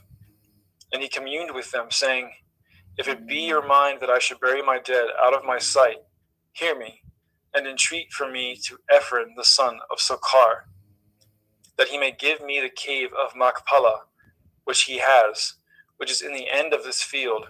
For as much money as it is worth, he shall give it me for a possession of a burying place among you. And Ephron dwelt among the children of Heth. And Ephron the Hittite answered, and Abraham in the audience of the children of Heth, even of all that went in at the gate of the city, saying, Nay, my lord, hear me. The field I give you, and the cave that is therein, I give it to you. In the presence of the sons of my people, I give it to you. Bury your dead. And Abraham bowed down himself before the people of the land. And he spoke unto Ephron in the audience of the people and of the land, saying, But if you will give it, I pray you hear me. I will give you money for the field. Take it of me, and I will bury my dead there. And Ephron answered Abraham, saying unto him, My lord, hearken unto me. The land is worth 400 shekels of silver. What is that betwixt me and you? Bury therefore your dead. And Abraham hearkened unto Ephron. And Abraham weighed to Ephron the silver, which he had named in the audience of the sons of Heth, 400 shekels of silver, current money with the merchant. And the field of Ephron, which was in Machpelah, which was before Mamre, the field, and the cave which was therein, and all the trees that were in the field, that were in the borders round about, were made sure. unto Abraham for a possession in the presence of the children of Heth, before all that went in at the gate of the city. And after this, Abraham buried Sarah his woman in the cave of the field of Machpelah before Mamre. The same is Hebron in the land of Canaan. And the field and the cave that is therein were made sure unto Abraham for a possession of a burying place by the sons of Heth. Genesis 24. And Abraham was old and well stricken in age, and Yahweh had blessed Abraham in all things. And Abraham said unto his eldest servant of his house, that ruled over all that he had, Put, I pray you, your hand under my thigh, and I will make you swear by Yahweh, the Elohai of heaven and the Elohai of the earth, that you shall not take a woman unto my son of the daughters of Canaanim, among whom I dwell. But you shall go unto my country and unto my kindred, and take a woman unto my son Yitzchak. And the servant said unto him, Perchance the woman will not be willing to follow me unto this land. Must I needs bring your son again unto the land from whence you came? And Abraham said unto him, Beware that you bring not my son thither again. Yahweh Elohai of heaven, which took me from my father's house and from the land of my kindred, and which spoke unto me, and that swore unto me, saying, Unto your seed will I give this land. He shall send his angel before you, and you shall take a woman unto my son from thence. And if the woman will not be willing to follow you, then you shall be clear from this my oath. Only bring not my son thither again. And the servant put his hand under the thigh of Abraham his master, and swore to him concerning that matter. And the servant took 10 camels of the camels of his master, and departed, for all the goods of his master were in his hand. And he arose, and went to Aram Naharaim, unto the city of Nachor. And he made his camels to kneel down without the city by a well of water at the time of the evening, even the time that women go out to draw water. And he said, O Yahweh Elohai of my master, Abraham, I pray you, send me good speed this day, and show kindness unto my master, Abraham. Behold, I stand here by the well of water, and the daughters of the men of the city come out to draw water. And let it come to pass that the damsel to whom I shall say, Let down your pitcher, I pray you that I may drink. And she shall say, Drink, and I will give your camels drink also. Let this same be she that you have appointed for your servant Yitzchak, and thereby shall I know that you have showed kindness unto my master. And it came to pass before he had done speaking, that behold, Rivkah came out, who was born to Bethuel, son of Milcah, the woman of Nachor, Abraham's brother, with her pitcher upon her shoulder. And the damsel was very fair to look upon, a virgin, neither had any man known her. And she went down to the well, and filled her pitcher, and came up. And the servant ran to meet her, and said, Let me, I pray you, drink a little water of your pitcher. And she said, Drink, my lord. And she hasted, and let down her pitcher upon her hand, and gave him drink. And when she had done giving him drink, she said, I will draw water for your camels also, until they have done drinking. And she hasted, and emptied her pitcher into the trough, and ran again unto the well to draw water, and drew for all his camels. And the man wondering at her held his peace, to wit whether Yahweh had made his journey prosperous or not. And it came to pass, as the camels had done drinking, that the man took a golden earring of 1/2 shekel weight, and 2 bracelets for her hands of 10 shekel weights of gold. And he said, Whose daughter are you? Tell me, I pray you, is there room in your father's house for us to lodge in? And she said unto him, I am the daughter of Bethuel, son of Milcah, which she bore unto Nachor. She said moreover unto him, We have both straw and provender enough, and room to lodge in. And the man bowed down his head and worshipped Yahweh. And he said, Blessed be Yahweh Elohai of my master Abraham, who has not left destitute my master of his mercy and his truth. I being in the way, Yahweh led me to the house of my master's brethren. And the damsel ran, and told them of her mother's house these things. And Rivkah had a brother, and his name was Lavan. And Lavan ran out unto the man unto the well. And it came to pass, when he saw the earring and the bracelets upon his sister's hands, and when he heard the words of Rivkah his sister, saying, Thus spoke the man unto me, that he came unto the man, and behold, he stood by the camels at the well. And he said, Come in, you blessed of Yahuwah. Wherefore stand you without? For I have prepared the house and room for the camels. And the man came into the house, and he ungirded his camels, and gave straw and provender for the camels, and water to wash his feet, and the men's feet that were with him. And there was set meat before him to eat. But he said, I will not eat until I have told my errand. And he said, Speak on. And he said, I am Abraham's servant, and Yahweh has blessed my master greatly, and he has become great. And he has given him flocks and herds and silver and gold, and men servants and maidservants and camels and asses. And Sarah, my master's woman, bore a son to my master when she was old, and unto him he has given all that he has. And my master made me swear, saying, You shall not take a woman to my son of the daughters of the Canaanim, in whose land I dwell. But you shall go to my father's house, and to my kindred, and take a woman unto my son. And I said unto my master, Perchance the woman will not follow me. And he said unto me, Yahweh, before whom I walk, will send his angel with you, and prosper your way. And you shall take a woman for my son of the kindred and of my father's house. Then shall you be clear from this my oath, when you come to my kindred. And if they give not you one, you shall be clear from my oath. And I came this day unto the well, and said, O Yahweh Elohai of my master Abraham, if now you do prosper my way which I go. Behold, I stand by the well of water, and it shall come to pass that when the virgin comes forth to draw water, and I say to her, Give me, I pray you, a little water of your pitcher to drink. And she say to me, Both drink you, and also I will draw for your camels. Let the same be the woman whom Yahweh has appointed out for my master's son.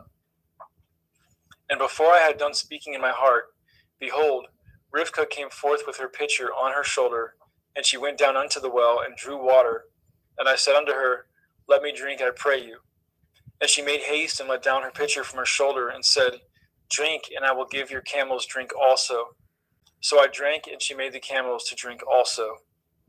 And I asked her and said, Whose daughter are you? And she said, The daughter of Bethuel, Nachor's son, whom Milcah bore unto him. And I put the earring upon her face and the bracelets upon her hands. And I bowed down my head and worshipped Yahweh, and blessed Yahweh Elohai of my master Abraham, which had led me in the right way to take my master's brother's daughter unto his son. And now, if ye will deal kindly and truly with my master, tell me, and if not, tell me, that I may turn to the right hand or to the left. Then Lavan and Bethuel answered and said, The thing proceeds from Yahweh. We cannot speak unto you bad or good. Behold, Rivkah is before you. Take her and go, and let her be your master's son's woman, as Yahweh has spoken. And it came to pass that when Abraham's servant heard their words, he worshipped Yahweh, bowing himself to the earth.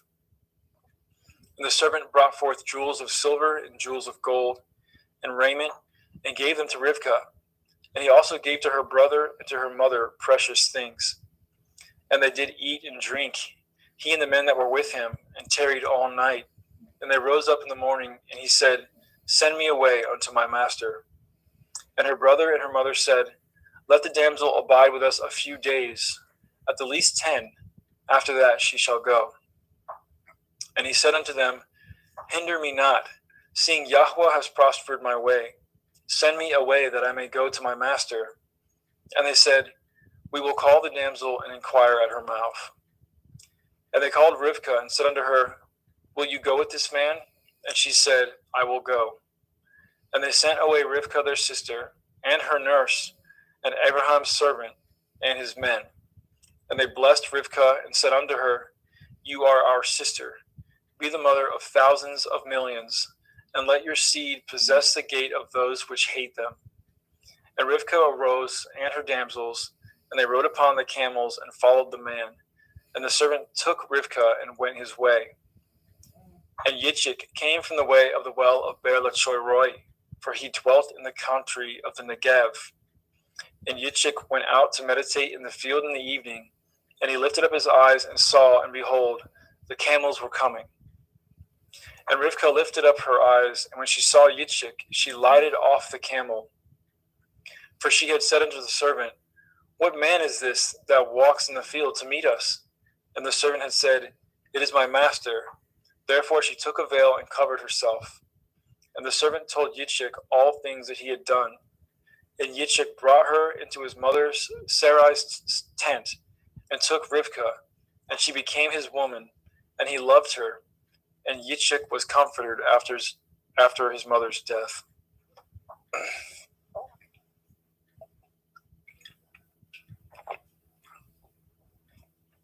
In Genesis chapter 25.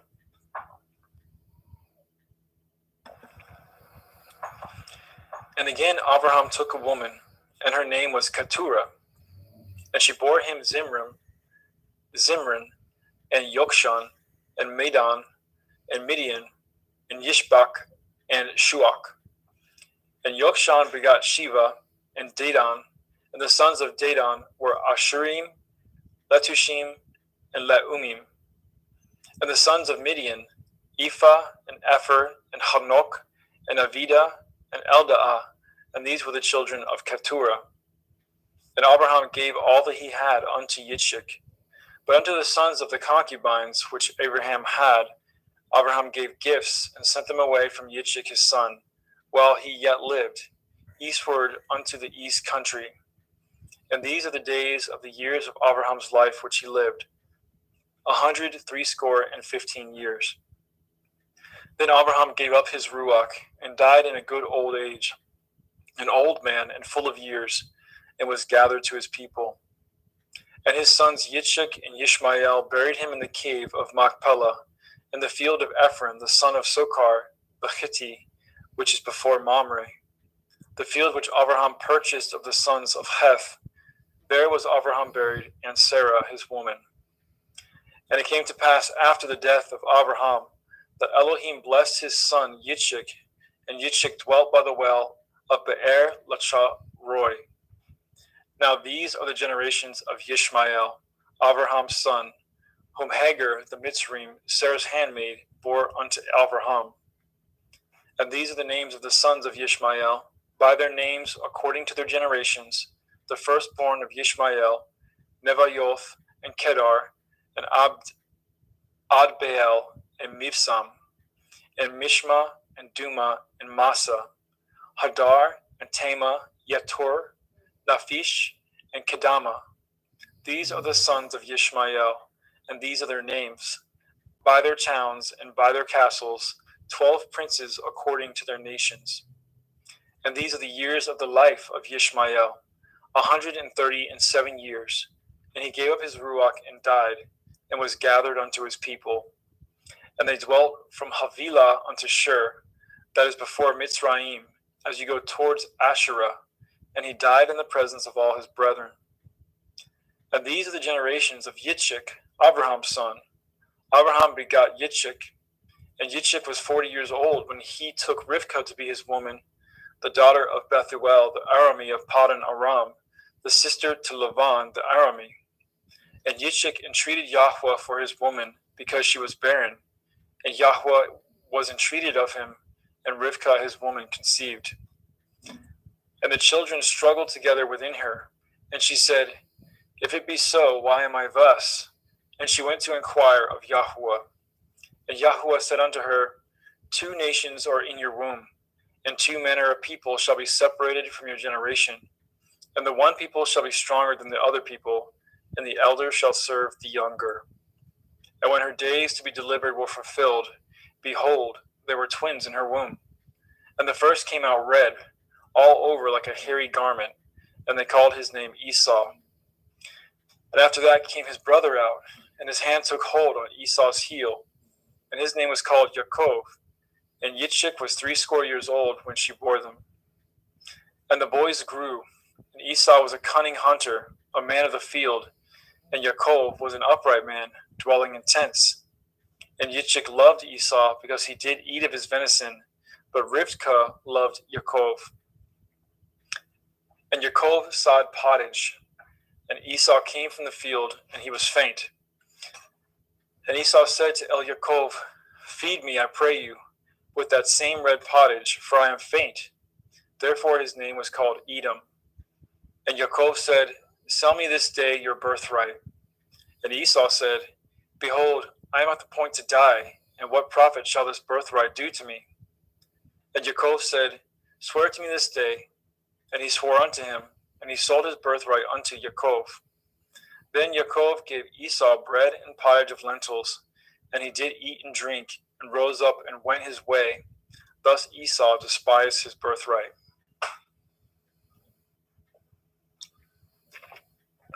Genesis chapter 26. And there was a famine in the land beside the first famine that was in the days of Abraham. And Yitzchak went unto Abimelech, king of the Pelishtim, unto Gerar. And Yahweh appeared unto him and said, Go not down into Mitzrayim. Dwell in the land which I shall tell you of. Sojourn in this land, and I will be with you, and I will bless you. For unto you and unto your seed I will give all these countries, and I will perform the oath which I swore unto Abraham your father. And I will make your seed to multiply as the stars of heaven, and I will give unto your seed all these countries, and in your seed shall all the nations of the earth be blessed.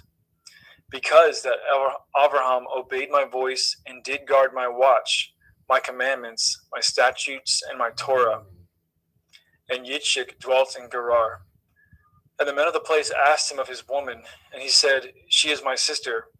For he feared to say, She is my woman, lest, said he, the men of the place should kill me for Rivkah, because she was fair to look upon. And it came to pass, when he had been there a long time, that Abimelech, king of the Pelishtim, looked out a window and saw, and behold, Yitzchak was sporting with Rivkah his woman. And Abimelech called Yitzchak and said, Behold, of a surety she is your woman. And how said you, She is my sister? And Yitzchak said unto him, Because I said, Lest I die for her. And Abimelech said, What is this you have done unto us? One of the people might lightly have lain with your woman, and you should have brought guiltiness upon us. And Abimelech charged all his people, saying, He that touches this man or his woman shall surely be put to death. Then Yitzchak sowed in that land, and received in the same year 100-fold, and Yahweh blessed him. And the man waxed great, and went forward, and grew until he became very great. For he had possession of flocks, and possession of herds, and great store of servants, and the Pelishtim envied him. For all the wells which his father's servants had dug in the days of Abraham his father, the Pelishtim had stopped them, and filled them with earth. And Abimelech said unto Yitzchak, Go from us, for you are much mightier than we. And Yitzchak departed thence, and pitched his tent in the valley of Gerar, and dwelt there. And Yitzchak dug the wells of water, which they had dug in the days of Abraham his father, for the Pelishtim had stopped them after the death of Abraham, and he called their names after the names by which his father had called them. And Yitzchak's servants dug in the valley, and found there a well of springing water. And the herdsmen of Gerar did strive with Yitzchak's herdsmen, saying, The water is ours. And he called the name of the well Esek, because they strove with him. And they dug another well, and strove for that also, and he called the name of it Sitnah. And he removed from thence, and dug another well, for that they strove not, and he called the name of it Rechovoth. And he said, For now Yahweh has made room for us, and we shall be fruitful in the land. And he went up from thence to Beersheba. And Yahweh appeared unto him the same night, and said, I am Elohai of Abraham your father. Fear not, for I am with you, and I will bless you, and multiply your seed for my servant Abraham's sake. And he built an altar there, and called upon the name of Yahweh, and pitched his tent there, and there Yitzchak's servants dug a well. Then Abimelech went to him from Gerar, and Akuzoth, one of his friends, and Pekol, the chief captain of his army. And Yitzchak said unto them, Wherefore come ye to me, seeing you hate me, and have sent me away from you? And they said, We saw certainly that Yahweh was with you. And we said, Let there be now an oath betwixt us, even betwixt us and you, and let us cut a covenant with you, that you will do us no hurt, as we have not touched you, and as we have done unto you nothing but good. and have sent you away in peace. You are now the blessed of Yahweh. And he made them a feast, and they did eat and drink. And they rose up early in the morning and swore to one another, and Yitzchak sent them away, and they departed from him in peace. And it came to pass the same day that Yitzchak's servants came and told him concerning the well which they had dug, and said unto him, We have found water. And he called it Shavah. Therefore the name of the city is Beer Shavah unto this day. And Esau was 40 years old when he took to be his woman Yehudith, the daughter of Beri the Hittite, and Basmath, the daughter of Elon the Hittite, which were a grief of mind unto Yitzchak and to Rivkah.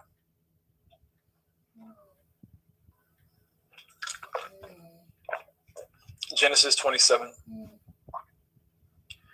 And it came to pass that when Yitzchak was old, and his eyes were dim, so that he could not see, he called Esau his eldest son, and said unto him, My son. And he said unto him, Behold, here I am. And he said, Behold now, I am old, I know not the day of my death. Now therefore take, I pray you, your weapons, your quiver, and your bow, and go out to the field, and take me some venison, and make me savory meat, such as I love, and bring it to me, that I may eat it, that my soul may bless you before I die. And Rivkah heard when Yitzchak spoke to Esau his son.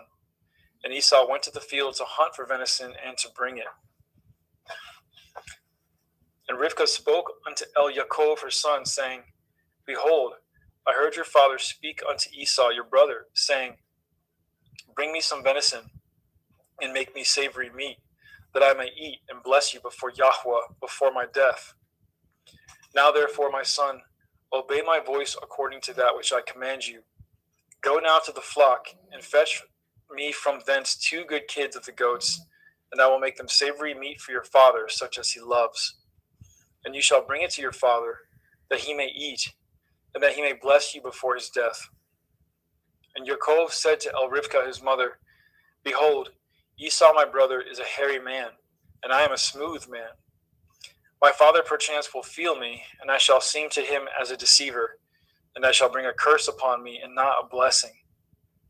And his mother said unto him, Upon me be your curse, my son. Only obey my voice, and go fetch me them. And he went, and he fetched, and brought them to his mother. And his mother made savory meat, such as his father loved. And Rivkah took goodly raiment from her eldest son Esau, which were with her in the house, and put them upon Yaakov her younger son. And she put the skins of the kids of the goats upon his hands, and upon the smooth of his neck. And she gave the savory meat, the bread, which she had prepared, into the hand of her son Yaakov. And he came unto his father, and said, My father. And he said, Here I am. Who are you, my son? And Yaakov said unto his father, I am Esau, your firstborn. I have done according as you bade me. Arise, I pray you. Sit and eat of my venison, that your soul may bless me. And Yitzchak said unto his son, How is it that you have found it so quickly, my son? And he said, Because Yahweh Elohika brought it to me. And Yitzchak said unto Yaakov, Come near, I pray you, that I may feel you, my son, whether you be my very son Esau or not. And Yaakov went near unto Yitzchak his father, and he felt him, and said, The voice is Yaakov's voice, but the hands are the hands of Esau. And he discerned him not, because his hands were hairy, as his brother Esau's hands. So he blessed him. And he said, Are you my very son Esau? And he said, I am. And he said, Bring it near to me, and I will eat of my son's venison, that my soul may bless you. And he brought it near to him, and he did eat. And he brought him wine, and he drank. And his father Yitzchak said unto him, Come near now, and kiss me, my son. And he came near and kissed him. And he smelled the smell of his raiment, and he blessed him, and said, See, the smell of my son is as the smell of a field which Yahweh has blessed. Therefore Elohim give you the dew of heaven, and the fatness of the earth, and plenty of grain and wine. Let people serve you, and nations bow down to you. Be Lord over your brethren, and let your mother's sons bow down to you. Cursed be everyone that curses you, and blessed be he that blesses you. And it came to pass, as soon as Yitzchak had made an end of blessing Yaakov, and Yaakov was yet scarce gone out from the presence of Yitzchak his father, that Esau his brother came in from his hunting. And he also made a savory meat, and brought it unto his father, and said unto his father, Let my father arise, and eat of his son's venison, that your soul may bless me. And Yitzchak his father said unto him, Who are you? And he said, I am your son, your firstborn Esau. And Yitzchak trembled very exceedingly, and said, Who? Where is he that has taken venison and brought it to me? And I have eaten of all before you came, and have blessed him. Yea, and he shall be blessed. And when Esau heard the words of his father, he cried with a great and exceeding bitter cry, and said unto his father, Bless me, even me also, O my father. And he said, Your brother came with subtlety, and has taken away your blessing.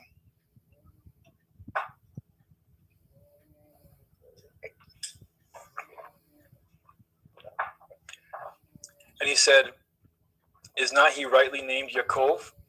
For he has supplanted me these 2 times. He took away my birthright, and behold, now he has taken away my blessing. And he said, Have you not reserved a blessing for me? And Yitzchak answered and said unto Esau, Behold, I have made him your lord, and all his brethren have I given to him for servants, and with grain and wine have I sustained him. And what shall I do now unto you, my son? And Esau said unto his father, Have you but one blessing, my father? Bless me, even me also, O my father. And Esau lifted up his voice and wept. And Yitzchak his father answered and said unto him, Behold, your dwelling shall be the fatness of the earth, and of the dew of heaven from above. And by your sword shall you live, and you shall serve your brother. And it shall come to pass, when you shall have the dominion, that you shall break his yoke from off your neck. And Esau hated Yaakov because of the blessing wherewith his father blessed him. And Esau said in his heart, The days of mourning for my father are at hand. Then will I slay my brother Yaakov. And these words of Esau, her elder son, were told to Rivkah. And she sent and called Yaakov, her younger son, and said unto him, Behold, your brother Esau, as touching you, comforts himself, purposing to kill you. Now therefore, my son, obey my voice and arise. Flee to Lavan, my brother, to Haran, and tarry with him a few days until your brother's fury turns away, until your brother's anger turn away from you, and he forget that which you have done to him. Then I will send and fetch you from thence. Why should I be deprived also of you both in one day? And Rivkah said to Yitzchak, I am weary of my life because of the daughters of Heth. If Yaakov take a woman of the daughters of Heth, such as these which are of the daughters of the land, what good shall my life do to me? Genesis 28. And Yitzchak called Yaakov and blessed him, and charged him, and said unto him, You shall not take a woman of the daughters of Canaan. Arise, go to Paddan Aram, to the house of Bethuel your mother's father, and take you a woman from thence of the daughters of Lavan your mother's brother. And El Shaddai bless you, and make you fruitful, and multiply you, that you may be a multitude of people, and give you the blessing of Abraham to you, and to your seed with you, that you may inherit the land wherein you are a stranger, which Elohim gave unto Abraham. And Yitzchak sent away Yaakov, and went to Paddan Aram unto Lavan, son of Bethuel the Arami, the brother of Rivkah, Yaakov and Esau's mother. When Esau saw that Yitzchak had blessed Yaakov, and sent him away to Paddan Aram, to take him a woman from thence, and that as he blessed him, he gave him a charge, saying, You shall not take a woman of the daughters of Canaan, and that Yaakov obeyed his father and his mother, and was gone to Paddan Aram. And Esau, seeing that the daughters of Canaan pleased not Yitzchak his father, then went Esau unto Yishmael, and took unto the women which he had Machalath, the daughter of Yishmael, Abraham's son, the sister of Nevaioth, to be his woman. And Yaakov went out from Beersheba and went towards Haran. And he lighted upon a certain place and tarried there all night, because the sun was set. And he took the stones out of that place and put them for his pillows, and lay down in that place to sleep. And he dreamed, and behold, a ladder set up on the earth, and the top of it reached to heaven. And behold, the angels of Elohim ascending and descending on it. And behold, Yahweh stood above it and said, I am Yahweh Elohai of Abraham your father, and the Elohai of Yitzchak, the land whereon you lie. To you will I give it, and to your seed. And your seed shall be as the dust of the earth, and you shall spread abroad to the west, and to the east, and to the north, and to the south. And in you and in your seed shall all the families of the earth be blessed. And behold, I am with you, and will guard you in all places whither you go, and will bring you again into this land, for I will not leave you until I have done that which I have spoken to you of. And Yaakov awoke out of his sleep, and he said, Surely Yahweh is in this place, and I knew it not. And he was afraid and said, How dreadful is this place! This is none other but the house of Elohim, and this is the gate of heaven.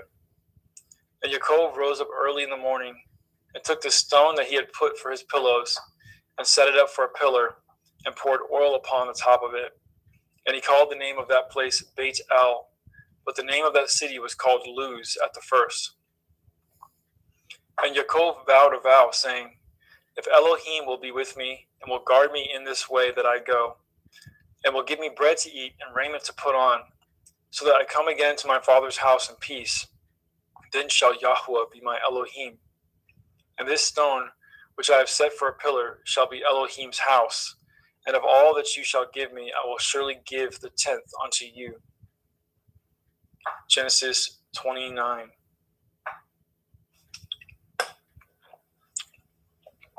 Then Yaakov went on his journey and came into the land of the people of the east. And he looked, and behold, a well in the field, and lo, there were 3 flocks of sheep lying by it.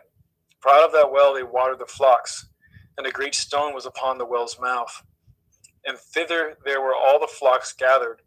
And they rolled the stone from the well's mouth, and watered the sheep, and put the stone again upon the well's mouth in its place. And Yaakov said unto them, My brethren, whence be ye? And they said, Of Haran are we. And he said unto them, Know ye Lavan the son of Nachor? And they said, We know him. And he said unto them, Is he well? And they said, He is well. And behold, Rachel his daughter comes with the sheep. And he said, Lo, it is yet high day, neither is it time that the cattle should be gathered together. Water ye the sheep, and go and feed them. And they said, We cannot, until all the flocks be gathered together, until they roll the stone from the well's mouth.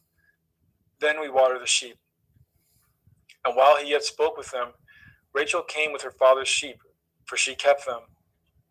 And it came to pass, when Yaakov saw Rachel, the daughter of Lavan his mother's brother, and the sheep of Lavan his mother's brother, that Yaakov went near, and rolled the stone from the well's mouth, and watered the flock of Lavan his mother's brother.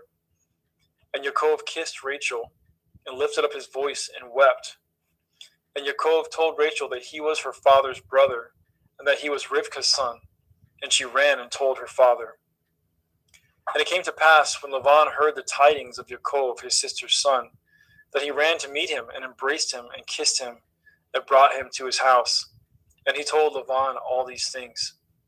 And Laban said to him, Surely you are a bone in my flesh. And he abode with him in the space of a month. And Laban said to Yaakov, Because you are my brother, should you therefore serve me for naught? Tell me, what shall your wages be? And Laban had 2 daughters. The name of the elder was Leah, and the name of the younger was Rachel. Leah was tender-eyed, but Rachel was beautiful and well-favored. And Yaakov loved Rachel, and said, I will serve you 7 years for Rachel, your younger daughter. And Laban said, It is better that I give her to you, than that I should give her to another man. Abide with me. And Yaakov served 7 years for Rachel, and they seemed unto him but a few days, for the love that he had to her. And Yaakov said unto Laban, Give me my woman, for my days are fulfilled, that I may go in unto her. And Laban gathered together all the men of the place and made a feast. And it came to pass in the evening that he took Leah his daughter and brought her to him, and he went in unto her. And Laban gave unto his daughter Leah Zilpah his maid for a handmaid. And it came to pass that in the morning, behold, it was Leah. And he said to Laban, What is this you have done unto me? Did I not serve you for Rachel? Wherefore then have you beguiled me? And Laban said, It must not be so done in our country, to give the younger before the firstborn. Fulfill her week, and we will give you this also for the service which you shall serve me yet 7 other years. And Yaakov did so, and fulfilled her week, and he gave him Rachel his daughter to be his woman also. And Laban gave Rachel his daughter Bilhah his handmaid to be her maid. And he went in also unto Rachel, and he loved also Rachel more than Leah, and served with him yet 7 other years. And when Yahweh saw that Leah was hated, he opened her womb, but Rachel was barren. And Leah conceived and bore a son, and she called his name Reuben. For she said, Surely Yahweh has looked upon my affliction. Now therefore my man will love me. And she conceived again and bore a son, and said, Because Yahweh has heard that I was hated, he has therefore given me this son also. And she called his name Shimon. And she conceived again and bore a son, and said, Now this time my man will be joined unto me, because I have borne him 3 sons. Therefore was his name called Levi. And she conceived again and bore a son. And she said, Now will I praise Yahweh. Therefore she called his name Yehudah, and left bearing. Genesis chapter 30.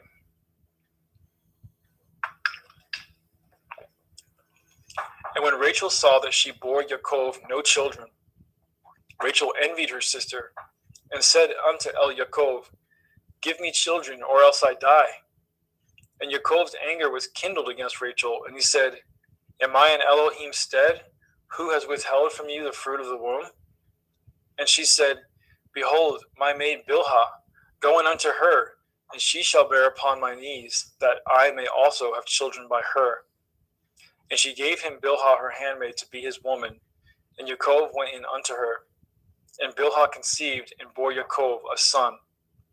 And Rachel said, Elohim has judged me, and has also heard my voice, and has given me a son.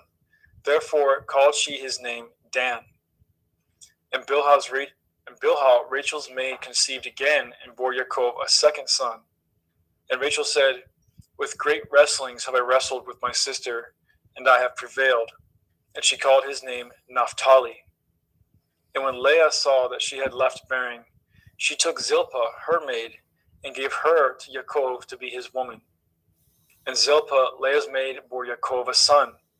And Leah said, A troop comes, and she called his name Gad. And Zilpah, Leah's maid, bore Yaakov a second son. And Leah said, Happy am I, for the daughters will call me blessed. And she called his name Asher. And Reuben went in the days of wheat harvest, and found mandrakes in the field, and brought them unto his mother Leah. Then Rachel said unto Leah, Give me, I pray you, of your son's mandrakes. And she said unto her, Is it a small matter to you that you have taken my man? And would you take away my son's mandrakes also? And Rachel said, Therefore he shall lie with you tonight for your son's mandrakes.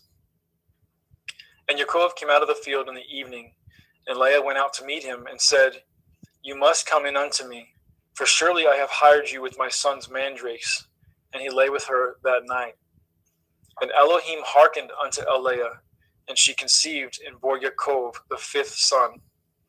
And Leah said, Elohim has given me my hire, because I have given my maiden to my man. And she called his name Yishakar. And Leah conceived again, and bore Yaakov the 6th son. And Leah said, Elohim has endued me with good dowry. Now will my man dwell with me, because I have borne him 6 sons. And she called his name Zebulun. And afterwards she bore a daughter, and called her name Dinah. And Elohim remembered Rachel, And Elohim hearkened to her and opened her womb. And she conceived and bore a son, and said, Elohim has taken away my reproach. And she called his name Joseph, and said, Yahweh shall add to me another son. And it came to pass, when Rachel had borne Joseph, that Yaakov said unto Laban, Send me away, that I may go into my own place and to my own country. Give me my woman and my children, for whom I have served you, and let me go, for you know my service which I have done to you. And Laban said unto him, I pray you, if I have found favor in your eyes, tarry, for I have learned by experience that Yahweh has blessed me for your sake. And he said, Appoint me your wages, and I will give it. And he said unto him, You know how I have served you, and how your cattle was with me. For it was little which you had before I came, and it is now increased unto a multitude. And Yahweh has blessed you since my coming. And now when shall I provide for my own house also? And he said, What shall I give you? And Yaakov said, You shall not give me anything. If you will do this thing for me, I will again feed and guard your flock. I will pass through all your flock today, removing from thence all the speckled and spotted cattle, and all the brown cattle among the sheep, and the spotted and speckled among the goats, and of such shall be my hire. So shall my righteousness answer for me in time to come, when it shall come for my hire before your face. Every one that is not speckled and spotted among the goats, and brown among the sheep, that shall be counted stolen with me. And Laban said, Behold, I would it might be according to your word. And he removed that day the he-goats that were ring-straked and spotted, and all the she-goats that were speckled and spotted, and every one that had some white in it, and all the brown among the sheep, and gave them into the hands of his sons. And he set 3 days' journey betwixt himself and Yaakov, and Yaakov fed the rest of Laban's flock. And Yaakov took him rods of green poplar, and of the hazel and chestnut tree, and piled white strakes in them, and made the white appear which was in the rods. And he set the rods which he had pilled before the flocks, in the gutters and the watering troughs, when the flocks came to drink, that they should conceive when they came to drink. And the flock conceived before the rods, and brought forth cattle ring-straked, speckled, and spotted. And Yaakov did separate the lambs, and set the faces of the flocks towards the ring-straked, and all the brown in the flock of Laban. And he put his own flocks by themselves, and put them not unto Laban's cattle. And it came to pass, whensoever the stronger cattle did conceive, that Yaakov laid the rods before the eyes of the cattle in the gutters, that they might conceive among the rods. But when the cattle were feeble, he put them not in. So the feebler were Laban's, and the stronger Yaakov's. And the man increased exceedingly, and had much cattle, and maidservants, and manservants, and camels, and asses. Thank you, brother. Praise Yah. Thank Praise you. Yah. Brother Justin McRoberts, pick up at chapter 31.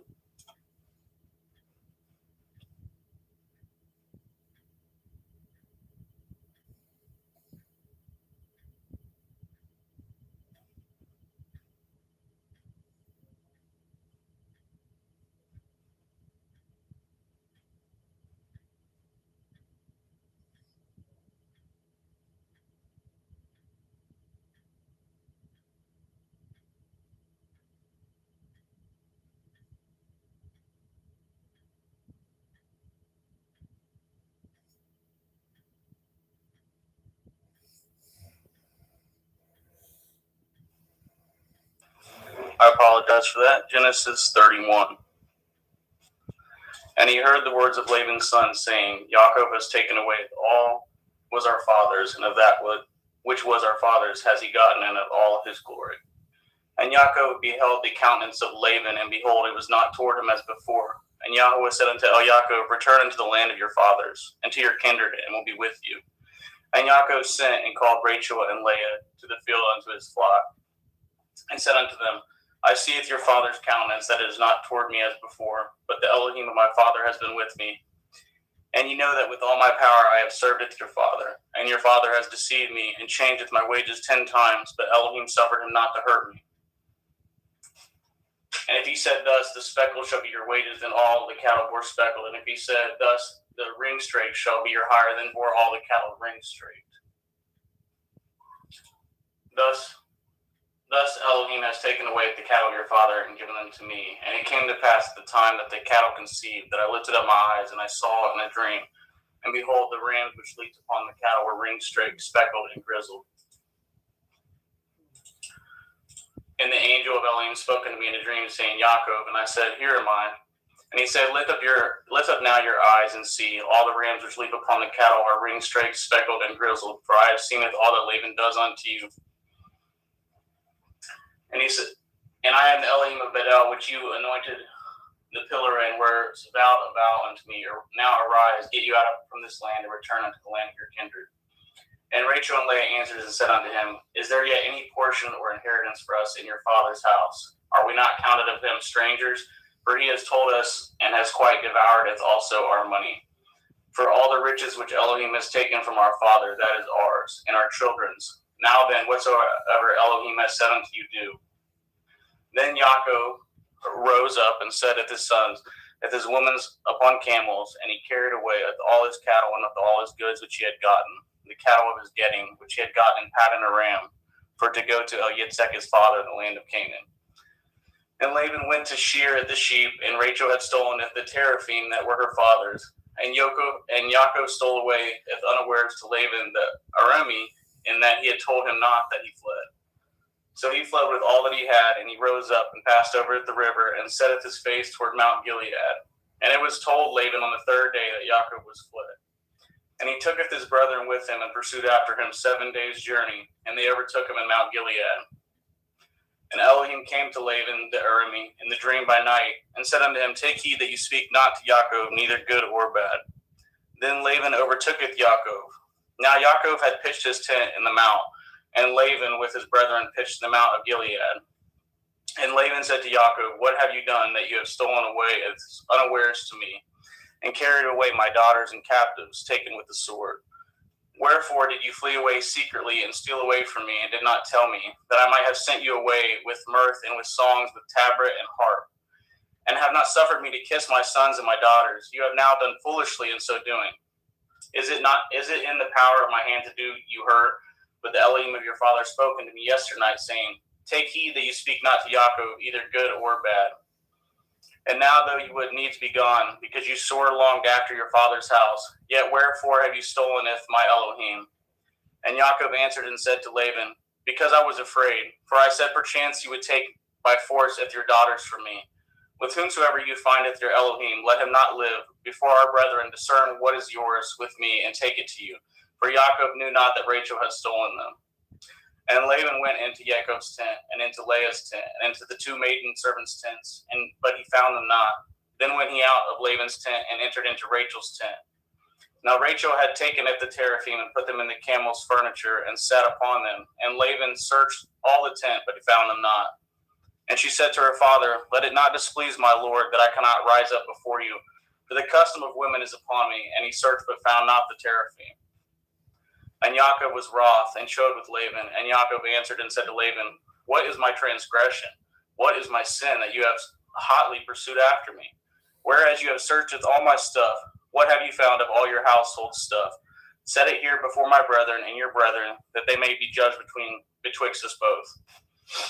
This 20 years have I been with you. Your ewes and your she-goats have not cast their young, and the rams of your flock have I not eaten. That which was torn of beasts I brought not unto you. I bore the loss of it. Of my hand did you require it, whether stolen by day or stolen by night. And thus I was in the day that the drought consumed me, and the frost by night, and my sleep departed from my eyes.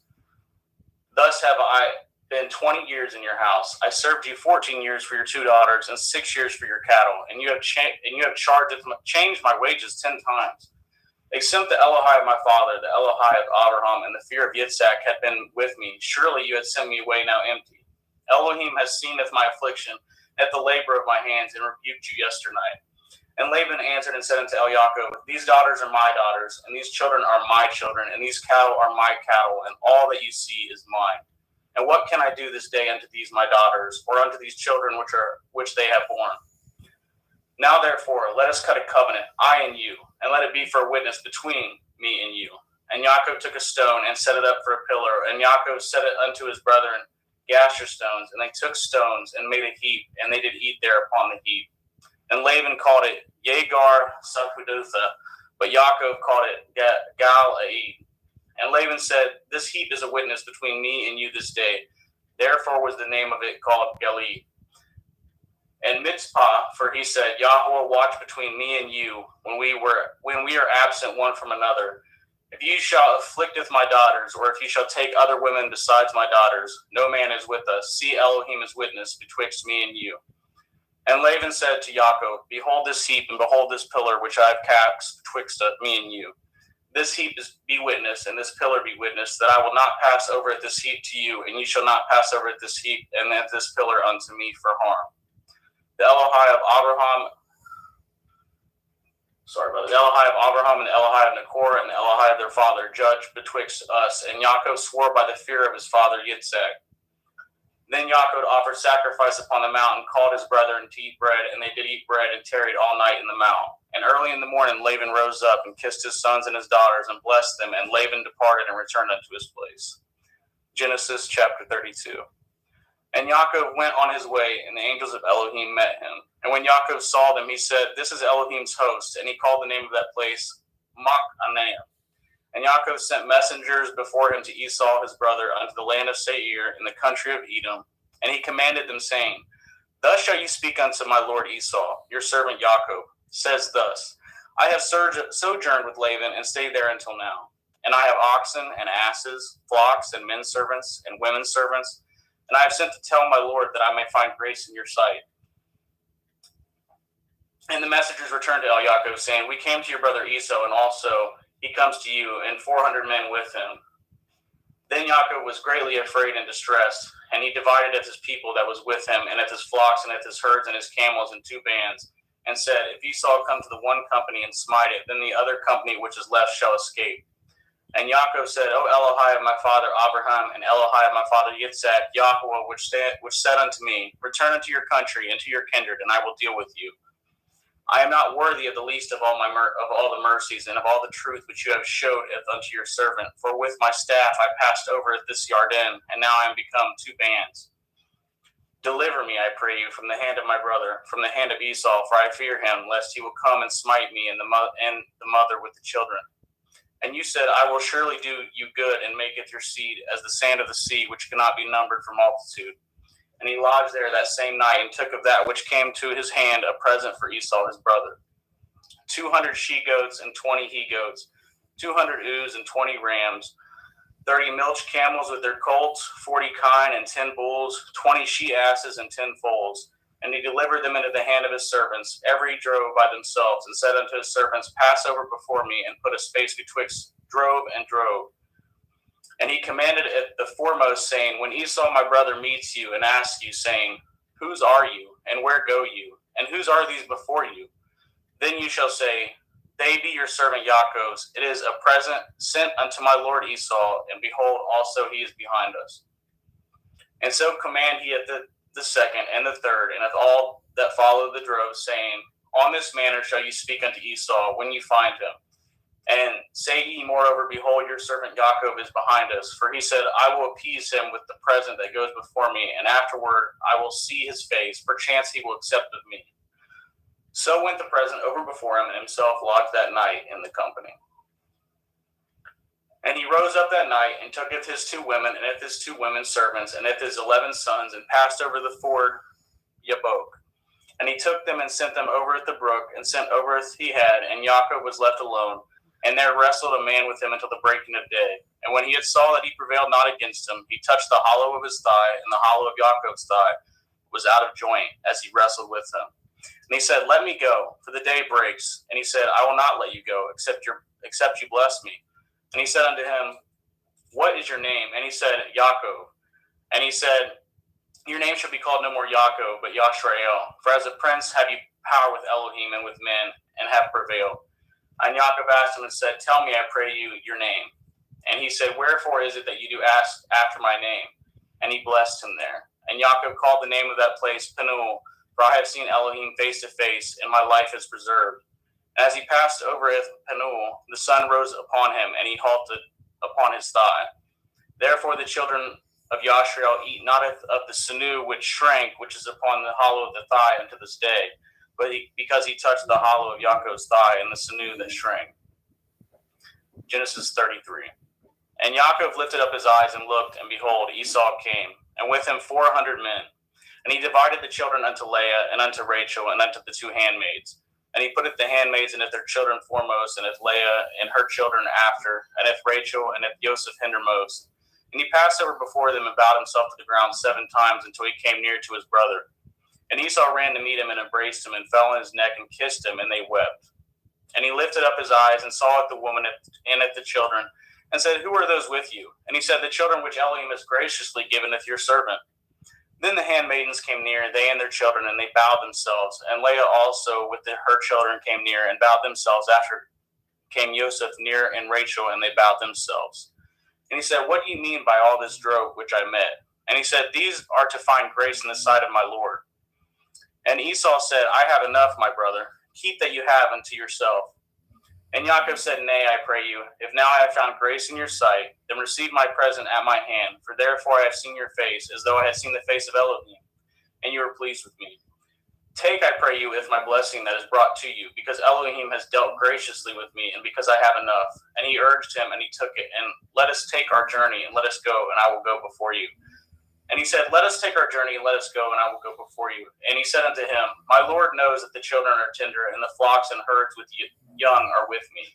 And if men should overdrive them one day, all the flock will die. Let my Lord, I pray you, pass over before his servant, and I will lead on softly, according as the cattle that goes before me, and the children be able to endure, until I come unto my Lord, unto Seir. And Esau said, Let me now leave with you some of the folk that are with me. And he said, What needed? Let me find grace in the sight of my Lord. So Esau returned that day on his way into Seir, and Yaakov journeyed to Succoth, and he built him a house and made Succoth for his cattle. Therefore the name of that place is called Succoth. And Yaakov came to Shalem, a city of Shechem, which is in the land of Canaan, when he came from Paddan Aram, and pitched his tent before the city. And he brought at the parcel of the field which he had spread his tent, and at the hand of the children of Shemor, Shechem's father, 100 pieces of money. And he erected there an altar and called it El Elohai Yashrael. And Dinah, the daughter of Leah, which she bore unto Yaakov, went out to see the daughters of the land. And when Shechem, the son of Shemor, the Shivi, prince of the country, saw her, he took her and lay with her and defiled her. And his soul clave unto Dinah, the daughter of Yaakov, and he loved at the damsel, and spoke kindly unto the damsel. And Shechem spoke unto his father Hamor, saying, Get me at this damsel to be my woman. And Yaakov heard that he had defiled Dinah, his daughter. Now his sons were with his cattle in the field, and Yaakov held his peace until they were come. And Hamor, the father of Shechem, went out unto Yaakov to commune with him. And the sons of Yaakov came out of the field when they had heard it, and the men were grieved, and they were very wroth, because they had wrought folly in Yashrael and lying with Yaakov's daughter, which thing ought not to be done. And Hamor communed with them, saying, The soul of my son Shechem longs for your daughter. I pray you give him to be his woman. And make ye marriages with us, and giveth your daughters unto us, and take our daughters unto you. And ye shall dwell with us, and the land shall be before you. Dwell and trade ye therein, and get your possessions therein. And Shechem said unto her father and unto her brethren, Let me find grace in your eyes, and what shall ye say unto me, I will give. Ask me never so much dowry and gift, and I will give according as ye shall say unto me, but give me at the damsel to be my woman. And the sons of Yaakov answered as Shechem and as Hamor his father deceitfully, and said, Because he has defiled Dinah their sister. And they said unto them, We cannot do this thing, to giveth our sister to one that is uncircumcised, for that were reproach unto us. But in this will we consent unto you, if you will be as we be, that every male of you be circumcised, then will we give our daughter unto you, and we will take your daughter to us, and we will dwell with you, and we will become one people. But if you will not hearken unto us to be circumcised, then will we taketh our daughter, and we will be gone. And the words pleased Hamor and Shechem, Hamor's son. And the young man deferred not to do this thing, because he had delight in Jacob's daughter, and he was more honorable than all the house of his father. And Hamor and Shechem his son came into the gate of their city, and communed with the men of their city, saying, These men are peaceful with us, therefore let them dwell in the land and trade therein, for the land, behold, it is large enough for them. Let us take it their daughters to us for women, and let us give them our daughters. Only herein will the men consent unto us for to dwell with us, to be one people. If every male among us be circumcised as they are circumcised. Shall not their cattle and their substance and every beast of theirs be ours? Only let us consent unto them, and they will dwell with us. And unto Hamor and unto Shechem his son hearkened all that went out of the gate of his city, and every male was circumcised, all that went out of the gate of his city. And it came to pass on the third day, when they were sore, that two of the sons of Jacob, Shimon and Levi, Dinah's brethren, took each man his sword, and came upon the city boldly, and slew all the males. And they sleweth Hamor and Shechem his son with the edge of the sword, and tooketh Dinah out of Shechem's house, and went out. The sons of Jacob came upon the slain, and spoiled the city, because they had defiled their sister. They took at their sheep, and at their oxen, and at their asses, and at that which was in the city, at that which was in the field, and at all their wealth, and at all their little ones, and all their women took they captive, and spoiled at even all that was in the house. And Jacob said to Shimon and Levi, Yet have troubled me to make to stink among the inhabitants of the land, among the Canaanim and the Perizim, and I being few in number, they shall gather themselves together against me and slay me, and I shall be destroyed, I and my house. And they said, Should he deal with our sister as with a harlot? Genesis 35. And Elohim said unto Jacob, Arise, and go up to Bethel, and dwell there, and make there an altar unto Elohim that appeared unto you when you fled from the face of Esau your brother. Then Jacob said unto his household and to all that were with him, Put away the strange Elohai that are among you, and be clean, and change your garments. And let us arise, and go up to Bethel, and will make there an altar unto Elohim, who answered me in the day of my distress, and was with me in the way which I went. And they gave unto Jacob all the strange Elohai which were in their hand, and all their earrings which were in their ears. And Jacob hid them under the oak which was by Shechem. And they journeyed, and the terror of Elohim was upon the cities which were round about them, and they did not pursue after the sons of Jacob. So Jacob came to Luz, which is in the land of Canaan, that is Bethel, and all the people that were with him. And he built there an altar, and called the place El Bethel, because there Elohim appeared unto him when he had fled from the face of his brother. But Deborah, Rivkah's nurse, died, and she was buried beneath Bethel under an oak, and the name of it was called Alon Bakuth. And Elohim appeared unto Jacob again when he came out of Paddan Aram, and blessed him. And Elohim said unto him, Your name is Jacob. Your name shall not be called any more Jacob, but Yashrael shall be your name. And he calleth his name Yashrael. And Elohim said unto him, I am El Shaddai. Be fruitful and multiply. A nation and a company of nations shall be of you, and kings shall come out of your loins. And if the land which I gave Abraham and Yitzhak, to you I will give it, and to your seed after you will I give it the land. And Elohim went up from him in the place where he talked with him. And Jacob set up a pillar in the place where he talked with him, even a pillar of stone. And he poured a drink offering thereon, and he poured oil thereon. And Jacob called it the name of the place where Elohim spoke with him, Bethel. And they journeyed from Bethel, and there was but a little way to come to Ephrath. And Rachel travailed, and she had hard labor. And it came to pass, when she was in hard labor, that the midwife said unto her, Fear not, ye shall have this son also. And it came to pass, as her soul was in departing, for she died, that she called his name Benoni, but his father called him Benjamin. And Rachel died, and she was buried in the way of Ephrath, which is in Bethlehem. And Jacob set a pillar upon her grave. That is the pillar of Rachel's grave unto this day. And Yashrael journeyed and spread his tent beyond Migdal Eder. And it came to pass, when Yashrael dwelt in that land, that Reuben went and lay with Bilhah, his father's concubine, and Yashrael heard it. Now the sons of Jacob were 12. The sons of Leah, Reuben, Jacob's firstborn, and Shimon, and Levi, and Yehuda, and Issachar, and Zebulun. The sons of Rachel, Joseph, and Benjamin. And the sons of Bilhah, and Rachel's handmaid, Dan and Naphtali. And the sons of Zilpah, Leah's handmaid, Gad and Asher. These are the sons of Jacob, which were born to him in Paddan Aram.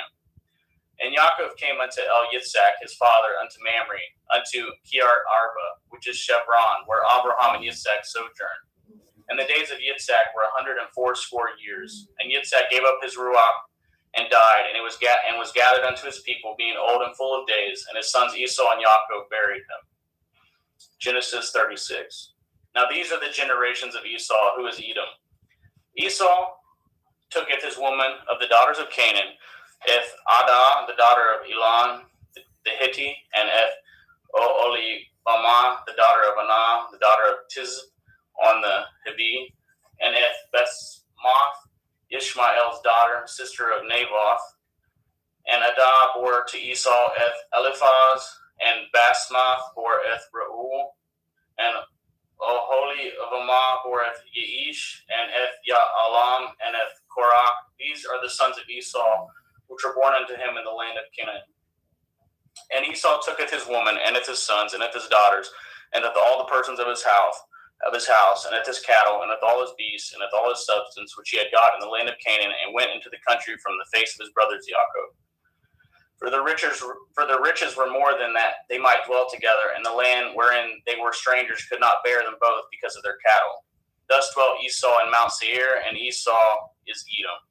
And these are the generations of Esau, the father of the Edom in Mount Seir. These are the names of Esau's sons: Eliphaz, the son of Adah, the woman of Esau; Reuel, the son of Basmath, the woman of Esau.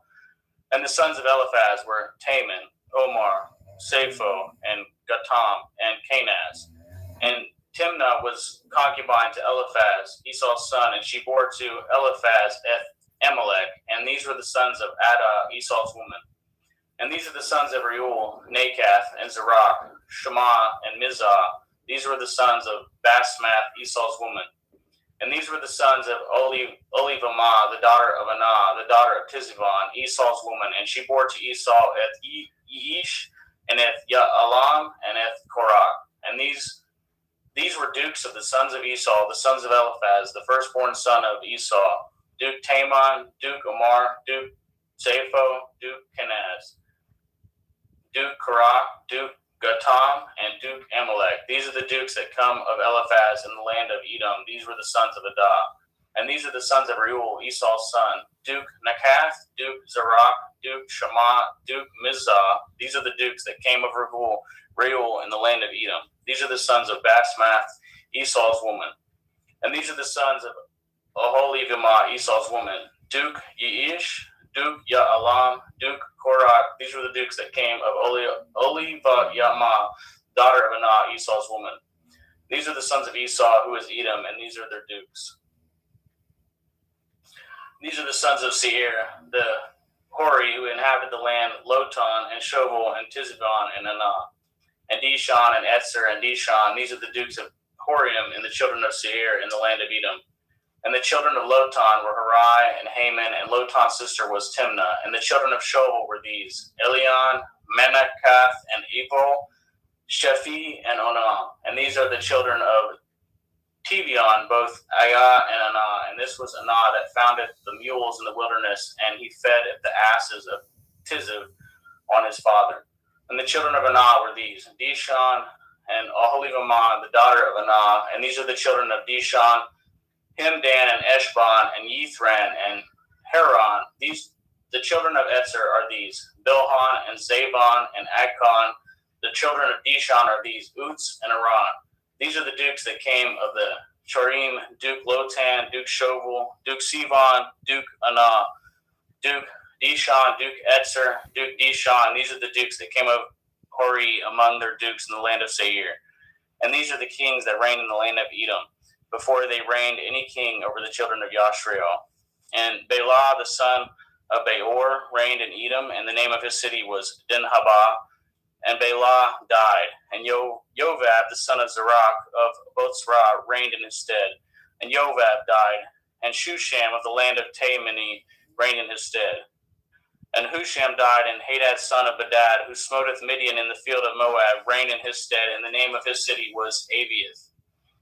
And Hadad died, and Sumlah of Mesrekah reigned in his stead. And Samlah died, and Shaul of Rechoboth by the river reigned in his stead. And Shaul died, and Baal Shunan, the son of Akbor, reigned in his stead.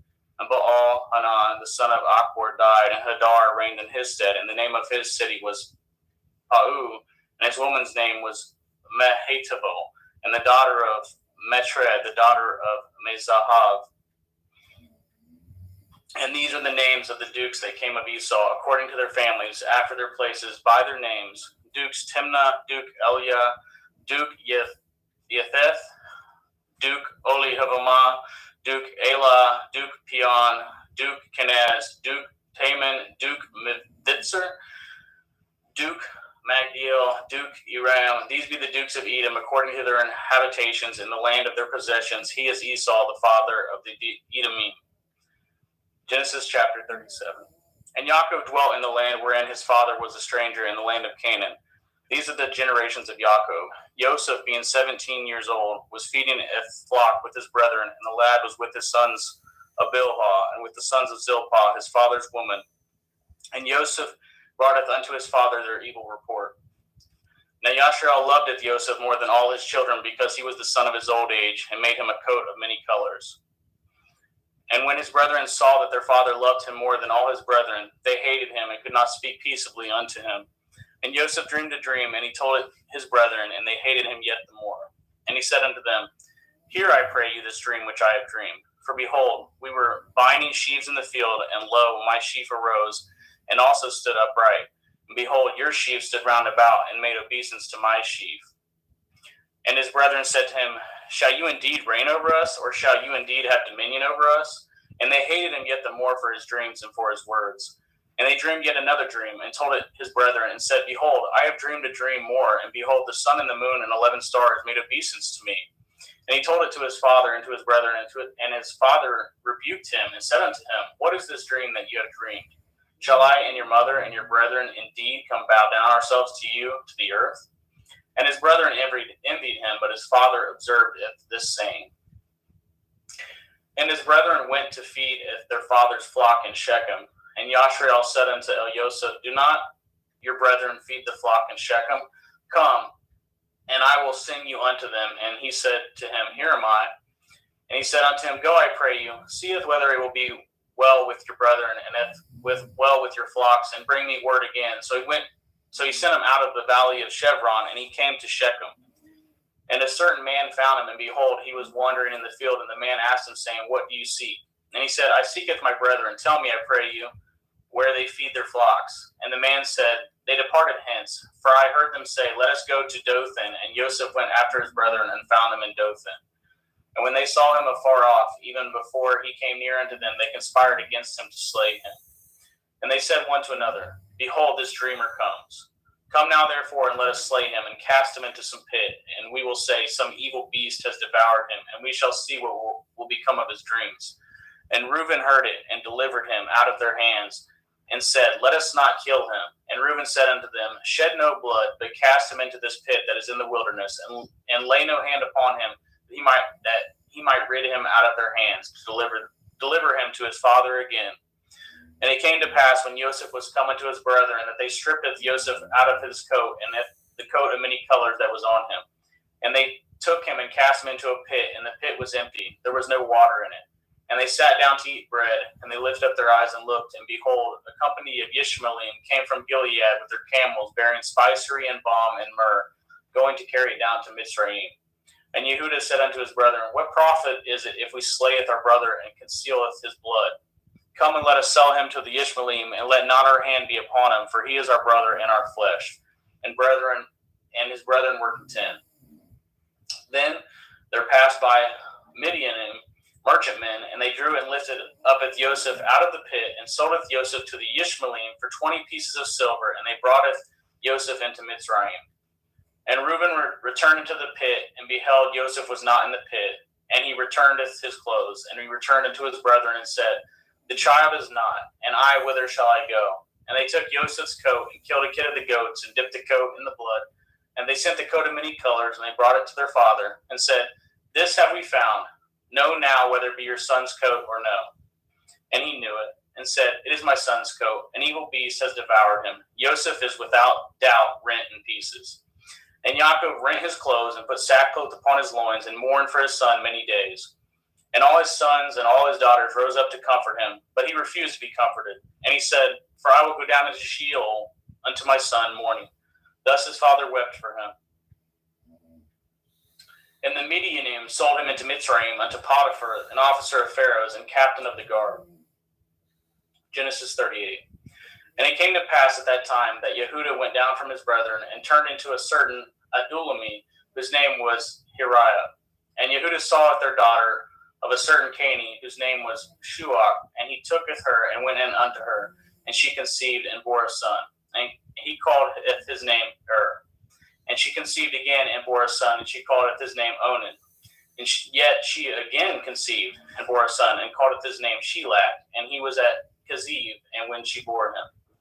And Yehuda took a woman from his firstborn, whose name was Tamar. And Yehuda's firstborn, was wicked in the sight of Yahweh, and Yahweh slew him. And Yehuda said unto Onan, Go in unto your brother's woman, and marry her, and raise up seed to your brother. And Onan knew that the seed should not be his.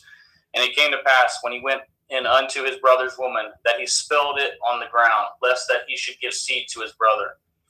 And the thing which he did displeased Yahweh, wherefore he slew him also. Then said Yehuda to Tamar, to his daughter-in-law, Remain a widow at your father's house, till Shelach my son be grown. For he said, Lest perchance he die also, as his brethren did. And Tamar went and dwelt in her father's house.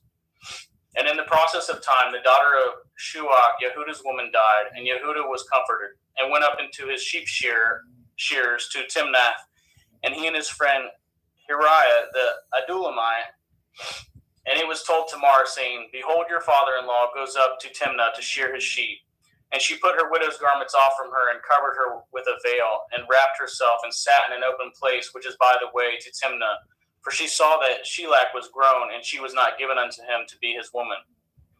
When Yehuda saw her, he thought her to be a harlot, because she had covered her face. And he turned unto her by the way, and said, Go to, I pray you, let me come in unto you. For he knew not that she was his daughter-in-law. And she said, What will you give me, that you may come in unto me? And he said, I will send you a kid from the flock. And she said, Will you give me a pledge till you send it? And he said, What pledge shall I give you? And she said, Your signet and your bracelets, your staff that is in your hand. And he gave it to her, and came in unto her, and she conceived by him. And she arose and went away, and laid by her veil from her, and put on the garments of her widowhood.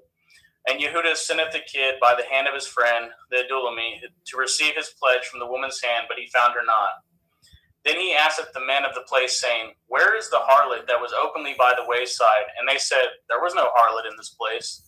And he returned to Yehuda and said, I cannot find her. And also the men of the place said that there was no harlot in this place. And Yehuda said, Let her take it to her, lest we be shamed. Behold, I sent this kid, and you have not found her. And it came to pass about 3 months after that she was told Yehuda, saying, Tamar, your daughter-in-law, has played the harlot, and also, behold, she is with child by whoredom. And Yehuda said, Bring her forth, and let her be burnt. When she was brought forth, she sent to her father-in-law, saying, By the man whose these are, am I with child? And she said, Discern, I pray you, whose are these? The signet, and bracelets, and staff. And Yehuda acknowledged them, and said, She has been more righteous than I, because that I gave her not to Shelach my son, and he knew her again no more. And it came to pass in the time of her travail, that behold, twins were in her womb. And it came to pass when she travailed, that the one put out his hand, and the midwife took and bound upon his hand a scarlet thread, saying, This came out first. And it came to pass, as he drew back his hand, that behold, the brother came out, and she said, Have you broken forth? This breach be upon you. Therefore his name is called Peretz. And afterward came out his brother, that had a scarlet thread upon his hand, and his name was called Zerah. Genesis chapter 39. And Joseph was brought down to Mitzrayim, and Potiphar, an officer of Pharaoh, captain of the guard, a Mitzri, brought him of the hands of the Ishmaelim, which had brought him down thither. And Yahweh was with Joseph, and he was a prosperous man, and he was in the house of his master, the Mitzri. And his master saweth that Yahweh was with him, and that Yahweh made all that he did to prosper in his hand. And Joseph found grace in his sight, and he served him, and he made him overseer over his house, and all that he had put in his hand. And it came to pass from the time that he had made him overseer in the house, and over all that he had, the Yahweh blessed the Mitzri's house for Joseph's sake. And the blessing of Yahweh was upon all that he had in the house and in the field. And he left all that he had in Joseph's hand, and he knew not aught he had, save the bread which he did eat. And Joseph was a goodly person and well favored. And it came to pass after these things that his master's woman casteth her eyes upon Joseph, and she said, Lie with me. But he refused, and said unto his master's woman, Behold, my master knows not which is with me in the house, and he has committed all that he has to my hand. There is none greater in this house than I, neither has he kept anything from me but you. Because you are his woman, how then can I do this great wickedness and sin against Elohim? And it came to pass, as she spoke to Joseph day by day, that he hearkened not unto her, to lie by her, or to be with her. And it came to pass about this time, that Joseph went into the house to do his business, and there arose none of the men of the house there within. And she caught him by the garment, saying, Lie with me. And he left his garment in her hand, and fled, and got him out. And it came to pass, when she saw that he had left his garment in her hand, and was fled forth, that she called unto the men of the house, and spoke unto them, saying, See, he has brought in an Ivri unto us, to mock us. He came in unto me to lie with me, and cried with a loud voice. And it came to pass, when he had heard that I lifted up my voice and cried, that he left his garment with me, and fled, and got him out.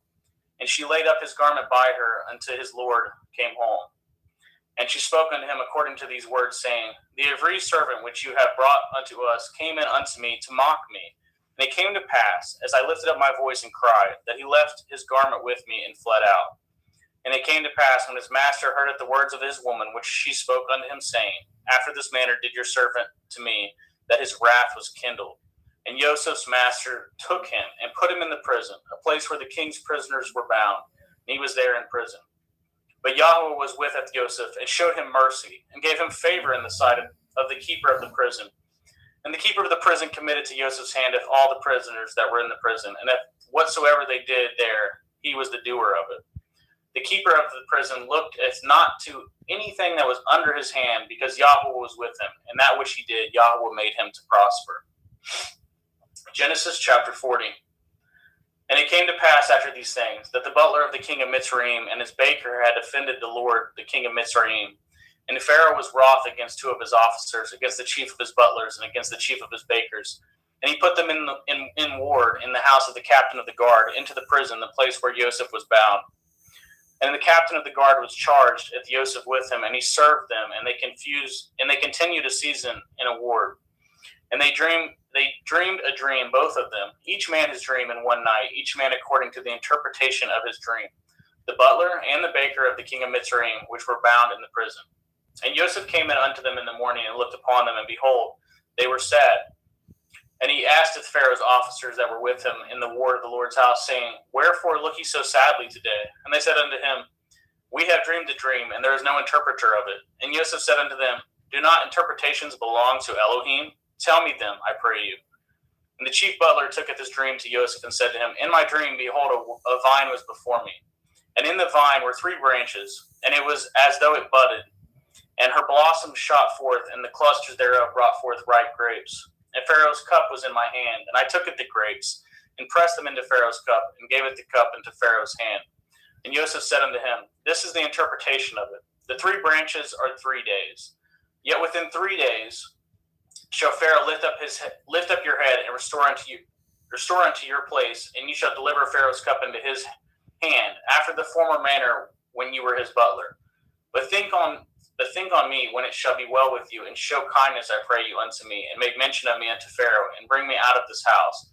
For indeed I was stolen away out of the land of the Ivrim, and here also I have done nothing, that they should put me in this dungeon. When the chief baker saw that the interpretation was good, he said unto Joseph, I also was in my dream, and behold, I had 3 white baskets on my head. And in the uppermost basket there was of all manner of baked meats for Pharaoh, and the birds did eat them out of the basket upon my head. And Joseph answered and said, This is the interpretation thereof. The 3 baskets are 3 days. Yet within 3 days shall Pharaoh lift up your head from off you, and shall hang you on a tree, and the birds shall eat your flesh from off you. And it came to pass the 3rd day, which was at Pharaoh's birthday, that he made a feast unto all his servants, and he lifted up his head off the chief butler and the chief baker among the servants. And he restored the chief butler unto his butlership again, and he gave the cup into Pharaoh's hand. but he hanged it the chief baker, as Joseph had interpreted to them. Yet did not the chief butler remembereth Joseph, but forgot him. Genesis chapter 41. And it came to pass at the end of the 2 full years that Pharaoh dreamed, and behold, he stood by the river. And behold, there came up out of the river 7 well-favored kine and fat-fleshed, and they fed in a meadow. And behold, 7 other kine came up after them out of the river, ill-favored and lean-fleshed, and stood by the other kine upon the bank of the river. And the ill-favored and the lean-fleshed kine did eat up at the 7 well-favored and fat kine. So Pharaoh awoke. And he slept and dreamed the second time, and behold, 7 ears of grain came upon one stalk, rank and good. And behold, 7 thin ears, and blasted with the east wind sprung up after them. And 7 thin ears devoured at the 7 rank and full ears. And Pharaoh awoke, and behold, it was a dream. And it came to pass in the morning that his ruach was troubled, and he sent and called for the magicians of Mitzrayim, and at the wise men thereof. And Pharaoh told them his dream, but there was none that could interpret them unto Pharaoh. Then spoke the chief butler unto Pharaoh, saying, I do remembereth my faults this day. Pharaoh was wroth with the servants, and put me in ward in the captain of the guard's house, both me and the chief baker. And we dreamed a dream in one night, I and he. We dreamed each man according to the interpretation of his dream. And there was there with us a young man, and a servant to the captain of the guard. And we told him, and he interpreted to us our dreams, to each man according to his dream he did interpret. And it came to pass, as he interpreted to us, so it was. Me he restored into my office, and him he hanged. Then Pharaoh sent and called Joseph, and they brought him hastily out of the dungeon, and shaved himself, and changed his raiment, and came in unto Pharaoh. And Pharaoh said unto Joseph, I have dreamed a dream, and there is none that can interpret it. I have heard say of you that you can understand a dream to interpret it. And Joseph answered the Pharaoh, saying, It is not in me. Elohim shall give Pharaoh an answer of peace.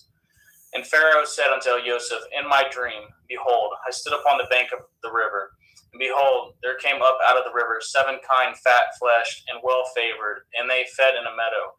And behold, 7 other kine came up after them, poor and very ill-favored and lean-fleshed, such as I had never saw in the land of Mitzrayim for badness. And the lean and the ill-favored kine did eat up the first 7 fat kine.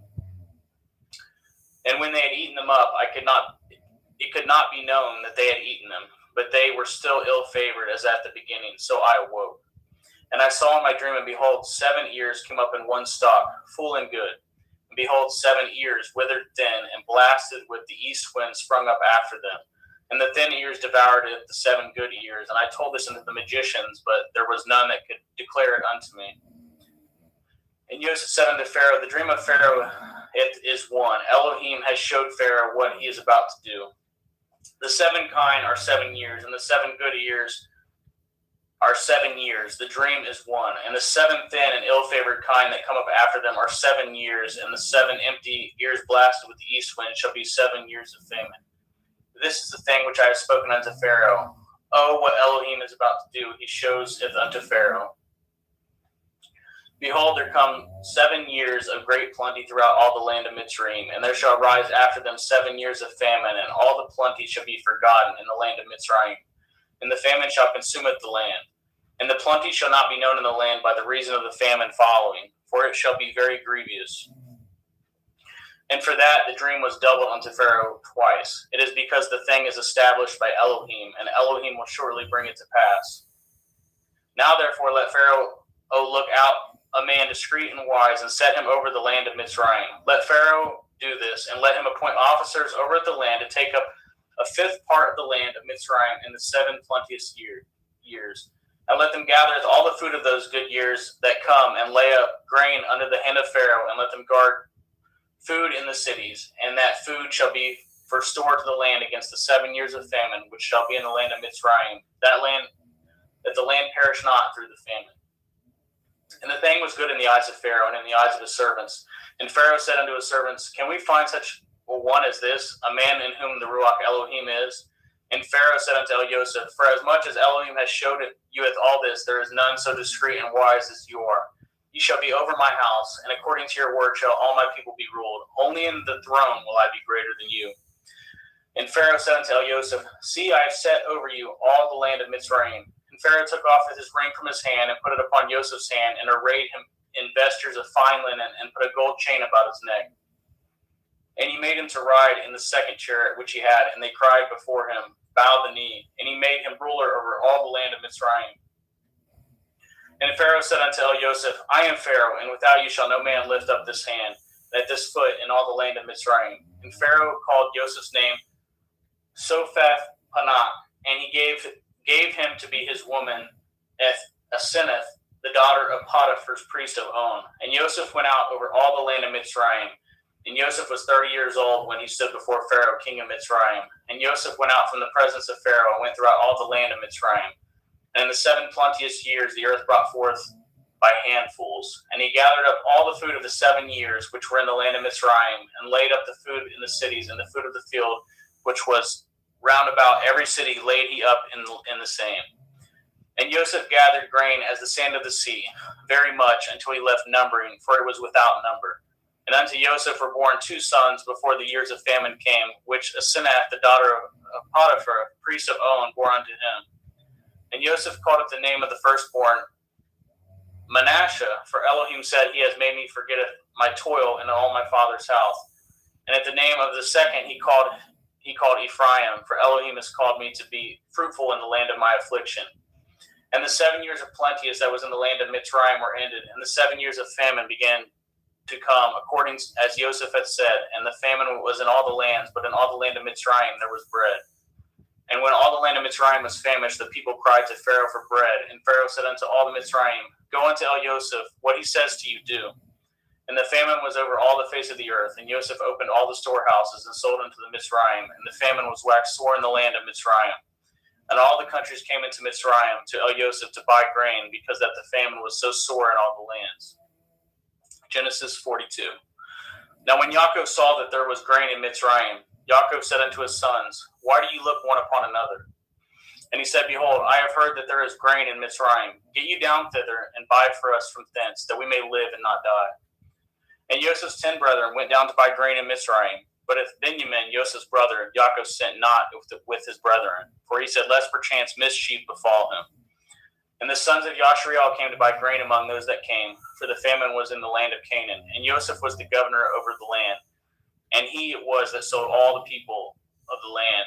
And Joseph's brethren came and bowed down themselves before him with their faces to the earth. And Joseph saweth his brethren, and he knew them, but made himself strange unto them, and spoke roughly unto them. And he said unto them, Whence come ye? And they said, From the land of Canaan to buy food. And Joseph knew his brethren, and they knew him not. And Joseph remembered the dreams which he dreamed of them. And he said unto them, Ye are spies, to see if the nakedness of the land ye are come. And they said unto him, Nay, my lord, but to buy food are your servants come. We are all one man's sons. We are true men. Your servants are no spies. And he said unto them, Nay, but to see the nakedness of the land ye are come.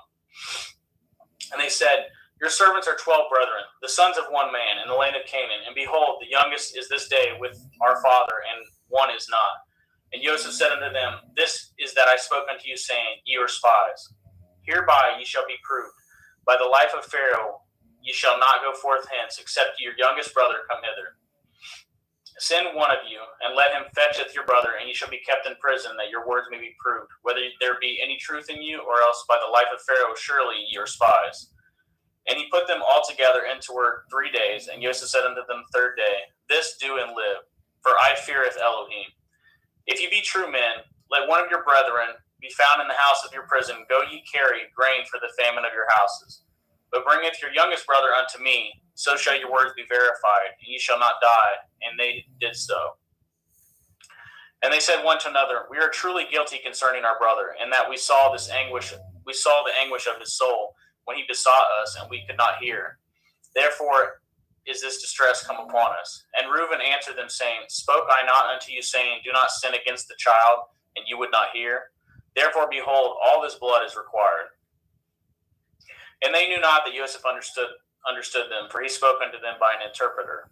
And he turned himself about from them, and wept, and returned to them again, and communed with them, and took from them Ithsheman, and bound him before their eyes. And Joseph commanded to fill up their sacks with grain, and restore every man's money into his sack, and to give them provision for the way. And thus did he unto them. And they laded their asses with the grain, and departed thence.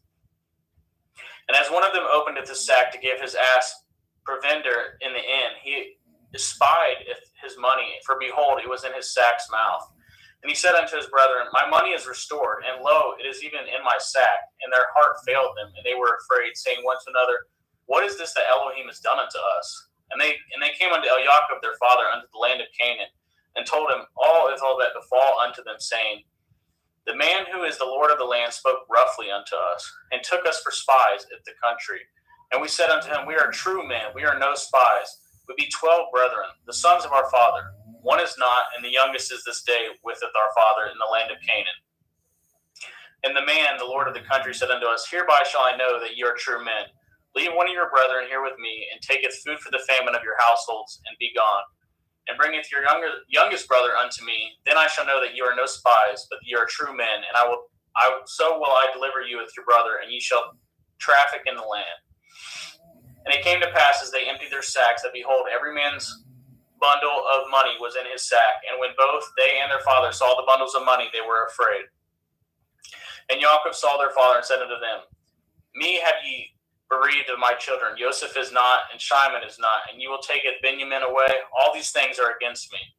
And Reuben spoke unto his father, saying, Slayeth my 2 sons, if I bring him not to you, deliver him into my hand, and I will bring him to you again.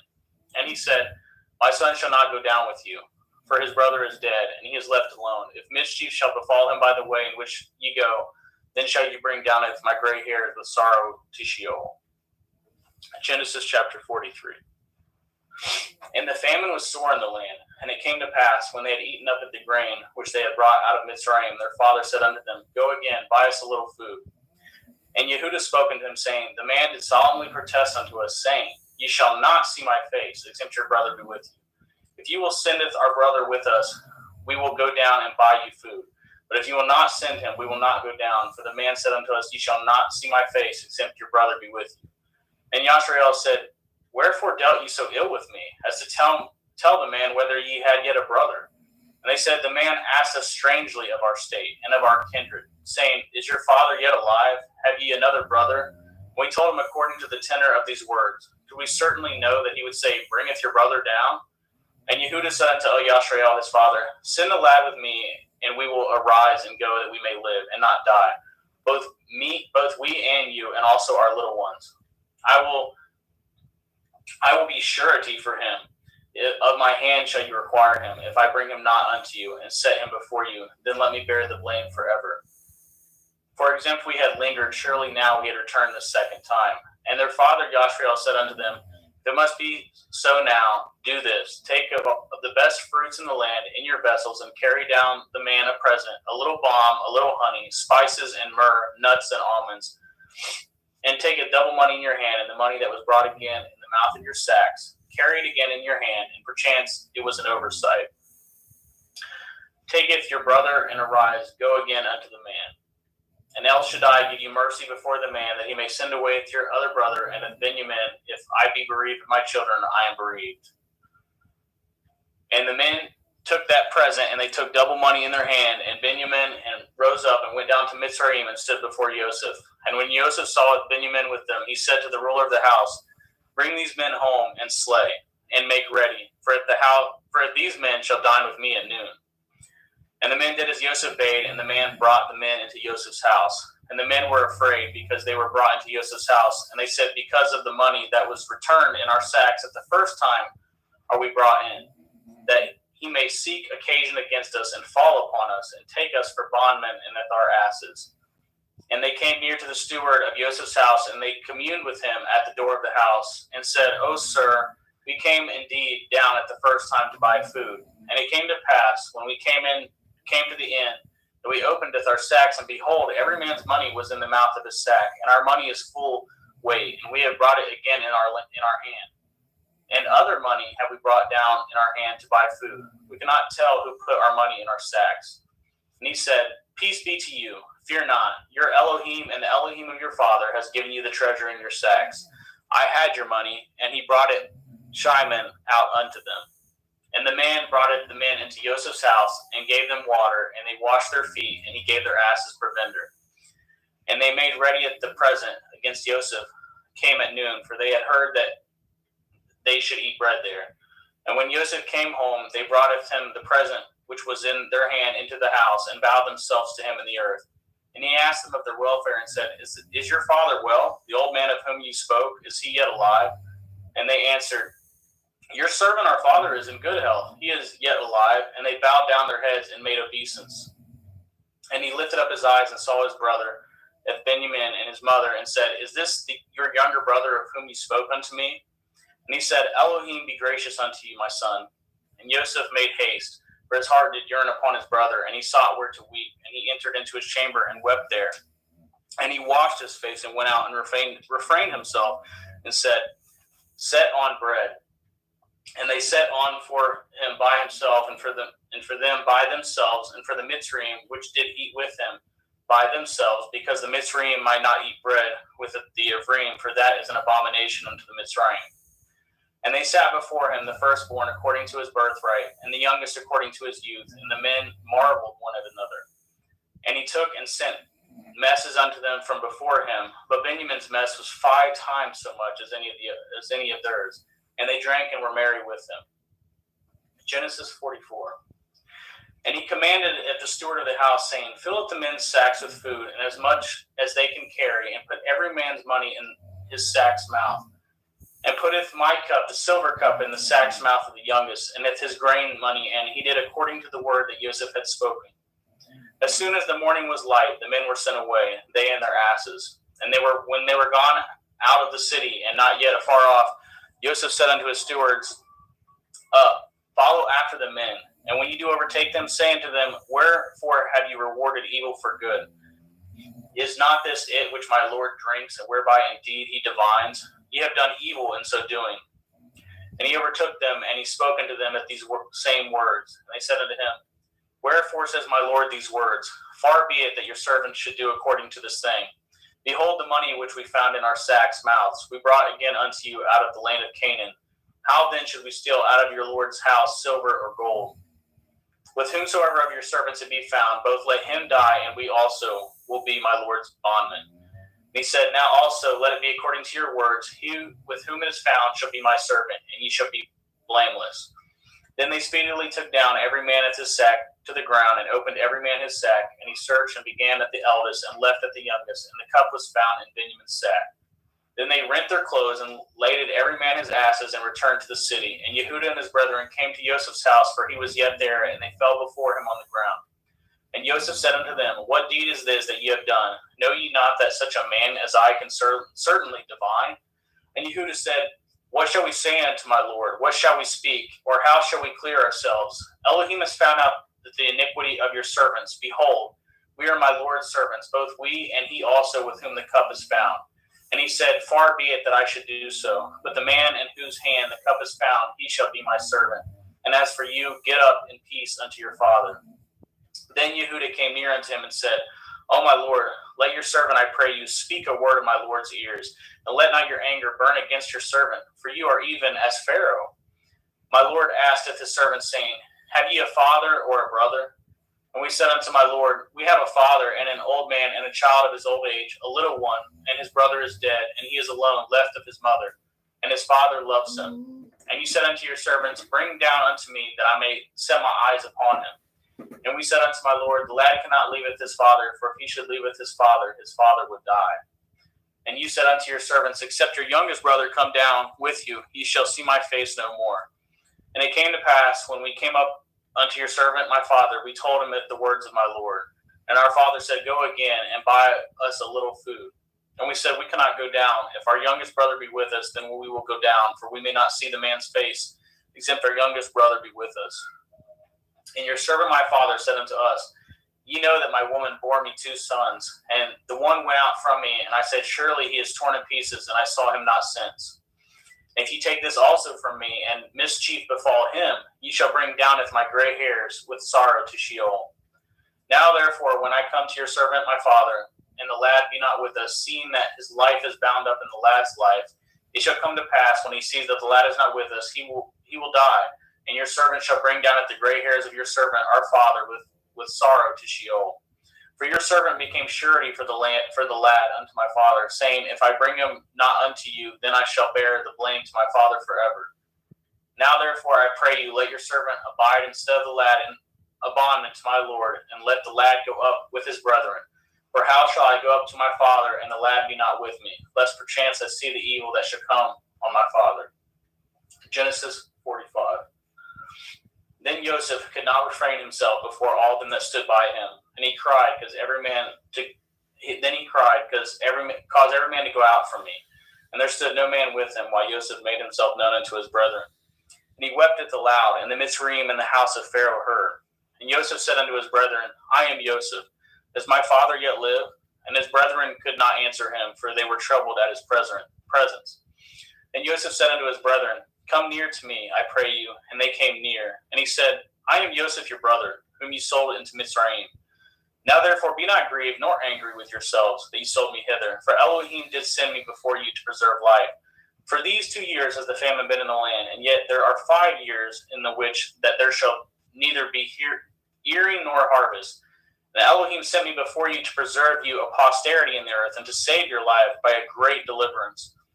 So now it was not you that sent me hither, but Elohim, and he has made me a father to Pharaoh, and the lord of all his house, and the ruler throughout all the land of Mitzrayim.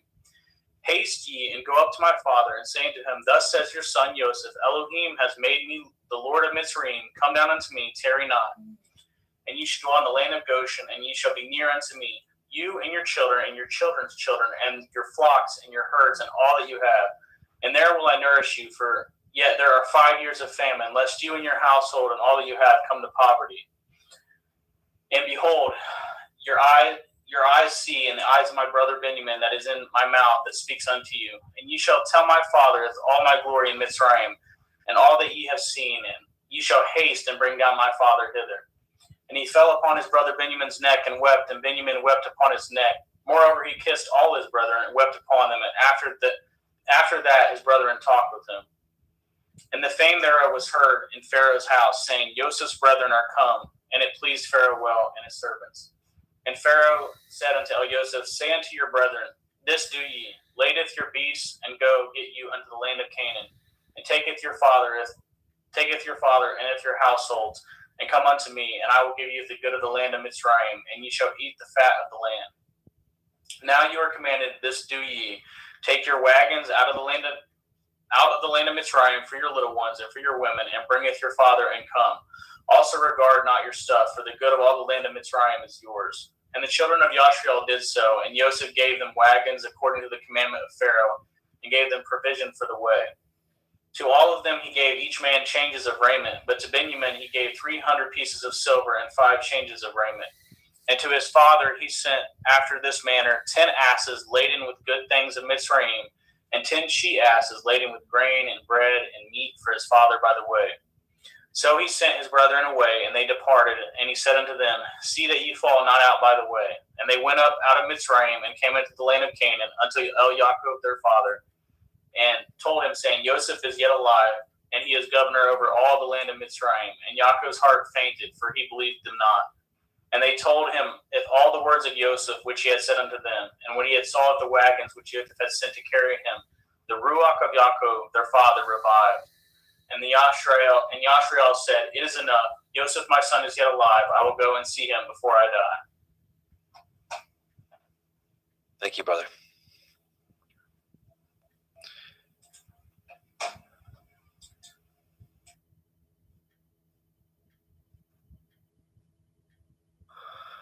Genesis 46. And Yashrael took his journey with all he had, and came to Beersheba, and offered sacrifices unto the Elohim of his father Yitzchak. And Elohim spoke unto Yashrael in the visions of the night, and said, Yaakov, Yaakov. And he said, Here am I. And he said, I am El, the Elohai of your father. Fear not to go down into Mitzrayim, for I will there make of you a great nation. And I will go down with you into Mitzrayim, and I will also surely bring you up again, and Joseph shall put his hand upon your eyes. And Yaakov rose up from Beersheba, and the sons of Yashrael carried Yaakov their father, and their little ones, and their women, in the wagons which Pharaoh had sent to carry him. And they took their cattle and their goods, which they had gotten in the land of Canaan, and came into Mitzrayim, Yaakov and all his seed with him. His sons and his sons' sons with him, his daughters and his sons' daughters, and all his seed brought he with him into Mitzrayim. And these are the names of the children of Yashrael, which came into Mitzrayim: Yaakov and his sons, Reuben, Yaakov's firstborn. And the sons of Reuben, Hanok, and Palu, and Chetzron, and Carmi. And the sons of Shimon, Yemuel, Yamin, Ohad, and Yakin, and Sochar, and Shaul, the son of a Canaanite woman. And the sons of Levi, Gershon, Kohath, and Merari. And the sons of Yehuda, Er, and Onan, and Shelach, and Peretz, and Zerach. But Er and Onan died in the land of Canaan. And the sons of Peretz were Chetzron and Hamul. The sons of Yisachar, Tola, Pua, and Yov, and Shimron. The sons of Zebulun, Sered, and Elyon, and Yachael. These be the sons of Leah, which she bore unto Yaakov in Padan Aram, with his daughter Dinah. All the souls of his sons and daughters were 33. And the sons of Gad, Siphon, Chagai, Shunai, and Etzbon, and Eri, and Arodai, and Arelai. The sons of Asher, Yimna, Yitzchav, and Yishvai, and Berai, and Serach, their sister.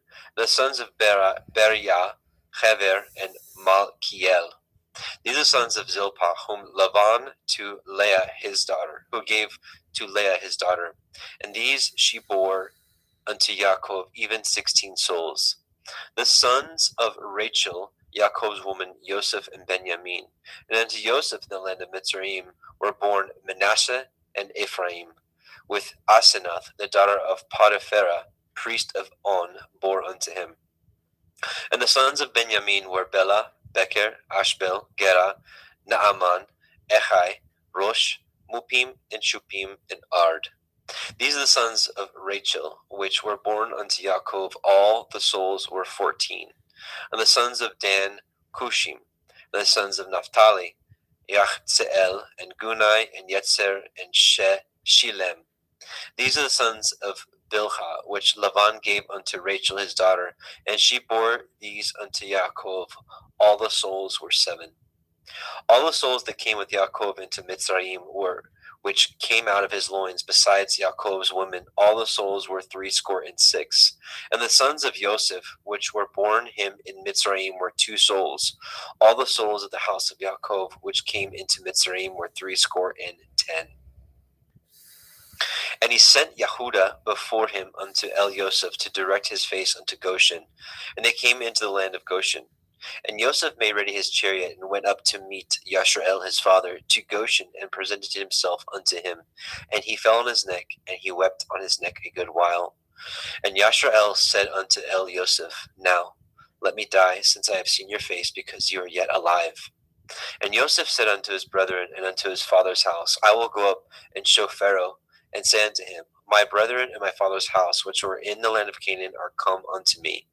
And the men are shepherds, for their trade has been to feed cattle, and they have brought their flocks and their herds and all that they have. And it shall come to pass, when Pharaoh shall call you, and shall say, What is your occupation? That you shall say, Your servant's trade has been about cattle from our youth even until now, both we and also our fathers, that you may dwell in the land of Goshen. For every shepherd is an abomination unto the Mitzrayim. Genesis 47. Then Joseph came and told Pharaoh, and said, My father and my brethren and their flocks and their herds and all that they have are come out of the land of Canaan, and behold, they are in the land of Goshen. And he took some of his brethren, even 5 men, and presented them unto Pharaoh. And Pharaoh said unto his brethren, What is your occupation? And they said unto Pharaoh, Your servants are shepherds, both we and also our fathers. They said moreover unto Pharaoh, For to sojourn in the land are we come, for your servants have no pasture for their flocks, for the famine is sore in the land of Canaan. Now therefore, we pray you, let your servants dwell in the land of Goshen. And Pharaoh spoke unto El Yosef, saying, Your father and your brethren are come unto you. The land of Mitzrayim is before you. In the best of the land make your father and your brethren to do well. In the land of Goshen let them dwell. And if you know any men of activity among them, then make them rulers over my cattle. And Joseph brought in Yaakov his father, and set him before Pharaoh, and Yaakov blessed Pharaoh. And Pharaoh said unto El Yaakov, How old are you? And Yaakov said unto Pharaoh, the days of the years of my pilgrimage are 130 years. Few and evil have the days of the years of my life been, and have not attained unto the days of the years of the life of my fathers, in the days of their pilgrimage. And Yaakov blessed Pharaoh, and went out from before Pharaoh.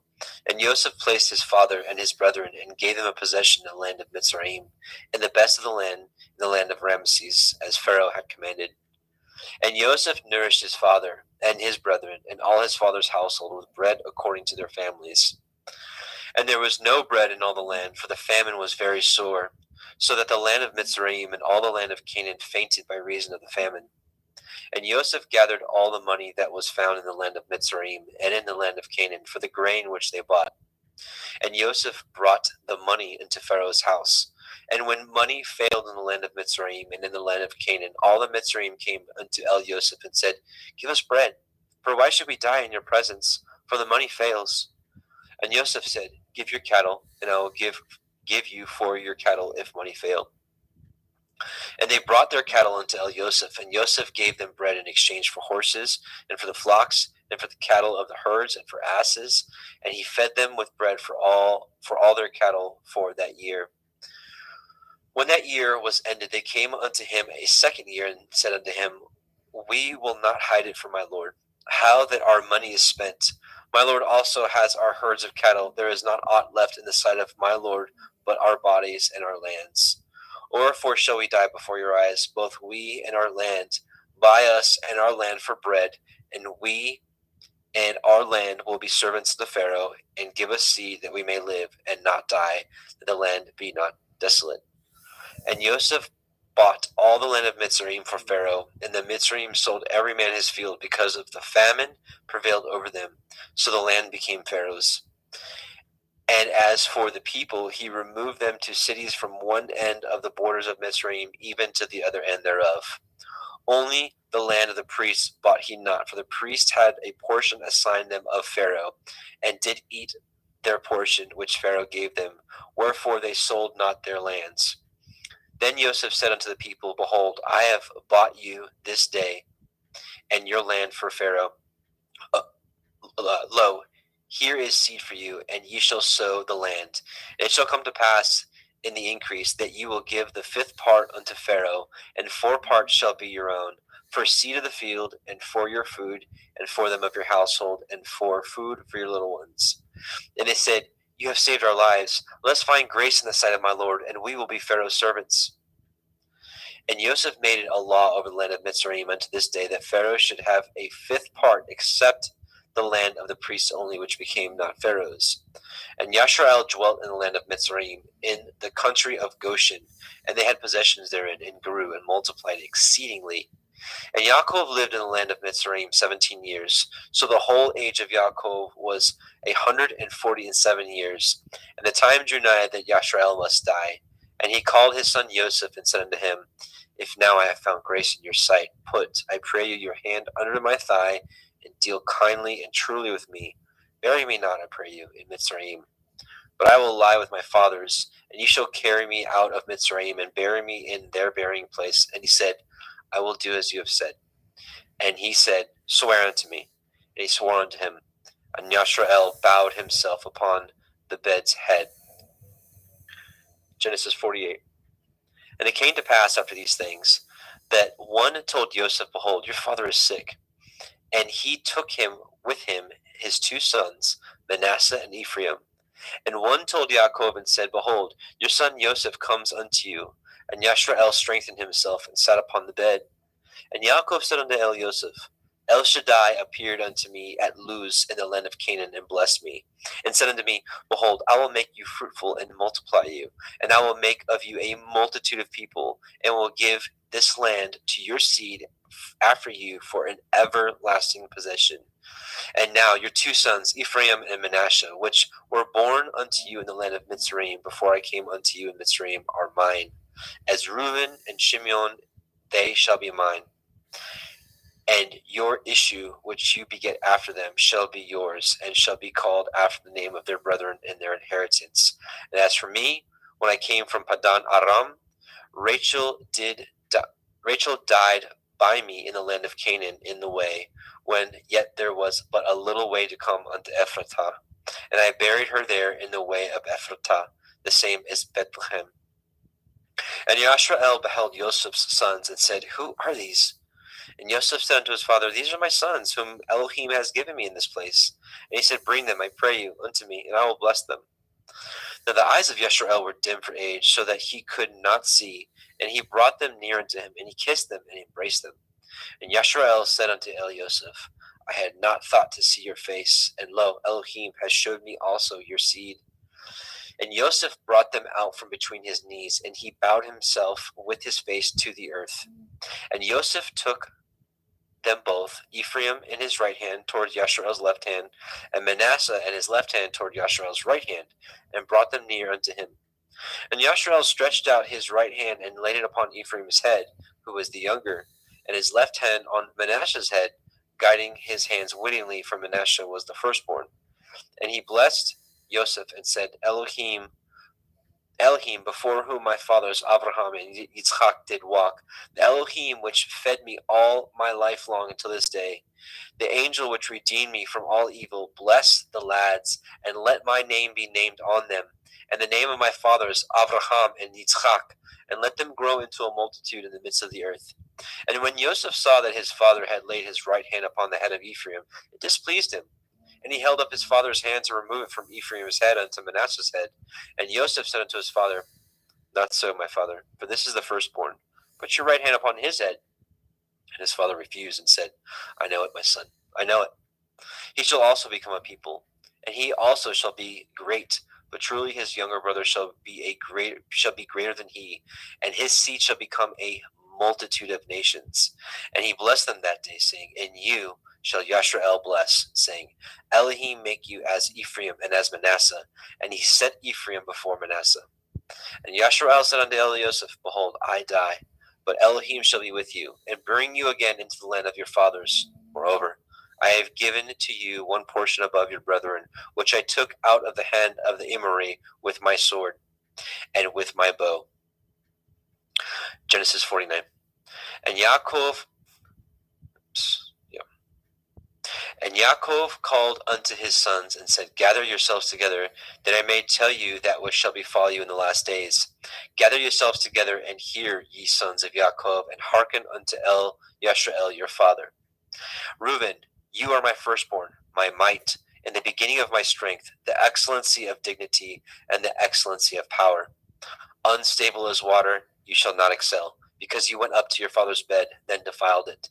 He went up to my couch. Shimon and Levi are brethren. Instruments of cruelty are in their habitations. O my soul, come not into their secret, unto their assembly. My honor, be not united. For in their anger they slew a man, and in their self-will they dug down a wall. Cursed be their anger, for it was fierce, and their wrath, for it was cruel. I will divide them in Yaakov, and scatter them in Yashrael. Yehuda, you are he whom your brethren shall praise. Your hand shall be in the necks of your enemies. Your father's children shall bow down before you. Yehuda is a lion's whelp. From the prey, my son, you are gone up. He stooped down.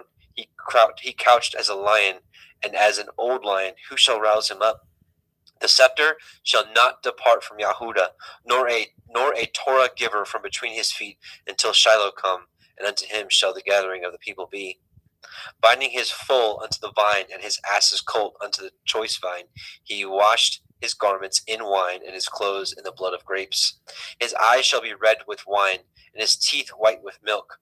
Zebulun shall dwell at the haven of the sea. He shall be a haven for ships, and his border shall be unto Sidon. Issachar is a strong asses couching down between two burdens. And he saw that rest was good, and the land that it was pleasant, and bowed his shoulder to bear, and became a servant unto tribute. Dan shall judge his people as one of the tribes of Yashrael. Dan shall be a serpent by the way, an adder in the path that bites the horse's heels, so that his rider shall fall backwards. I have waited for your Yeshua, O Yahweh. Gad, a troop shall overcome him, but he shall overcome at the last.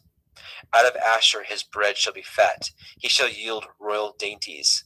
Naphtali is a hind let loose, he gives goodly words.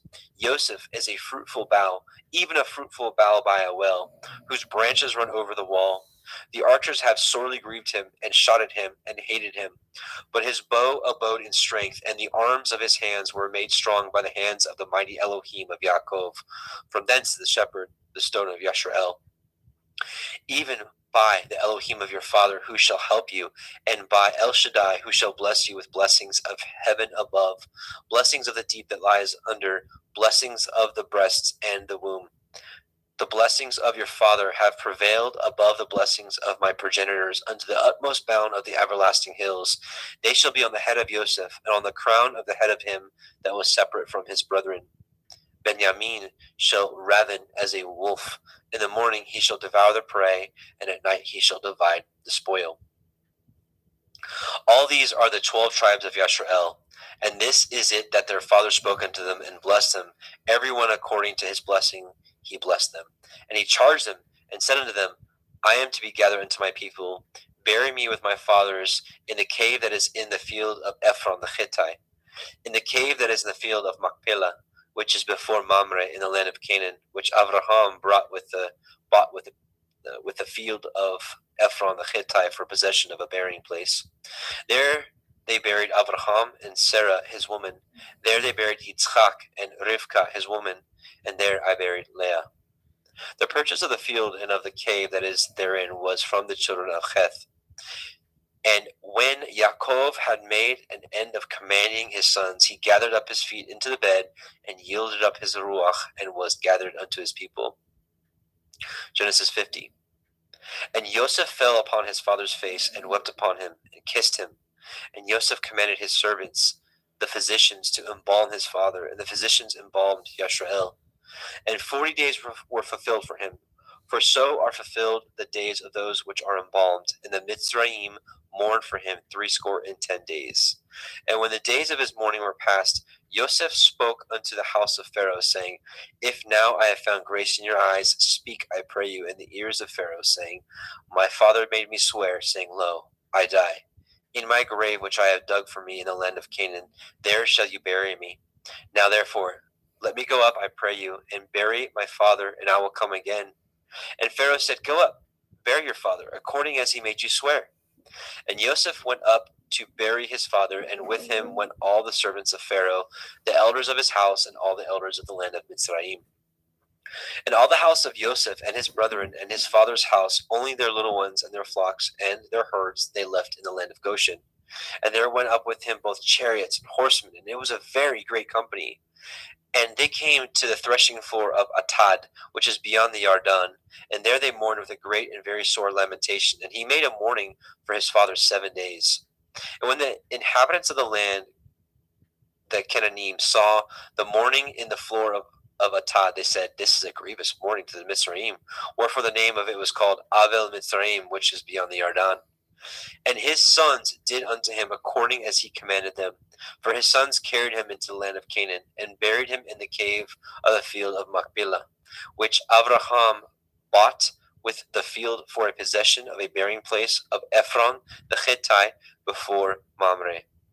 And Joseph returned into Mitzrayim, he and his brethren, and all that went up with him to bury his father after he had buried his father. And when Joseph's brethren saw that their father was dead, they said, Joseph will perchance hate us, and will certainly requite us all the evil which we did unto him. They sent a messenger unto Joseph, saying, Your father did command before he died, saying, So shall you say unto Joseph, Forgive, I pray you now, the transgression of your brethren and their sin, for they did unto you evil, and now we pray you, forgive the transgression of the servants of the Elohai of your father. And Joseph wept when they spoke unto him. And his brethren also went and fell down before his face. And they said, Behold, we be your servants. And Joseph said unto them, Fear not, for am I in the place of Elohim? But as for you, you thought evil against me, but Elohim meant it unto good, to bring to pass as it is this day, to save much people alive. Now therefore, fear ye not, I will nourish you and your little ones. And he comforted them and spoke kindly to them. And Yosef dwelt in Mitzrayim, he and his father's house, and Yosef lived 110 years. And Yosef saw Ephraim's children of the third generation. The children also of Machir, the son of Manasseh, were brought up upon Yosef's knees. And Yosef said unto his brethren, I die, and Elohim will surely visit you, and bring you out of this land unto the land which he swore unto Abraham, to Yitzchak, and to Yaakov. And Yosef took an oath of the children of Yashrael, saying, Elohim will surely visit you, and you shall carry up my bones from hence. So Yosef died, being 110 years old, and they embalmed him, and he was put in a coffin in Mitzrayim. And there is the end of the book of Bereshit, Genesis. Now we will go into Shemot, Exodus.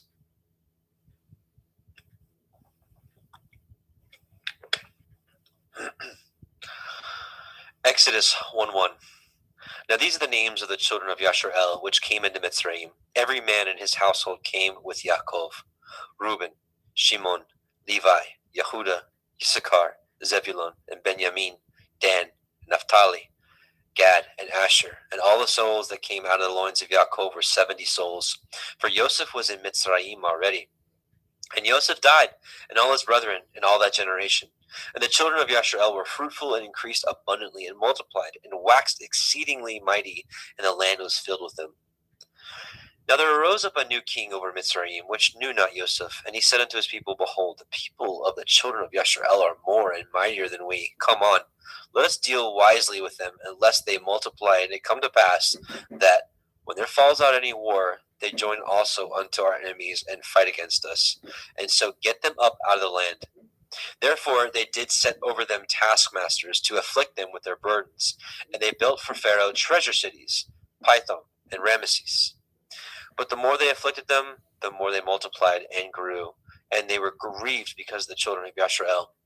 And the Mitzrayim made the children of Yashrael to serve with rigor, and they made their lives bitter with hard bondage, in mortar and in brick, and in all manner of service in the field. All their service wherein they made them serve was with rigor. And the king of Mitzrayim spoke to the Ivri midwives, of which the name of the one was Shifra, and the name of the other was Pua. And he said, When you do the office of a midwife to the Ivrith women, and see them upon the stools, if it be a son, then you shall kill him. But if it be a daughter, then she shall live. But the midwives feared Elohim, and did not as the king of Mitzrayim commanded them, but saved the men children alive. And the king of Mitzrayim called for the midwives, and said unto them, Why have ye done this thing, and have saved the men children alive? And the midwives said unto Pharaoh, Because the Ivrith women are not as the Mitzri women, for they are lively, and are delivered before the midwives come in unto them. Therefore Elohim dealt well with the midwives, and the people multiplied and waxed very mighty. And it came to pass, because the midwives feared Elohim, that he made them houses. And Pharaoh charged all his people, saying, Every son that is born ye shall cast into the river, and every daughter ye shall save alive. Exodus 2. There went a man of the house of Levi, and took to be his woman a daughter of Levi. And the woman conceived, and bore a son. And when she saw him that he was a goodly child, she hid him 3 months. And when she could no longer hide him, she took for him an ark of bulrushes, and daubed it with slime and with pitch, and put the child therein, and she laid it in the reeds by the river's brink. And his sister stood afar off, to wit what would be done to him. And the daughter of Pharaoh came down to wash herself at the river, and her maidens walked along the riverside. When she saw the ark among the reeds, she sent her maid to fetch it. And when she had opened it, she saw the child, and behold, the babe wept.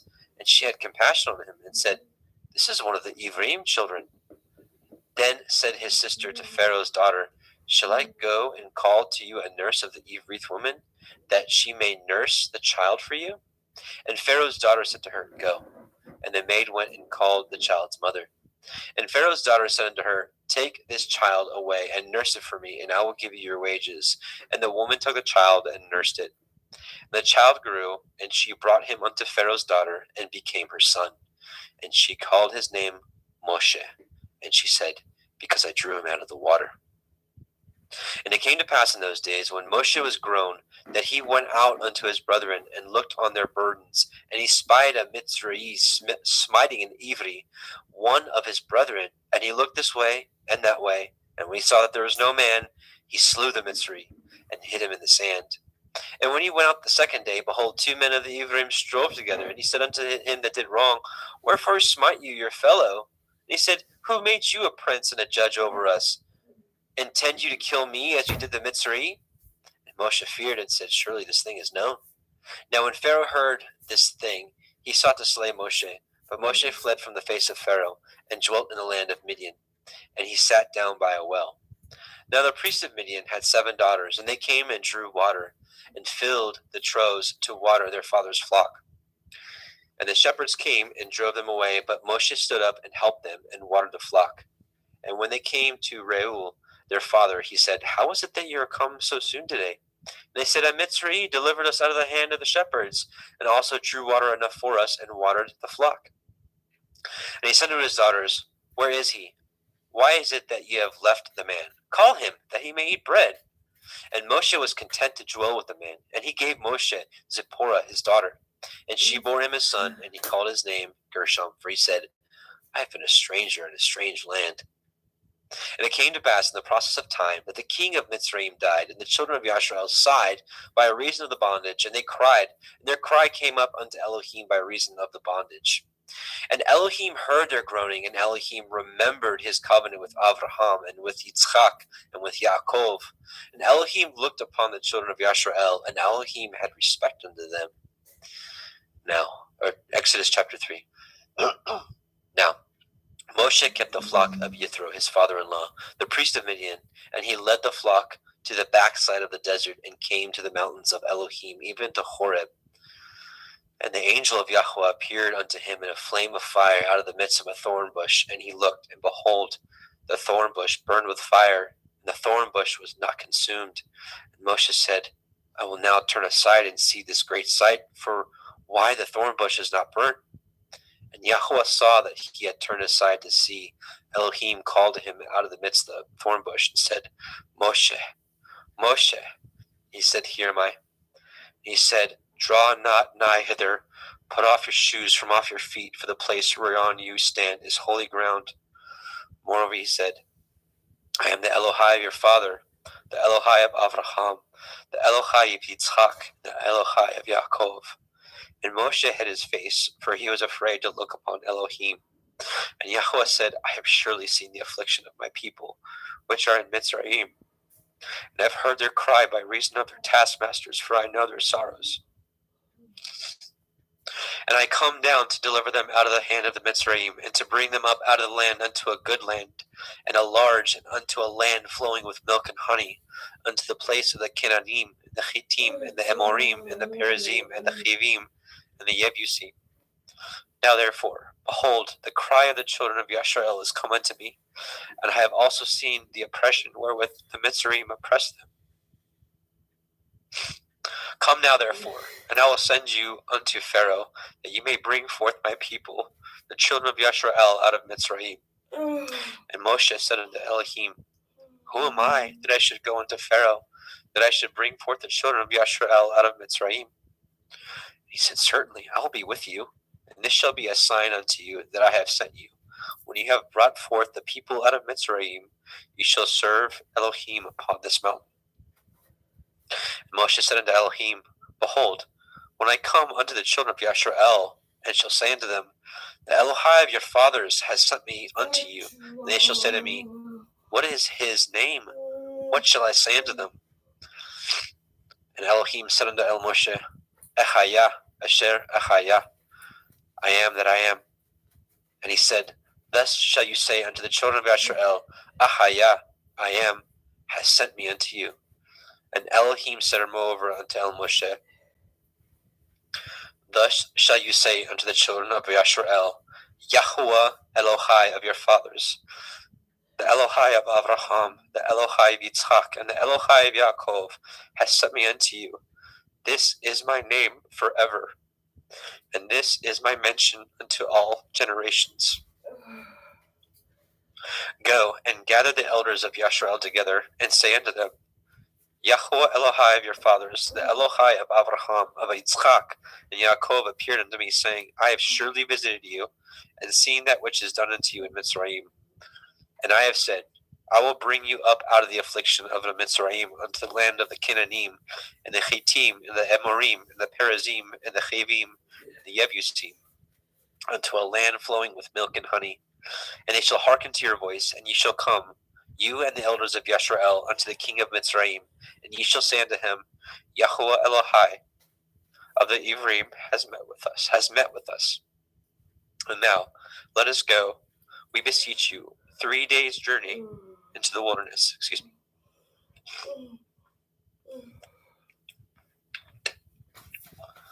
That we may sacrifice to Yahuwah Eloheinu. And I am sure that the king of Mitzrayim will not let you go. No, not by a mighty hand. And I will stretch out my hand and smite the Mitzrayim with all my wonders, which I will do in the midst thereof. And after that, he will let you go. And I will give this people favor in the sight of the Mitzrayim. And it shall come to pass that when you go, you shall not go empty. But every woman shall borrow of her neighbor, and of her that sojourns in her house, jewels of silver, and jewels of gold, and raiment, and ye shall put them upon your sons, and upon your daughters, and ye shall spoil the Mitzrayim. Exodus 4. And Moshe answered and said, But behold, they will not believe me, nor hearken unto my voice, for they will say, Yahuwah has not appeared unto you. And Yahuwah said unto him, What is that in your hand? And he said, A rod. And he said, Cast it on the ground. And he cast it on the ground, and it became a serpent. And Moshe fled from before it. And Yahuwah said unto Moshe, Put forth your hand, and take it by the tail. And he put forth his hand, and caught it, and it became a rod in his hand, that they may believe that Yahuwah Elohai of your fathers, the Elohai of Abraham, the Elohai of Yitzchak, and the Elohai of Yaakov has appeared unto you. And Yahuwah said furthermore unto him, Put now your hand into your bosom. And he put his hand into his bosom. And when he took it out, behold, his hand was leprous as snow.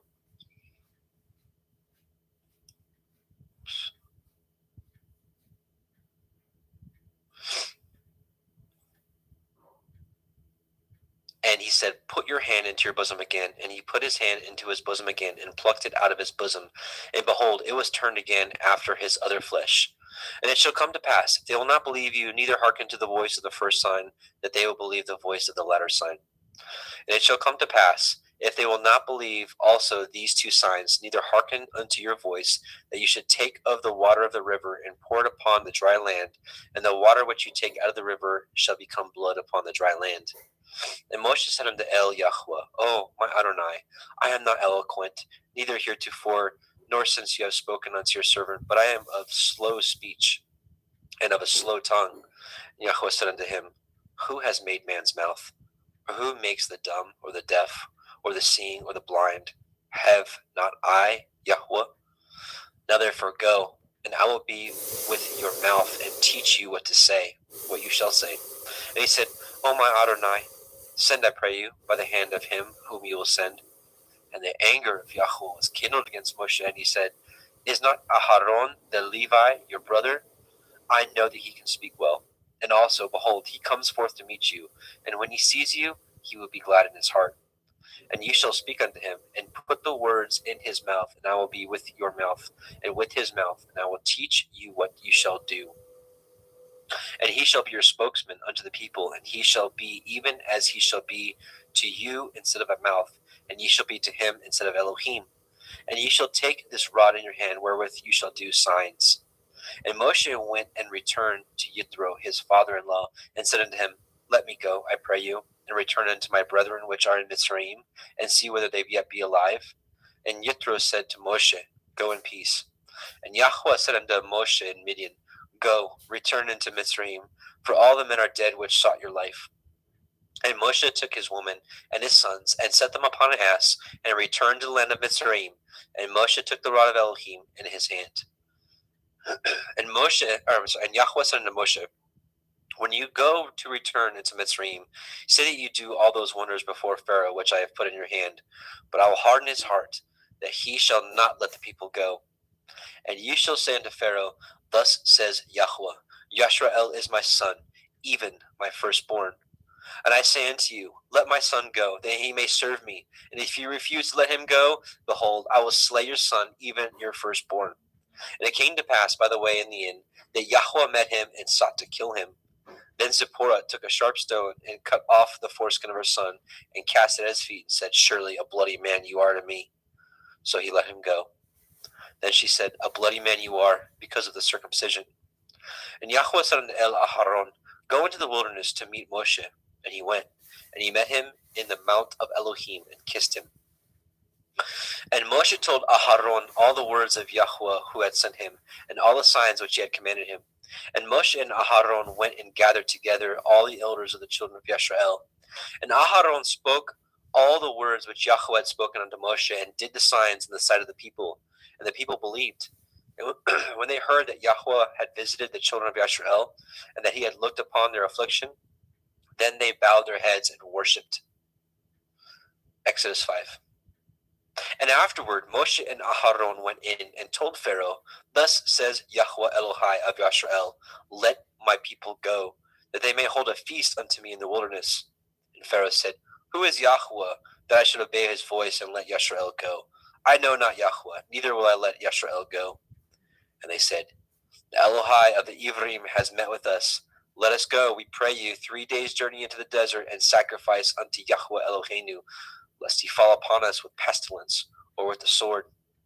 And the king of Mitzrayim said unto them, wherefore do ye, Moshe and Aharon, let the people from their works get you unto your burdens?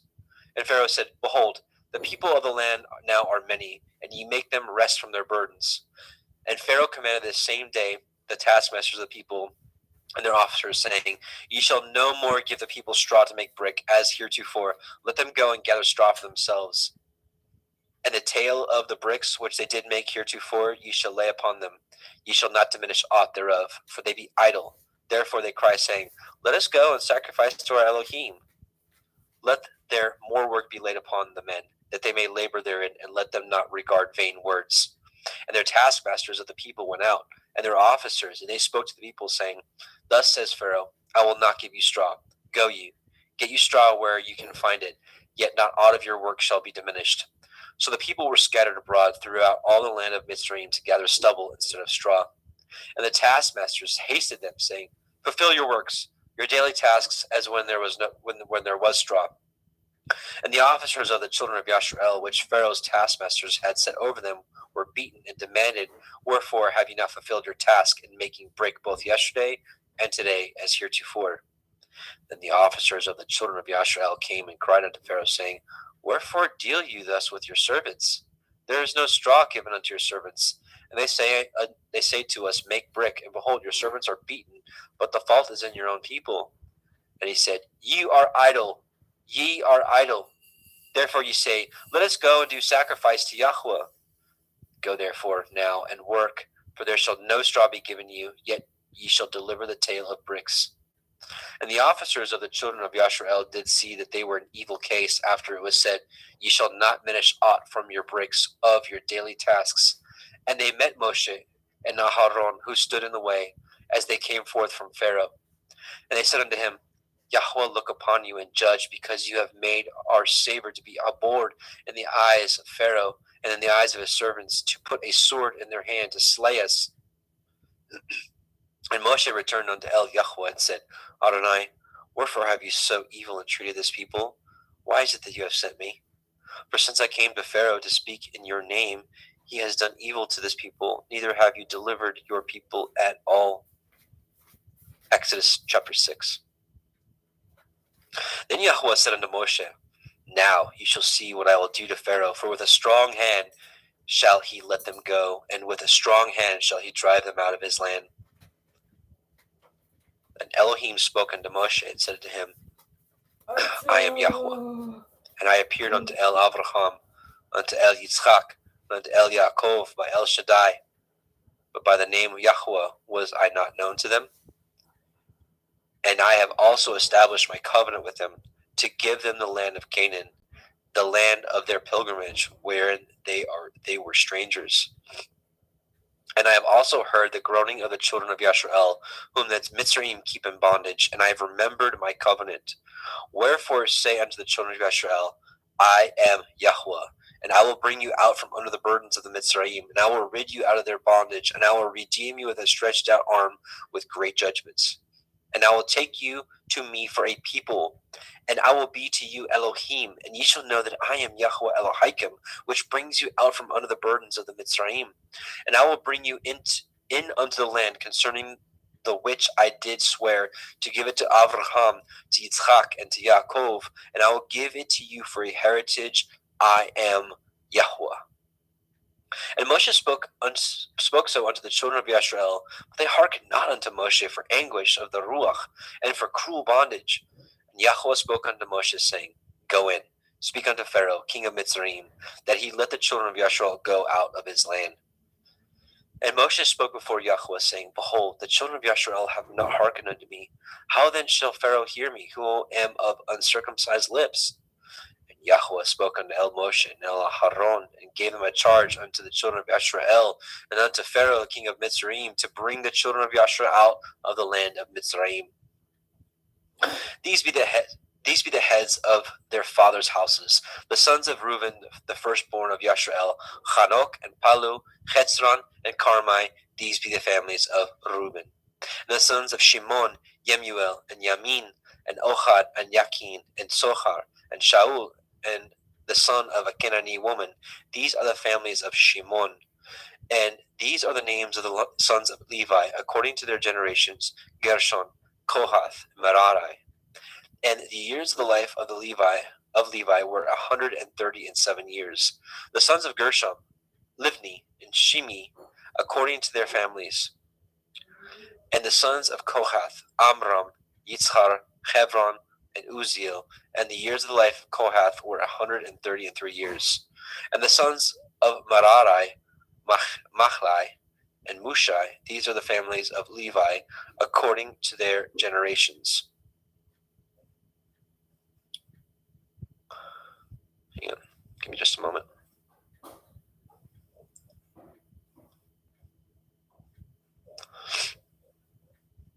And Amram took him Jochebed, his father's sister, to be his woman, and she bore him Aharon and Moshe. And the years of the life of Amram were 137 years. And the sons of Yitzhar, Korach, and Nepheg, and Zikri. And the sons of Uziel, Mishael, and Elishaphan, and Chithrai. And Aharon took him Elisheva, daughter of Aminadab, sister of Nachshon, to be his woman. And she bore him Nadav, and Abihu, and Eleazar, and Ithamar. And the sons of Korach, Achir, Elkanah, Avisachaf. These are the families of Korchai. And Eleazar, Aharon's son, took him one of the daughters of Petuel to be his woman, and she bore him Pinechach. These are the heads of the fathers of the Leviim, according to their families.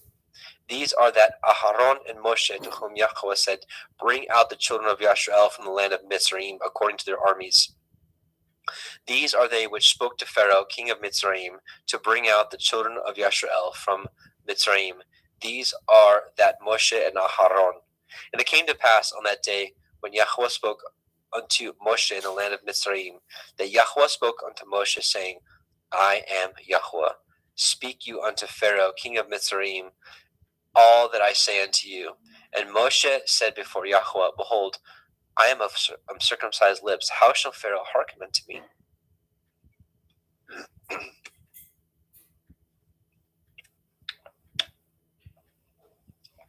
Exodus chapter 7. And Yahweh said unto Moshe, See, I have made you an Elohim to Pharaoh, and Aharon your brother shall be your prophet. You shall speak all that I command you, and Aharon your brother shall speak unto Pharaoh, that he send the children of Yashrael out of his land. And I will harden Pharaoh's hearts, and multiply my signs and my wonders in the land of Mitzrayim. But Pharaoh shall not hearken unto you, that I may lay my hand upon Mitzrayim, and bring forth my armies and my people, the children of Yashrael, out of the land of Mitzrayim by great judgments. And the Mitzrayim shall know that I am Yahweh, when I stretch forth my hand upon Mitzrayim, and bring out the children of Yashrael from among them.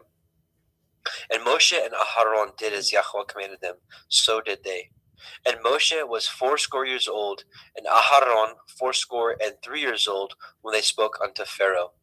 And Yahweh spoke unto El Moshe and unto El Aharon, saying, When Pharaoh shall speak unto you, saying, Show a miracle for you, and then you shall say unto El Aharon, Take your rod and cast it before Pharaoh, and it shall become a serpent.